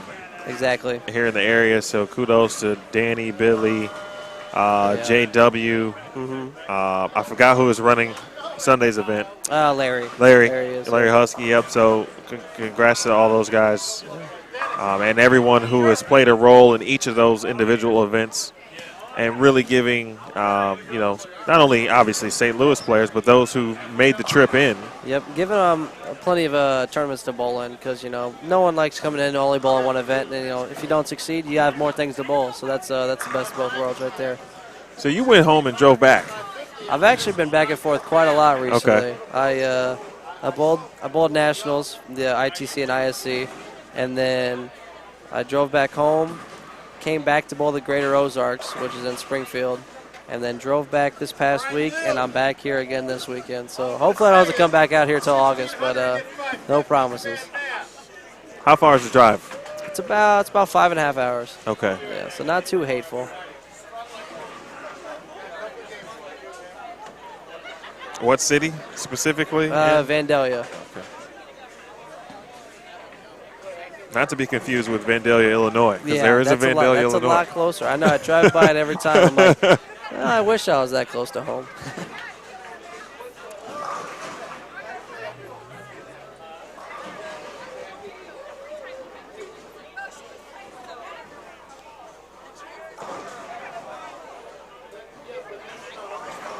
Richard, there's the pattern doesn't have a specific name outside of the 2021 Midnight Bowler Society pattern.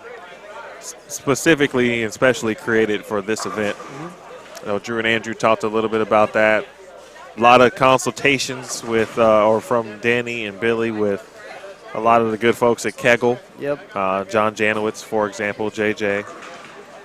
A really smart guy, knows his stuff. He is probably one of the smartest people I've ever met. I've had the privilege to talk to him a few times, and just like a walking dictionary about bowling. Honestly, he knows it all. Honestly, there are a few people like that in the bowling industry. Yeah. Matt McNeil is a pretty solid historian as well. Yeah, another person I can think of is Mitch Beasley. I had a conversation with him about drilling bowling balls one time, and it went all over my head after the first 5 minutes. I was just nodding my head and saying, "Oh yeah, okay."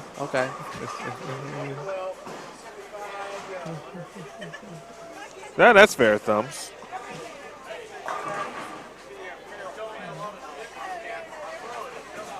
Well, they've been calling it brutal. Yeah. I thought we were being literal. Yeah. In regards to names. So brutal is actually the name that I've heard the most, even before the event started. Yeah. Once the participants saw the pattern. Yeah, I'm pretty sure it's difficult every year. This is the first year I've actually been here in the building watching, and brutal is probably the spot-on definition of what I would say when I'm looking at this. You can't give away spares. Getting to the pocket is, a feat in itself, but let alone, getting all the pins to fall is just equally as impressive. Shout out to my guy Ryan Council, former Lindenwood alum, as well as Ryan Reed. I appreciate y'all. Thank you. Hanging on till, well, let's see. I don't know what the time is in Vancouver. Oh, boy. I don't know. But in the Pacific Northwest, it's not quite midnight yet. So. Yeah. I've been seeing a lot of Lindenwood alumni walking around or in the chat. It's been pretty cool to see all the different kind of people that graduate. I know you went there back in the day. And I did. did. Now, so. I hate that you said back in the day. Well, But you're correct. It is true. It's, man, it still feels like it was kind of just yesterday. Hold on, Tom. Woo. Get that 5 out. Oh, hold on, Tommy.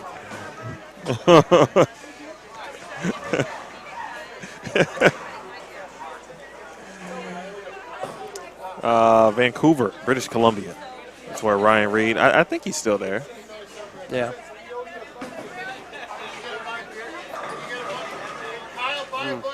Kyle trying to throw a double. Yeah, I've been watching this this right lane on lane 12, and it looks like it's got this little hook spot on it, and it's hard to throw it around it because then it hangs. So it's making the lane really touchy and hard to throw doubles on that pair.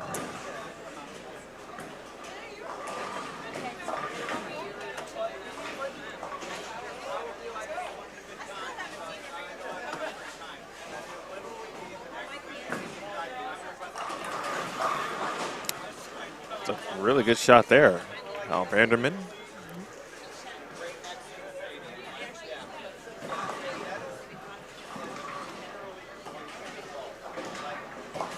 Yeah, it's definitely interesting. After now experiencing it, same like you, firsthand. Mm-hmm. I was told that the tournament at one point did begin at midnight. I would tell you this, I would not be here on the stream with you if we'd be probably up about 4 or 5 a.m. right now. I would be in my bed asleep, so I appreciate that they moved it up a little bit.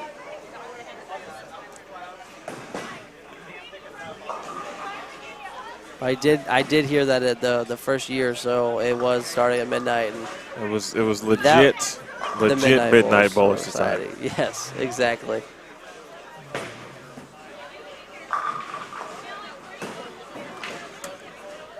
I feel like this is a time where some bowlers who may have been struggling, right, can kind of sneak up, sneak in and get a couple checks. That's what I was thinking. I was telling Andrew earlier when we were talking that, the craziest thing about this format is that it's like every single game is its own tournament. So you got to hit that reset button.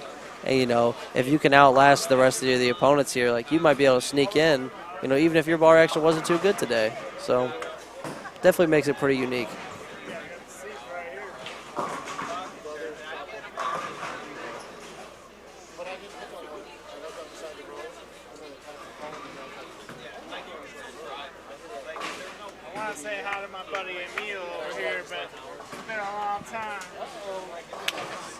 My man. How you been, bro? I'm good, dude. How you doing?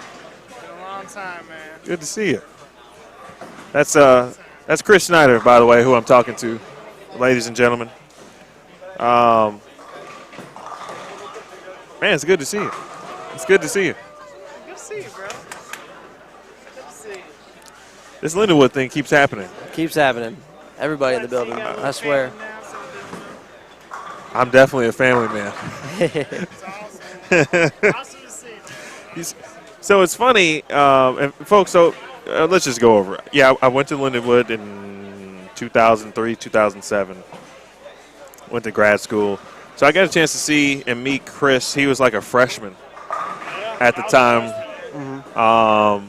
But just thinking back to, obviously I didn't get a chance to compete or work with Drew, but he's an alum. We all stick together. Yep. So it's like every time you come back to St. Charles, no matter when you come back, you're probably going to see at least one person that went to Lindenwood. Definitely. It's a guarantee. It's a pretty tight-knit community with the anybody who's ever gone or currently goes to Lindenwood. All right, we got some scores, bro. Yep. E.J. Tackett still doing his thing up top. I need the Game 6 scores from Danny Spink, so I need to find him at some point. E.J. Tackett at plus 100 for 6 games. Tom Hess is second, plus 42. Mike Sapolis at big 237. Now to third, plus 8. Simo is fourth at minus 28. And our guy Ray Spink still chilling fifth, 1164 for 6 games. Yeah. Minus 36. I feel like Ray's kind of in that same boat we were talking about earlier. Like he's been around it the whole time, and he just needs to catch the right game when he needs to. He cashed. He tied for 4th in Game 1. Okay. Tied for 4th in Game 1. So I know he shot 217, and that wasn't enough Game 5, so that hurts. It's that makes this event. It's not a strange thing by any stretch, but when you look at the overall standings, and then you break it down, obviously per game individually, and you just mentioned like what Ray's doing. Yeah. I mean that's a really good day overall. 5th overall, but you know, there's some people down in like the teens area that's looking better in the cash. And Kyle Sherman, he's getting into it. He's getting into it. He's got some fans in the back, and certainly some fans in the chat. Yes, most definitely.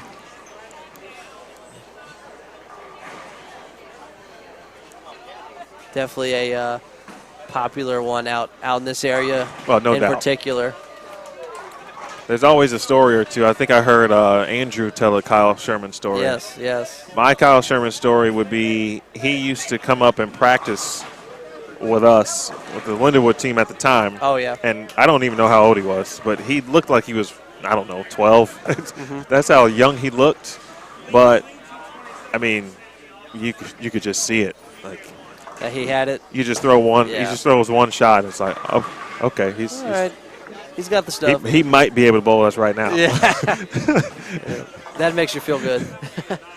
Coming off a national championship. Yeah, well, I was like, this 11, 12, he might be able to make the team right now. You know, sometimes you just got to be realistic, right? Yeah. It's like that young man's going to be a star if he wants to.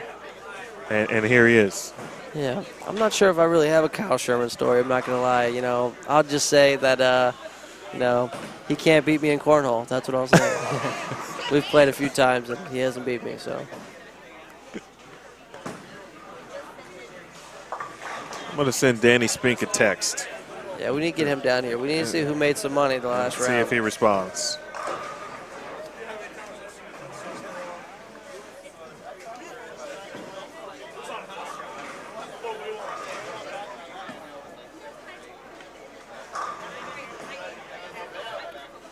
Crowd should go crazy if Kyle strikes again here.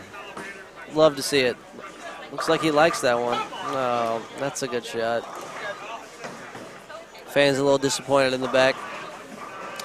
Have you been here during or near Thanksgiving?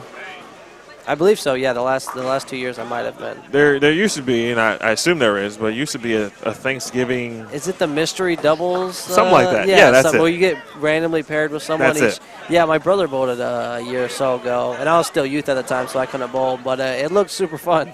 This is slightly reminding me of that, and it's probably more of the time, like because that started late. It runs late, and it ran literally to the wee hours. Yes.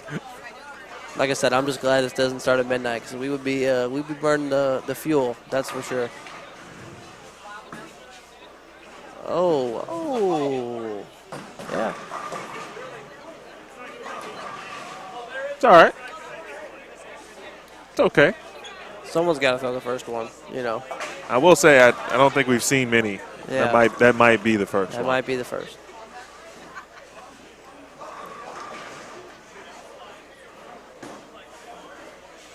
Brad used to be like little Brad back in the day. Yeah. Like I really think he did grow. I'm being dead honest. He might have. You never know. He was such a passionate player. Yeah, he was just after you in the collegiate scene. Yeah. I did get a chance to coach or work with him from that standpoint. And great teammates to be around. Really, I mean, like I'm talking about wanted it like.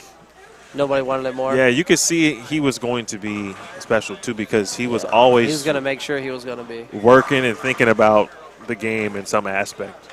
That's good. That's what you want to see.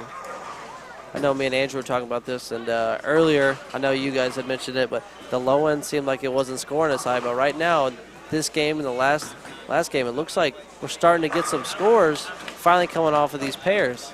So I wonder if right now these two pairs are the place to be. It might be. It took a little minute, obviously, but 19 and 20. Yeah, I see a couple strings in there, a couple turkeys. I know Ryan Stubblefield. He's got a 4-bagger spare strike. So I think at some point you had to. You kind of knew at some point these pairs would. They had to open up at some point. Some level of open up, and I think also the players have gone deep into the bag. Yeah, they're pulling out all the tricks, everything they can think of right now. Because, you got to, It's anything can happen, You got to find that bar action for that game on that pair. A really good shot from Kyle there. Open hand. Yeah. Looking like another St. Louis guy, maybe you heard of him, Pete Weber, Being intentional about, obviously not trying to hit it because as soon as you do that on this, and especially now, it's, it's checking at the dots. Yep. Are you originally from St. Louis, Emil? I'm from Chicago. Chicago. Yep. There you go. I am from Chicago, so it had been a while since I drove down 55. Yeah. But that's what I did this morning. There you go. It was not much had changed. It was the same boring drive. Yeah, it's a pretty boring drive from Ohio to here. Hop on the highway and keep going straight. I don't know what's his name. Koty Aldrich. Is that Koty right there? That's Koty Aldrich right there. Well, I should have known because he was still striking. Yeah. I like him. I like him a lot. Yeah. Really good bowler. Good guy. See him around here a lot. So, bowls a lot of events. I'm sure he'll be bowling Sunday as well. I know the event that Tim and Shay have been running as well. The Showboat?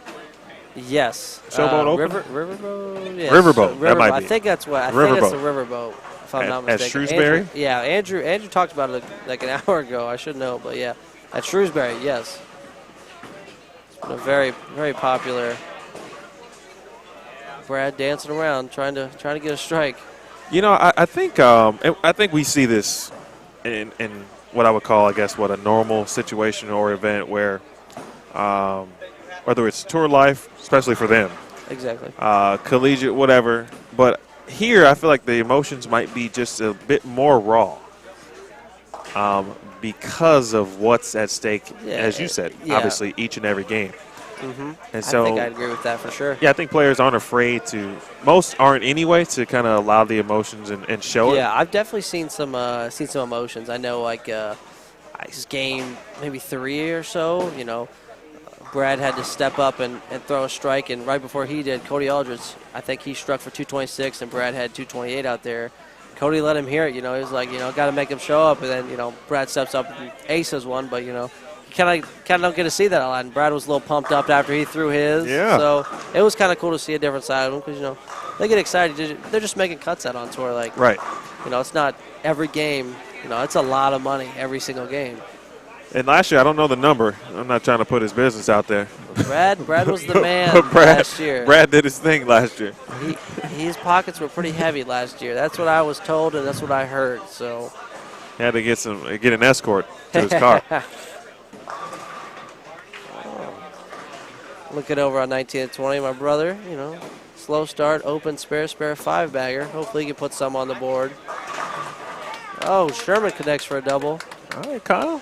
The crowd's enjoying it. Yeah, we'll take a look at 19 and 20 in a second. Somebody's got is that still Stubby over there with the 5 in a row? That's Eric. Oh, yep. Well, pardon me. You're good. Shout out to Bro. Yep. Stubby still got something good going. He's got 2 50s on the board still, so.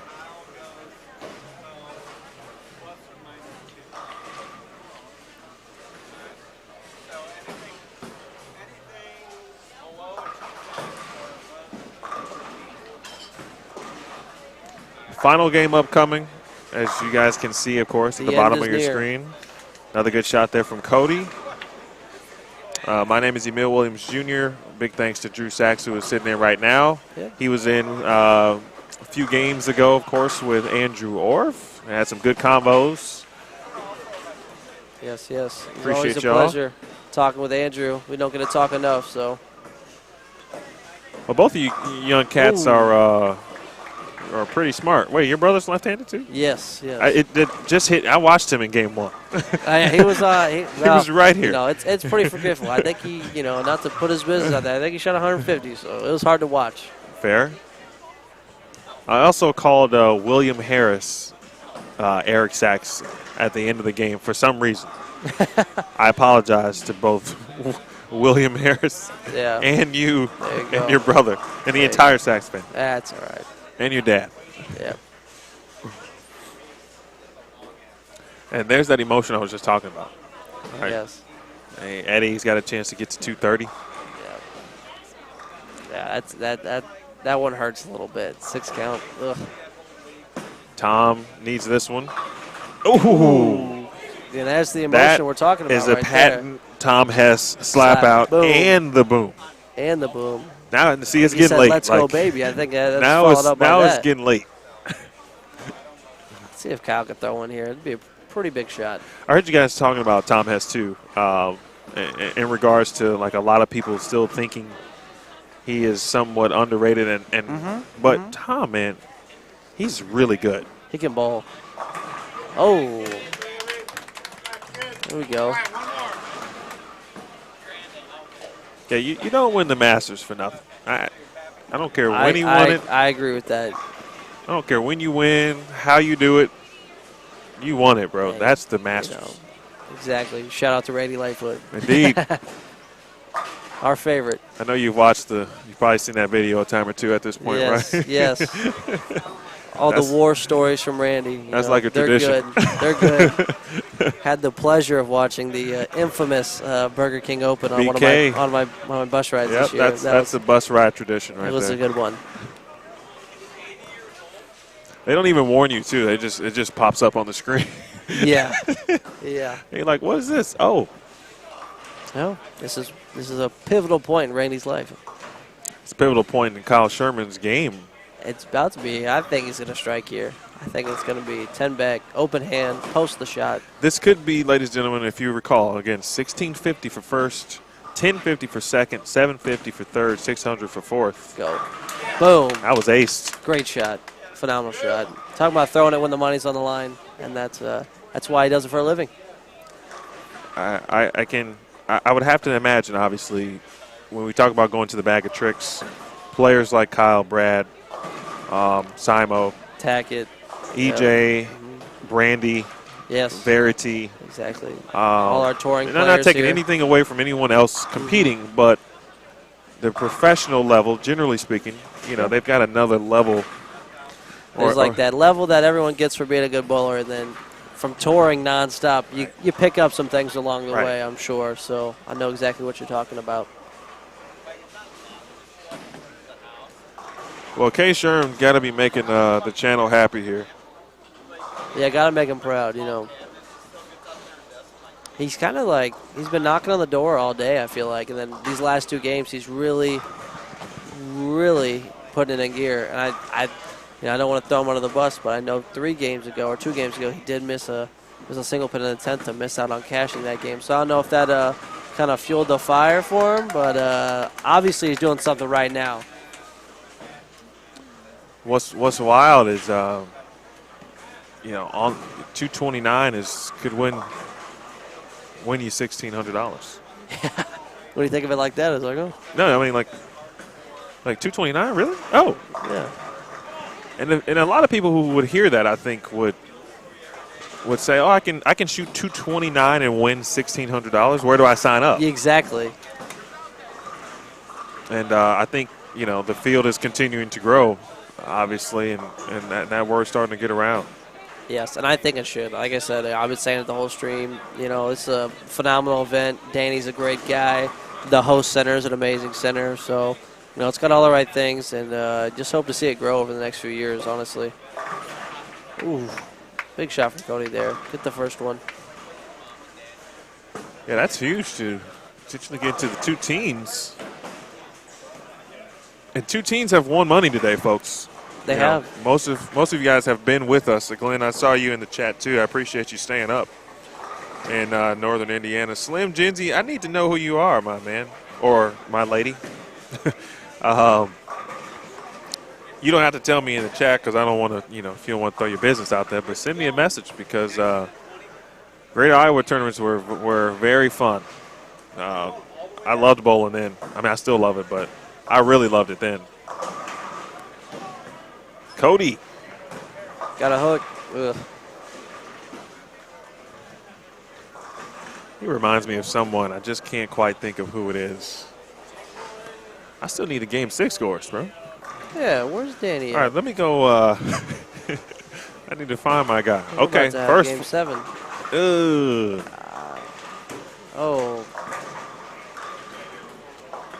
Off to the side of your screen. Tom has decided I think that's acceptable today. Give the ball, turn a little love tap per se. It wasn't egregious, just for the record. Yes. Yeah, you guys may hear us talk about it and say, "Oh Lord, no, he didn't." No. It was. It looks fine. It was all right. Perfectly acceptable. Like we said, when the shot's worth $600, $700, $800 right there, I mean, your emotions are everywhere. So I went away from Tom Hess's field shot a couple of games ago. And so I don't want to do that, but I'm going to do it briefly. I'm going to make sure I go back to it because Eric's got a tough spare here. Oh. 5 count on the... That looks good. That's going to hurt. Puts him at 217. Pretty high up there. But definitely could have had a lot more of that game. I'm going to have to yell at him later. Jacob Bennett has been very good the last, I think, 4 games or so. Yes. He caught a couple good games there where he goes 230s, 220s. I think he went 4th to 1st, and that's a big cash right there, Oh, Jake, I recall you, my man.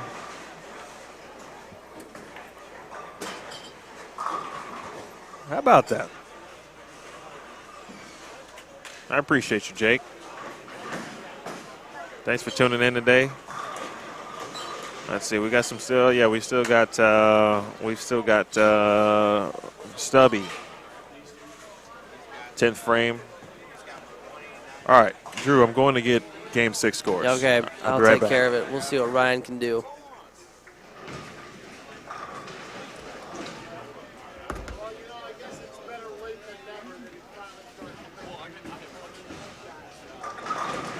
Oh, huge break by Ryan Stubblefield right there. Catching the Brooklyn. Still got a possibility at 239 out there, which is, from what I can see, will take the lead on the game. He hasn't cashed yet today, so taking this one, game 7, can turn a deficit into making money on the night. So that'd be pretty amazing.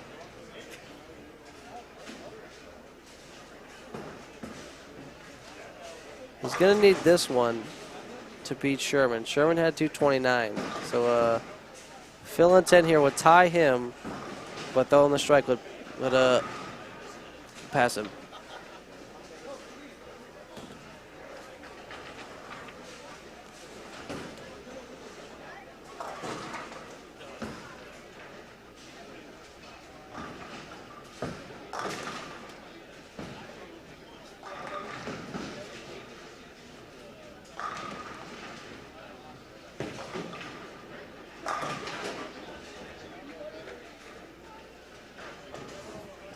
Huge shot by Ryan Stubblefield right there. I mean, absolute ace. Throws one when he needs it. 10 in the pit. Great shot. Now, as long as no one else on the other side of the house has something huge, I think he's going to take this game, which, like I said, is going to be his first cash of the night. So nothing like winning the game to be your first cash. I think Emil's down there score hunting. We never got to see who our top 4 was for Game 6, so it'll be interesting to see who that was.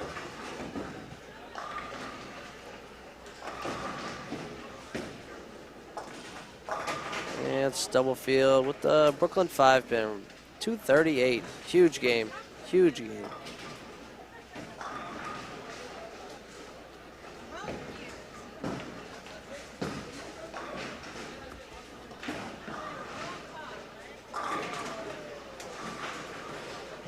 Got Emil joining me back now. All right. Well, I didn't find Danny, so I said, well, we have the score sheet. We can look through it if we like.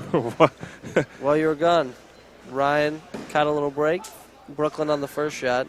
Then aced the second one. I saw the second. And then got 9 on the fill shot for 230. So I believe he's going to win that game. And I was just telling the viewers that I believe that's his first cash of the night. So let's start off with a bang. Yeah, I don't recall typing his name.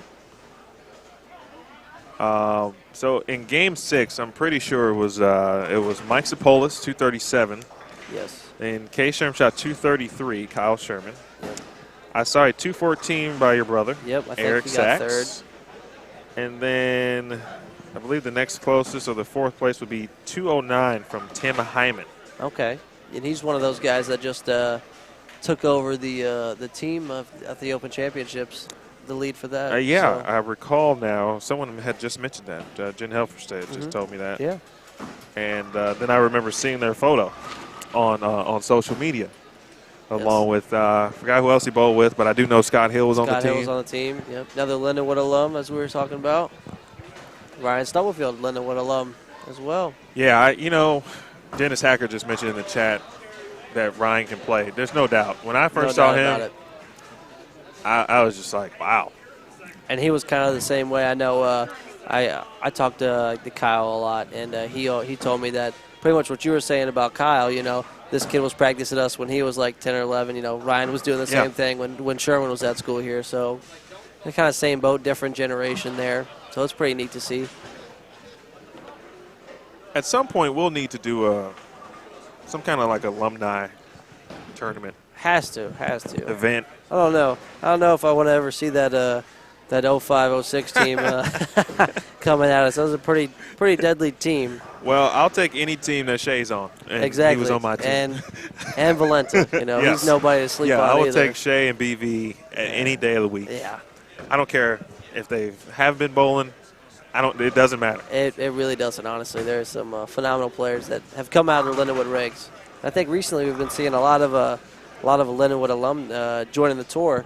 I know Wichita's always had a really big presence of people on tour, so I feel like Lindenwood's starting to compete a little bit. Michael Coffey, Christian Ascona, he's been making shows. Yes. So it's good to see a little LU representation out there. Yeah, definitely. Obviously, when back in the day, it's still this way, honestly, because Wichita State has been, the premier, it's just a phenomenal program for, eternity, essentially. But if you wanted to go on tour, you would go to Wichita State. Exactly. That's changed a little bit. There's additional programs that we know of. We talked about Lindenwood, Weber. Yes. McKendree. Definitely just to in name the last a few. 10 years or so.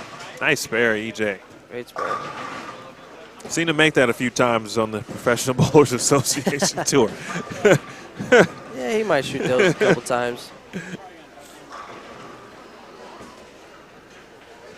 Got a lot of people still kicking it with us, and we appreciate that. Yeah, shout out to you guys. That's a feat in itself, hanging around for this long, I'm not going to lie. As we close it out here, Game 8, I'll have to maybe ask Danny. I don't know if they'll do any final announcements of standing scores, etc. Yeah. Before we shut it down. We got to find him first. We do, yeah. He's still missing. I don't know where he is.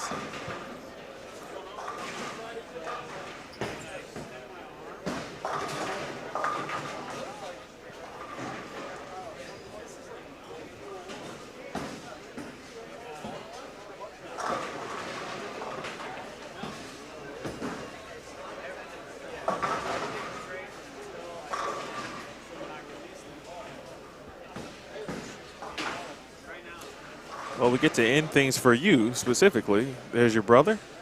Yeah, I get to watch him. Hopefully he does better than the first game he did on live stream. You know, I think, if I'm not mistaken, we haven't had the scores officially from last game, but I know he opened in the 10th for 2 teams, and I think he's going to catch either a 3rd or a 4th place there. So hopefully put something together this last game and end on a high note. Yeah, so we saw Kyle had 229. And then Ryan Stubblefield, he had 238. And, you know, we can't see the whole house, obviously, but I think from our perspective, Eric was the next high with 217. So.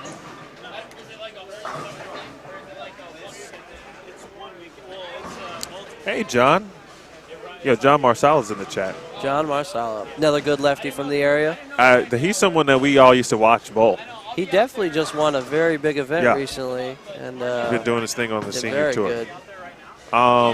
To your question, John, no, I will not. There was some brief talk potentially. They were trying to, I think, figure out if the other events potentially would have liked, or from a streaming perspective, but I never heard anything back. So, but for me, it's I'm about keeping this thing and taking it as far as we can go. With Danny and Billy, if they would like. I told them I'm a trial basis kind of guy, right?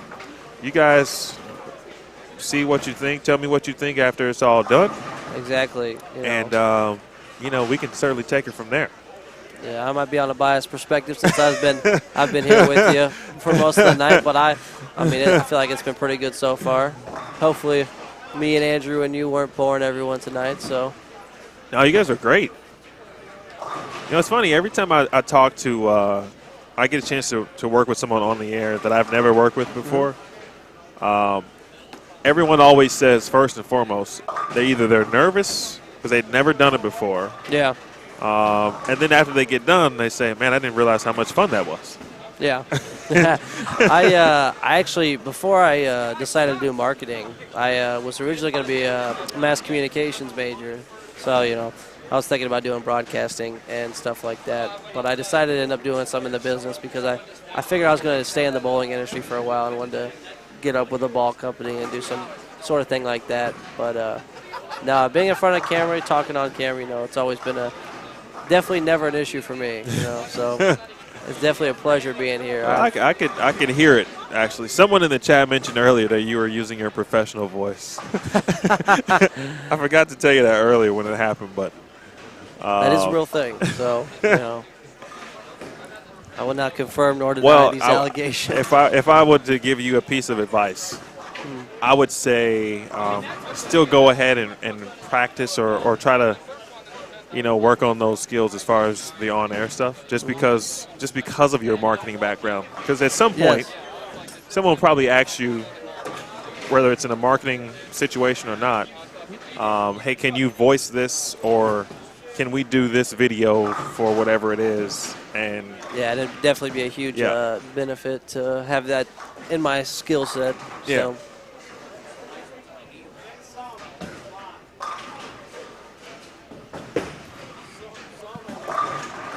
A good little rebound shot for Tom Hess right there. We reached game 8, and it actually feels like game 8, right? The entire building feels like it's. The presence of everyone is just ugh. It's like when you see the number 8 like on the screen, right? Yeah, 8 of 8. Like, oh, okay, this is. We're down the home stretch. Come on now.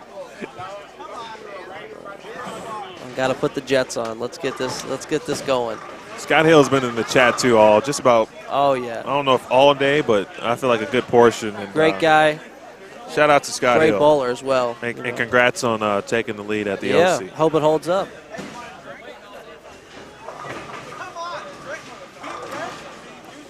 All right, I saw Danny Spink, but I didn't get a chance to get his attention. He's wandering around somewhere. Don't you worry about it. Oh. Wow. Tough break for Ryan Stubblefield there. I usually don't like 8 pins, and I've got a thing called #team no 8 pin.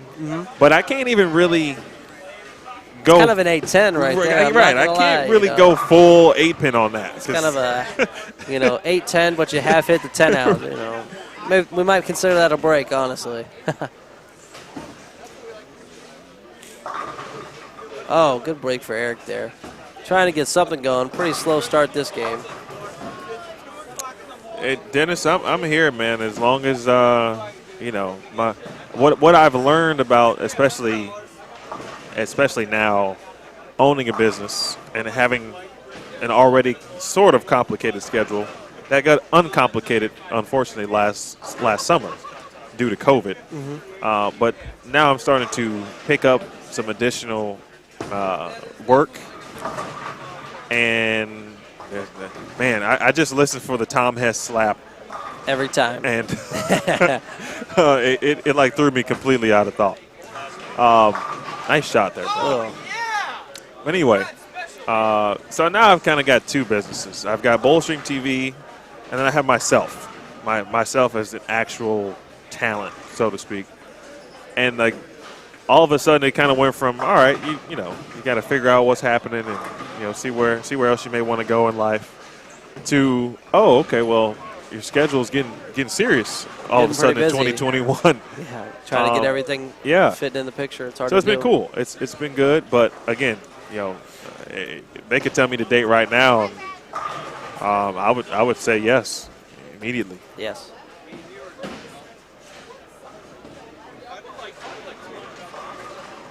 And then we could work on, again, the additional events. Like if this becomes a weekend like it is now, and it maintains that maybe status. A couple side events come in and the same center and everything, and bring in some more viewers and because I give think them a there chance is an to come event. watch the event and at the same time pull something on their own as well, so they have a reason to be in town. Yeah, I think there is an event here tomorrow. I think there might be. I'm not. I've been out of town for a little bit. I'm almost not positive sure. that J.W. Sanders' event is here. Is it here tomorrow? I think so. It might be. Dennis probably would know, or Scott. Yeah, if someone knows, feel free to let us know. I think it starts at 10, which wasn't too bad from, if you're finishing up at, what is it, 1? It's 1 o'clock right now? Almost 1? Yeah, just before, I believe. Okay.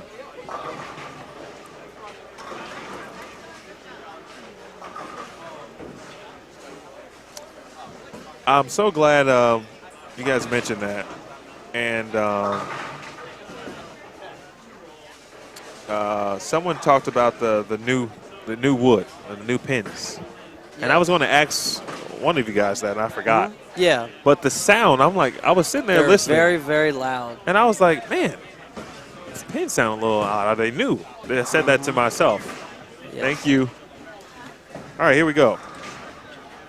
EJ, and again, we talked about earlier. We weren't completely sure if there was like a full 8-game side pot, so to speak. Yeah. But EJ is tops in that regard. Plus 84. Tom Hess plus 43.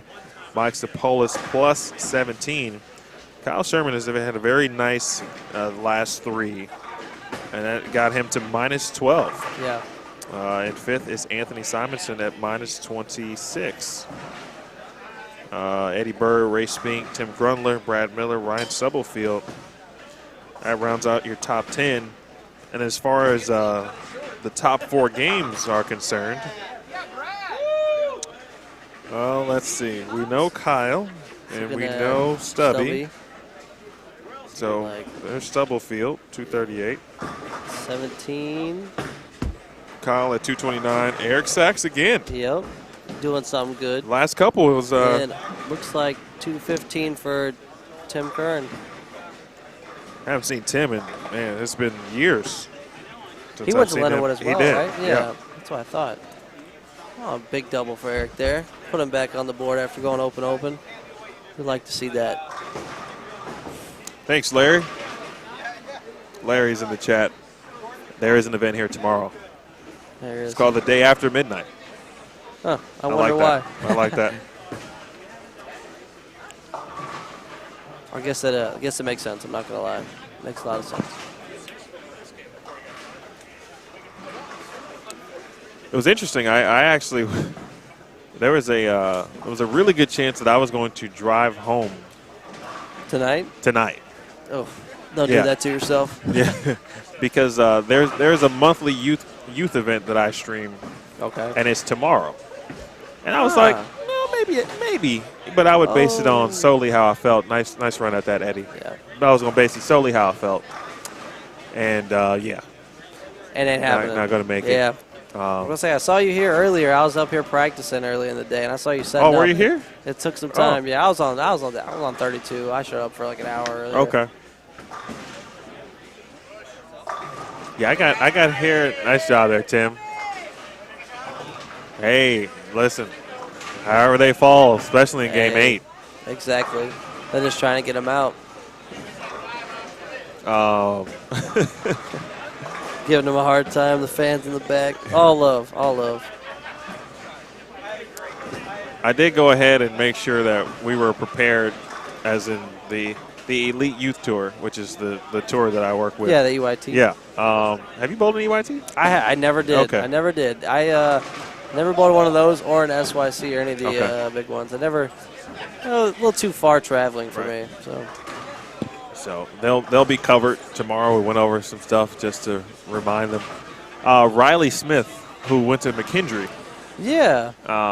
Works also as part of the EYT squad. And he has helped me and aids the not only the live stream process, but the entire deal. So I appreciate Riley filling in tomorrow.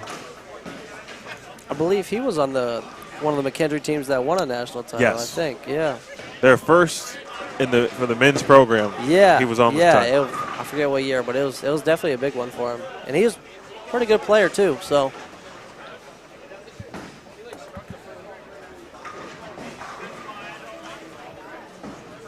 Yeah, I know, Jake. I get weird ideas every now and then, right? I'm like, yeah, I could. But to be honest with you, that's how much I love the EYT, really, is that I would be willing to drive back because I just really love the tour. I love the kids, and I love being a part of it. I know a lot of people who bowl them seem to really enjoy it. Like, I'm pretty good friends with Cameron Crowe, and he bowled all those growing up, and he says he loved them, and I know a lot of people travel just to bowl them, so it's definitely a very successful tour. Is Deandra still in charge of that?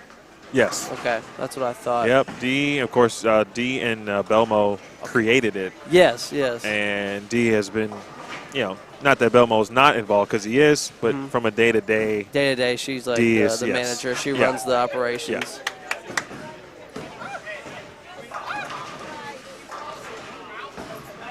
So, shameless plug. If youth players out there want to, check out another cool youth tour, check out the Elite Youth Tour. Yeah.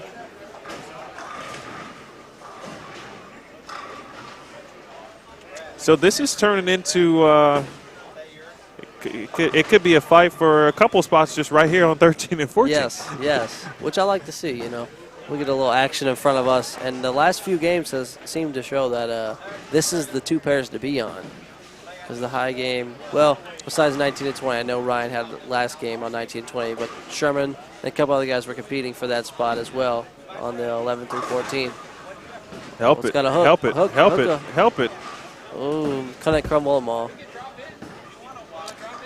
I'm unfamiliar with Tim. Do you know anything? I know. Outside of he might win an eagle. Yeah, he might win an eagle. I'm pretty sure he has an older brother that bowls as well. But seen him around a lot of the local events. I definitely know that Andrew could have had some more to say about him. Definitely with the local guys.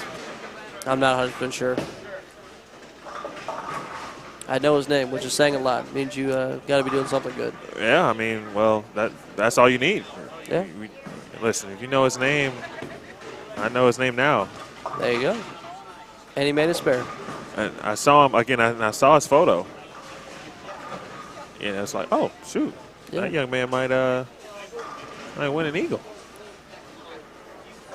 Did you ever bowl the Open Championship? I have bowled the OC a couple times. I used to actually work that event. Oh, really? It's actually where I got my start with USBC. That's kind of awesome. Yeah. So I worked the tournament. I was in media relations with Matt Cannizzaro. Yep. I worked 3 years, 2010, 2011, 2012. And I bowled each of those years. It was my first time understanding what the event even was. Okay, there you go. 2010. Oh, my goodness. Where did that come from? EJ Tackett. He could really put up a big number this game. Wow. And solidify kind of like the dominance he's done the entire tournament so far. It's interesting because I don't know how much you watched him in game one. Quite a bit. He ended up throwing like the last few just to get to 190. Yeah, and from that point on, someone mentioned in the chat basically, but those last few, he hasn't looked back, and that is 100% true. I definitely agree with that statement. He has been excellent.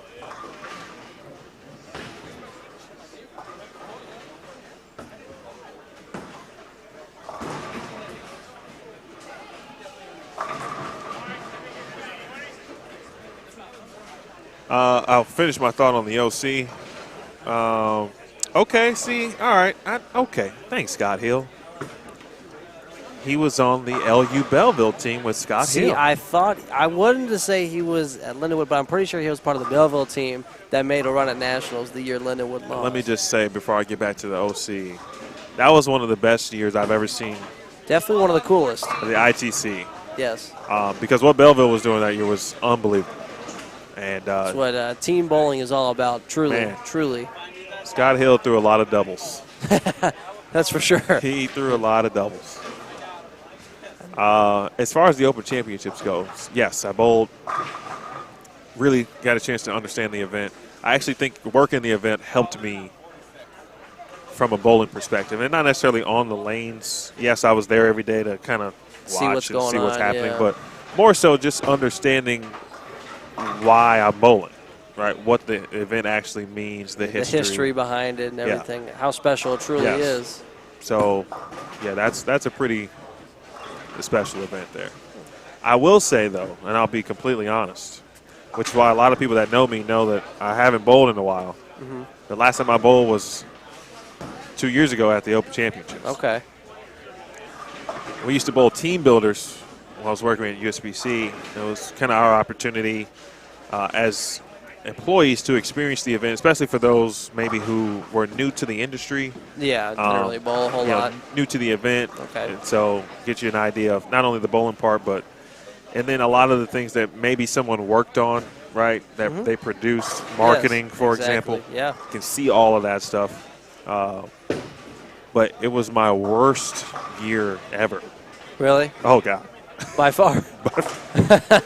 I can't end it on that, so I have to get back in the game at some point soon. Yeah, I know. I plan on going out to the OCs. I believe we're bowling the 25th and 26th, and I'm going out with a group of Lindenwood alumni, so it should be a good time. Yeah, going with individuals creating those teams. Yeah, I know it's gonna making be those memories. My brother Sherman, Oh man, all those guys. You guys are already right around that area. Yeah. Jake Daggett, another really good bowler.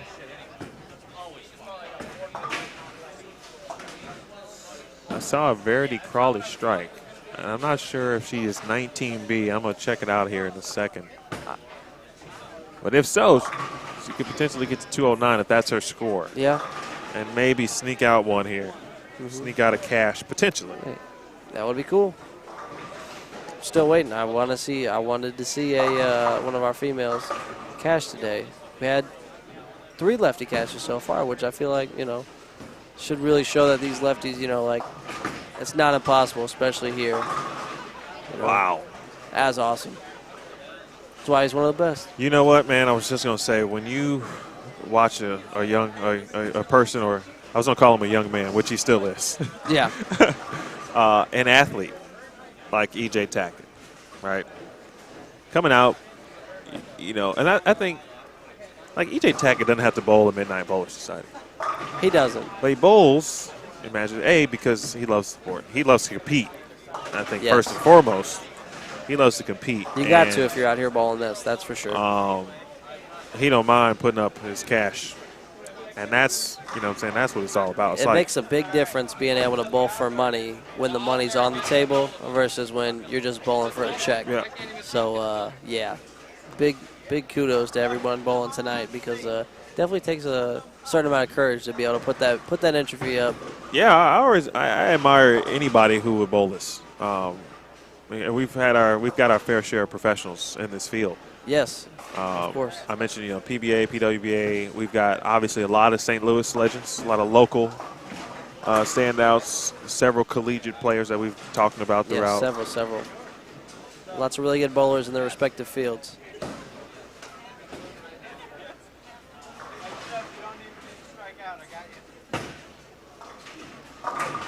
The first time I saw Eddie Bird bowl when I got to campus, I thought he was on tour. He's got the game for it. That's for sure. And he was still bowling, I think, a lot of events at that point in time. I will always love St. Louis. Yeah, it's I'm still here and I'll be here for a couple more years due to college, but it'll definitely hold a special place in my heart regardless of where I go afterwards. I remember the first time I came in town, I saw Shea bowl, and I came up to watch the league. It was the day he shot like 870 or something. And he's got like the front, I don't know, like 30 or something. Steps up on, I think it was on 11 and 12, and he 8 pins to shoot 270 the last game. And I'm like, are you kidding me? Unbelievable to watch. Like, this guy didn't do anything but strike, and he just wasn't bothered by it. He was just like, it's another day at league, Unbelievable. That's one of your teammates. That's one of your oldest friends. So Listen, man, that guy just strikes. To this day, I still don't understand how he does it. Yeah, and if you watch that show from he hasn't changed too much. It's damn near identical. It's unbelievable. It's like, wow. Oh, hook. Oh. Pretty good shot still. Still got a really big game on the board, especially late in the day where I feel like this last game, I feel like scores might go down just a bit. I'm trying to remember how many games EJ has won individually. Let me check my phone. Yeah, I'm not 100% sure. I want to say 2, and he's cashed in a few more. Let's see. All right, second in game 5, fourth in game 4, 1 game 3, okay, and second in game 2. Okay. And didn't cash in game 7. So that's, let's see, what did I say? First? A first, a second, a third, no, I'm sorry, a fourth. First 2 seconds. Okay. And a fourth. And it's looking like, knock on wood, but it looks like it might be another first place right here. And so, oh, yeah, you're right. Right. So and then, could be 2 firsts, 2 seconds. I'm going to be honest. I feel like he's looking pretty good in the eliminator as well due to, he's running the field over. So, yeah. I think it's safe to say that EJ might be your overall winner here. Yeah, it's fairly safe to Not say. trying to count his money. Well, hey. Not trying to count my man's money or nothing, but. We'll leave it with what it is, but we'll just tell you what it's placing, and you can do the math on your own. He's going to have 2 wins. You can do the math on your own. That's what we'll say. And second is not shabby this week. No, it is not. I believe second still makes your entry fee back, if I'm not mistaken. Plus 50. Plus 50. Look at that. Give you a little something. Buy you some dinner. Just throwing it out there. Yeah. Birdman. Oh, look at him. Speaking of legends. Yeah.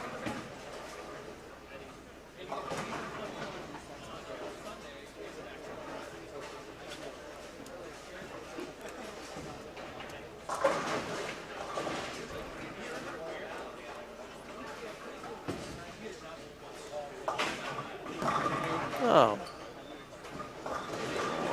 Well, as we get ready to wrap things up, folks, I just want to thank all of you for watching, again, on Bowlstream TV today and the Brad and Kyle channel. If you haven't already, certainly subscribe to Brad and Kyle. And if you haven't already, I would ask you to subscribe to the Bullstream TV YouTube channel. Some of you have already done that today. I appreciate it. Yeah, most definitely. Gonna have to subscribe to some Bullstream TV. Trying to cover as many cool bowling events around the country. Hopefully around the world, to be quite honest with you, at some point. That'd be pretty amazing, honestly. And add some additional items to the channel as we go. Yeah, yeah. I've got some ideas, but I'd appreciate that. Thanks to Danny and Billy, everyone here at St. Charles Lanes. Yeah. Dan and Neil, Tabitha this morning, making sure I was good. Tab's the best. I gotta talk to or thank Tom O'Mara, who literally saved me. Literally saved me. Yes. Literally, he saved me. Or this would not have turned out the way I had originally planned or hoped it would have been. And everyone, and the players certainly, obviously Drew, Andrew. Someone mentioned, it was Dennis. He said Drew and Andrew, isn't that the same? And I'm like, oh yeah, it is. It is. My legal name is Andrew. How about that? Yeah. I never realized that because he always goes by Andrew and I always go by Drew, so I never really think about it. But yeah, I think I can speak for me and Andrew when we say we appreciate you having us on. No, it was great. It was definitely a fun time for us. You guys are great. Someone asked about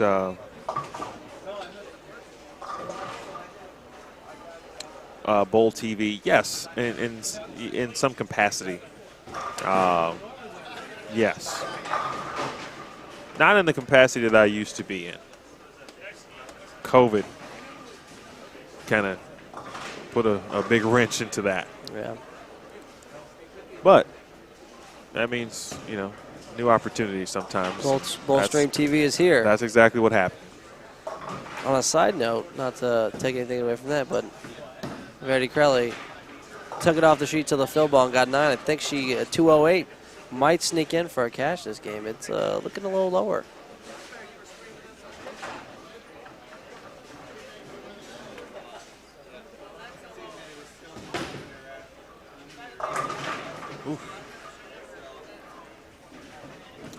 Oh, Tommy, 190 out there.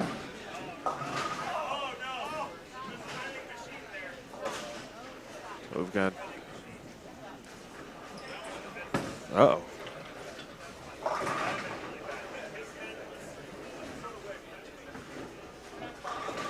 Let's see. So a 200 even. Verity shot 208. Yes. Well. Then EJ, we got EJ there. We might have to pencil him in for first. I don't know about what everyone else is doing, but it might be safe to say that no one else is striking us much at the end of the night. All right.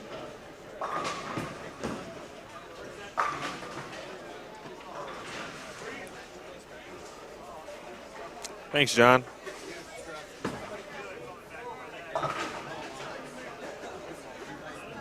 DP checking in. Appreciate that. It's late, too. I appreciate everybody because it's really late. Yeah, definitely getting to the wee hours of the morning here. But wouldn't have it any other way. It's been fun. I'm on the Danny Spink hunt again. Yeah, where's this man at?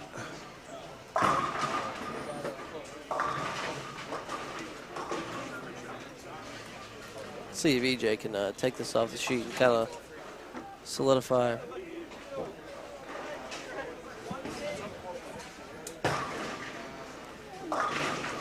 Ooh.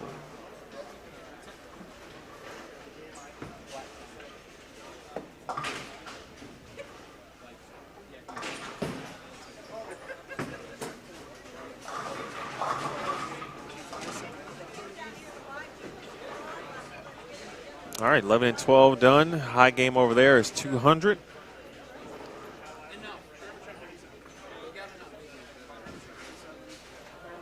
I've just been told that Sherman went ahead and put 250s on the board this game. Wow. He's really been on a tear these last few games. I don't think he's missed the cash since. Yeah, so that would mean. Shot 211. He missed a single in the 10th, and then he went. I think he went first, second, first, maybe. Is that right? at least 2 firsts if this one holds up, I'm pretty sure. Or maybe it's the first 2 seconds. I don't know. Too much bowling's happening. Well, very good game by EJ. 247 at this point in time is fantastic. Thanks to Alina Matthews for giving me a nice note in the chat, or I'm sorry, and personally, letting me know a little bit more about Tim Hyman, who we were talking about, who could very well win an Eagle. Yes.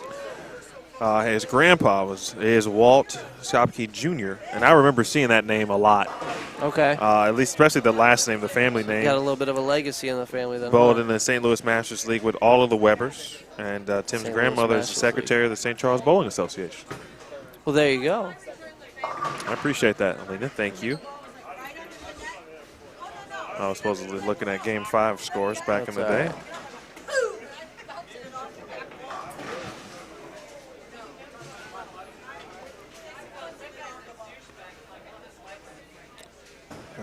Let's see.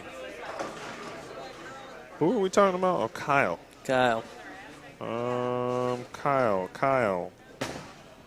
Man, I don't see Kyle's name on any of these for Game 5. So Game 5 was the game he ended up missing a single in the 10th so I think, miss out on. So yeah, we're missing out on 6-7. But I think, let me think about this. The last 3 for sure he is going to. He was in the top 2 every single game.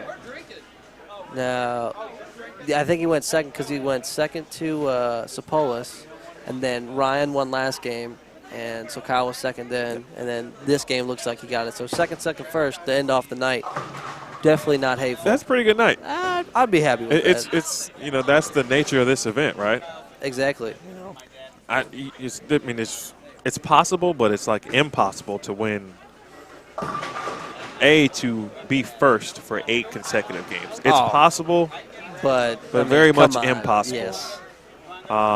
It's a bit more possible probably to cash every game. The odds are a little better. Slightly more, I think so. But even that's, it'd be questionable. Very impressive. Very, very impressive. I think it's safe to say that I don't think anyone has ever done that in the 4 years it's been running. I'm going to take one last look for Danny Spink. I want to make sure we end the show properly. Exactly. I'll be right back. You got it.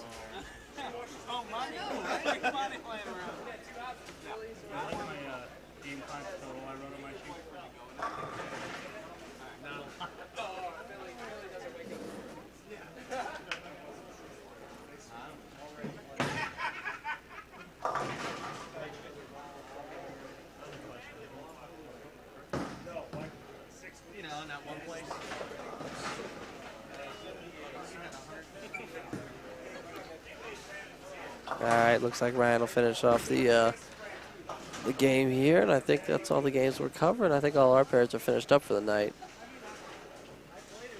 I think Emil will be back shortly with Danny to say some last few things, so hold tight for that. And for me, I think I'm done, so thank you everyone for staying. I appreciate it. Hope you have a good one.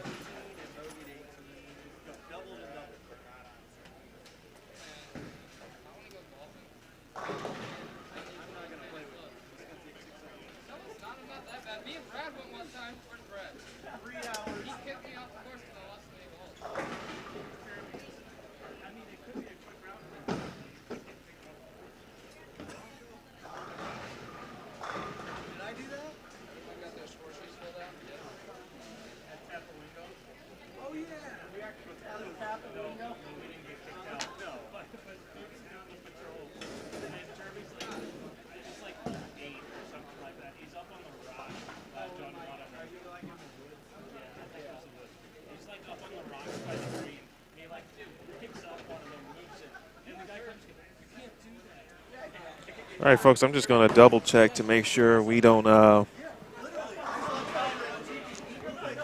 need to end the show in a particular way. I'm not sure if Danny does any announcements. Looks like there's a couple people bowling. I'm not sure how much we can get you. Let's see. I'll give it a try. Dennis, I appreciate that too, by the way. Thank you.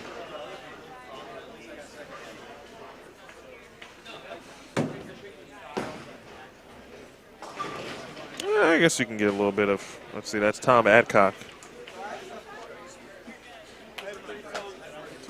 And actually, that was the last ball. So there was that. All right.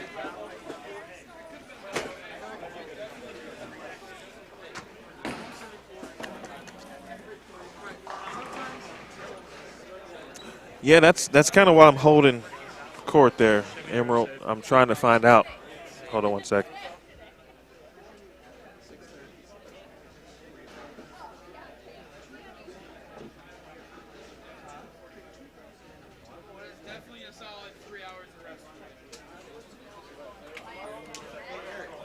Everybody, this is last call for the bar. Last call for the bar.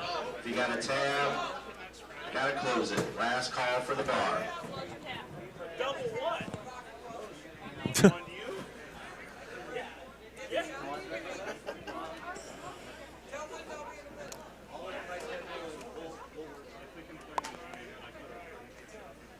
So I'm going to simply assume that there is a lot of tallying and counting of dollar bills going on somewhere in a secret location. And that is where everyone is. I'm going to give it a few more minutes. But again, thanks to everyone watching on the Brad and Kyle channel as well as Bullstream TV tonight.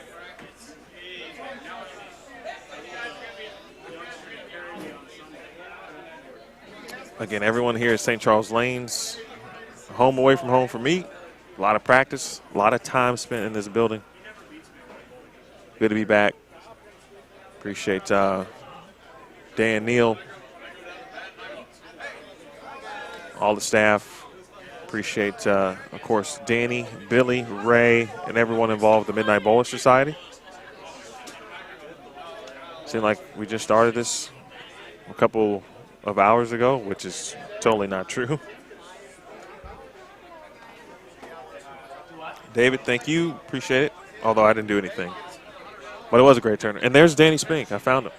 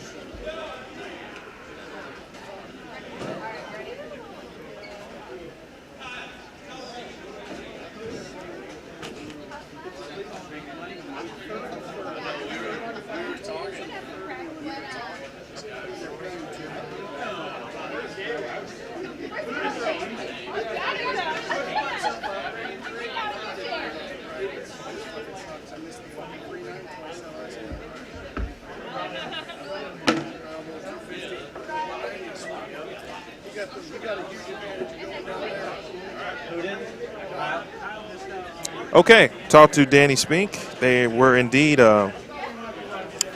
counting some cold hard cash and providing and giving envelopes out. So what I'm going to do, I do have the last scores for Game 8, the top 4.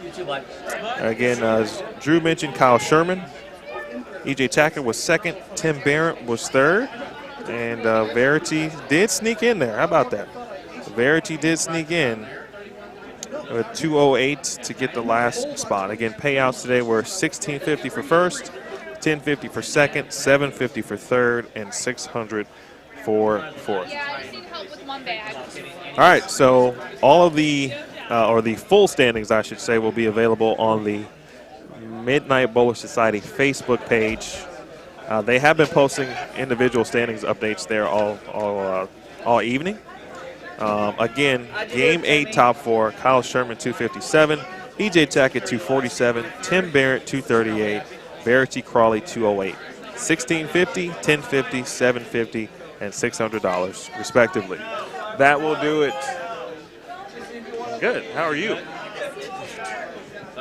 That'll do it for us, folks. Again, Danny Spink, Billy Locke, thank you so much. Everyone in the chat, both chats today, Brad and Kyle chat, as well as the Bullstream TV chat. You guys were really cool, really great.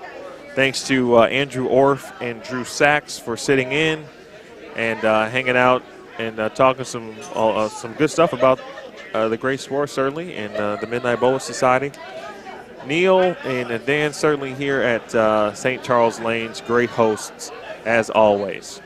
Until next time, folks, don't forget, subscribe to Bullstream TV, subscribe to the Brad and Kyle YouTube channel as well. And I will see you again. The next event on Bullstream TV at the moment is going to be in June for a National Youth Team Bowling Championships in Smyrna, Tennessee. There'll be more about that in the coming days. So, for all involved, we say so long for now. This has been a presentation of the 4th Annual Midnight Bowler Society right here on Bullstream TV. Good night.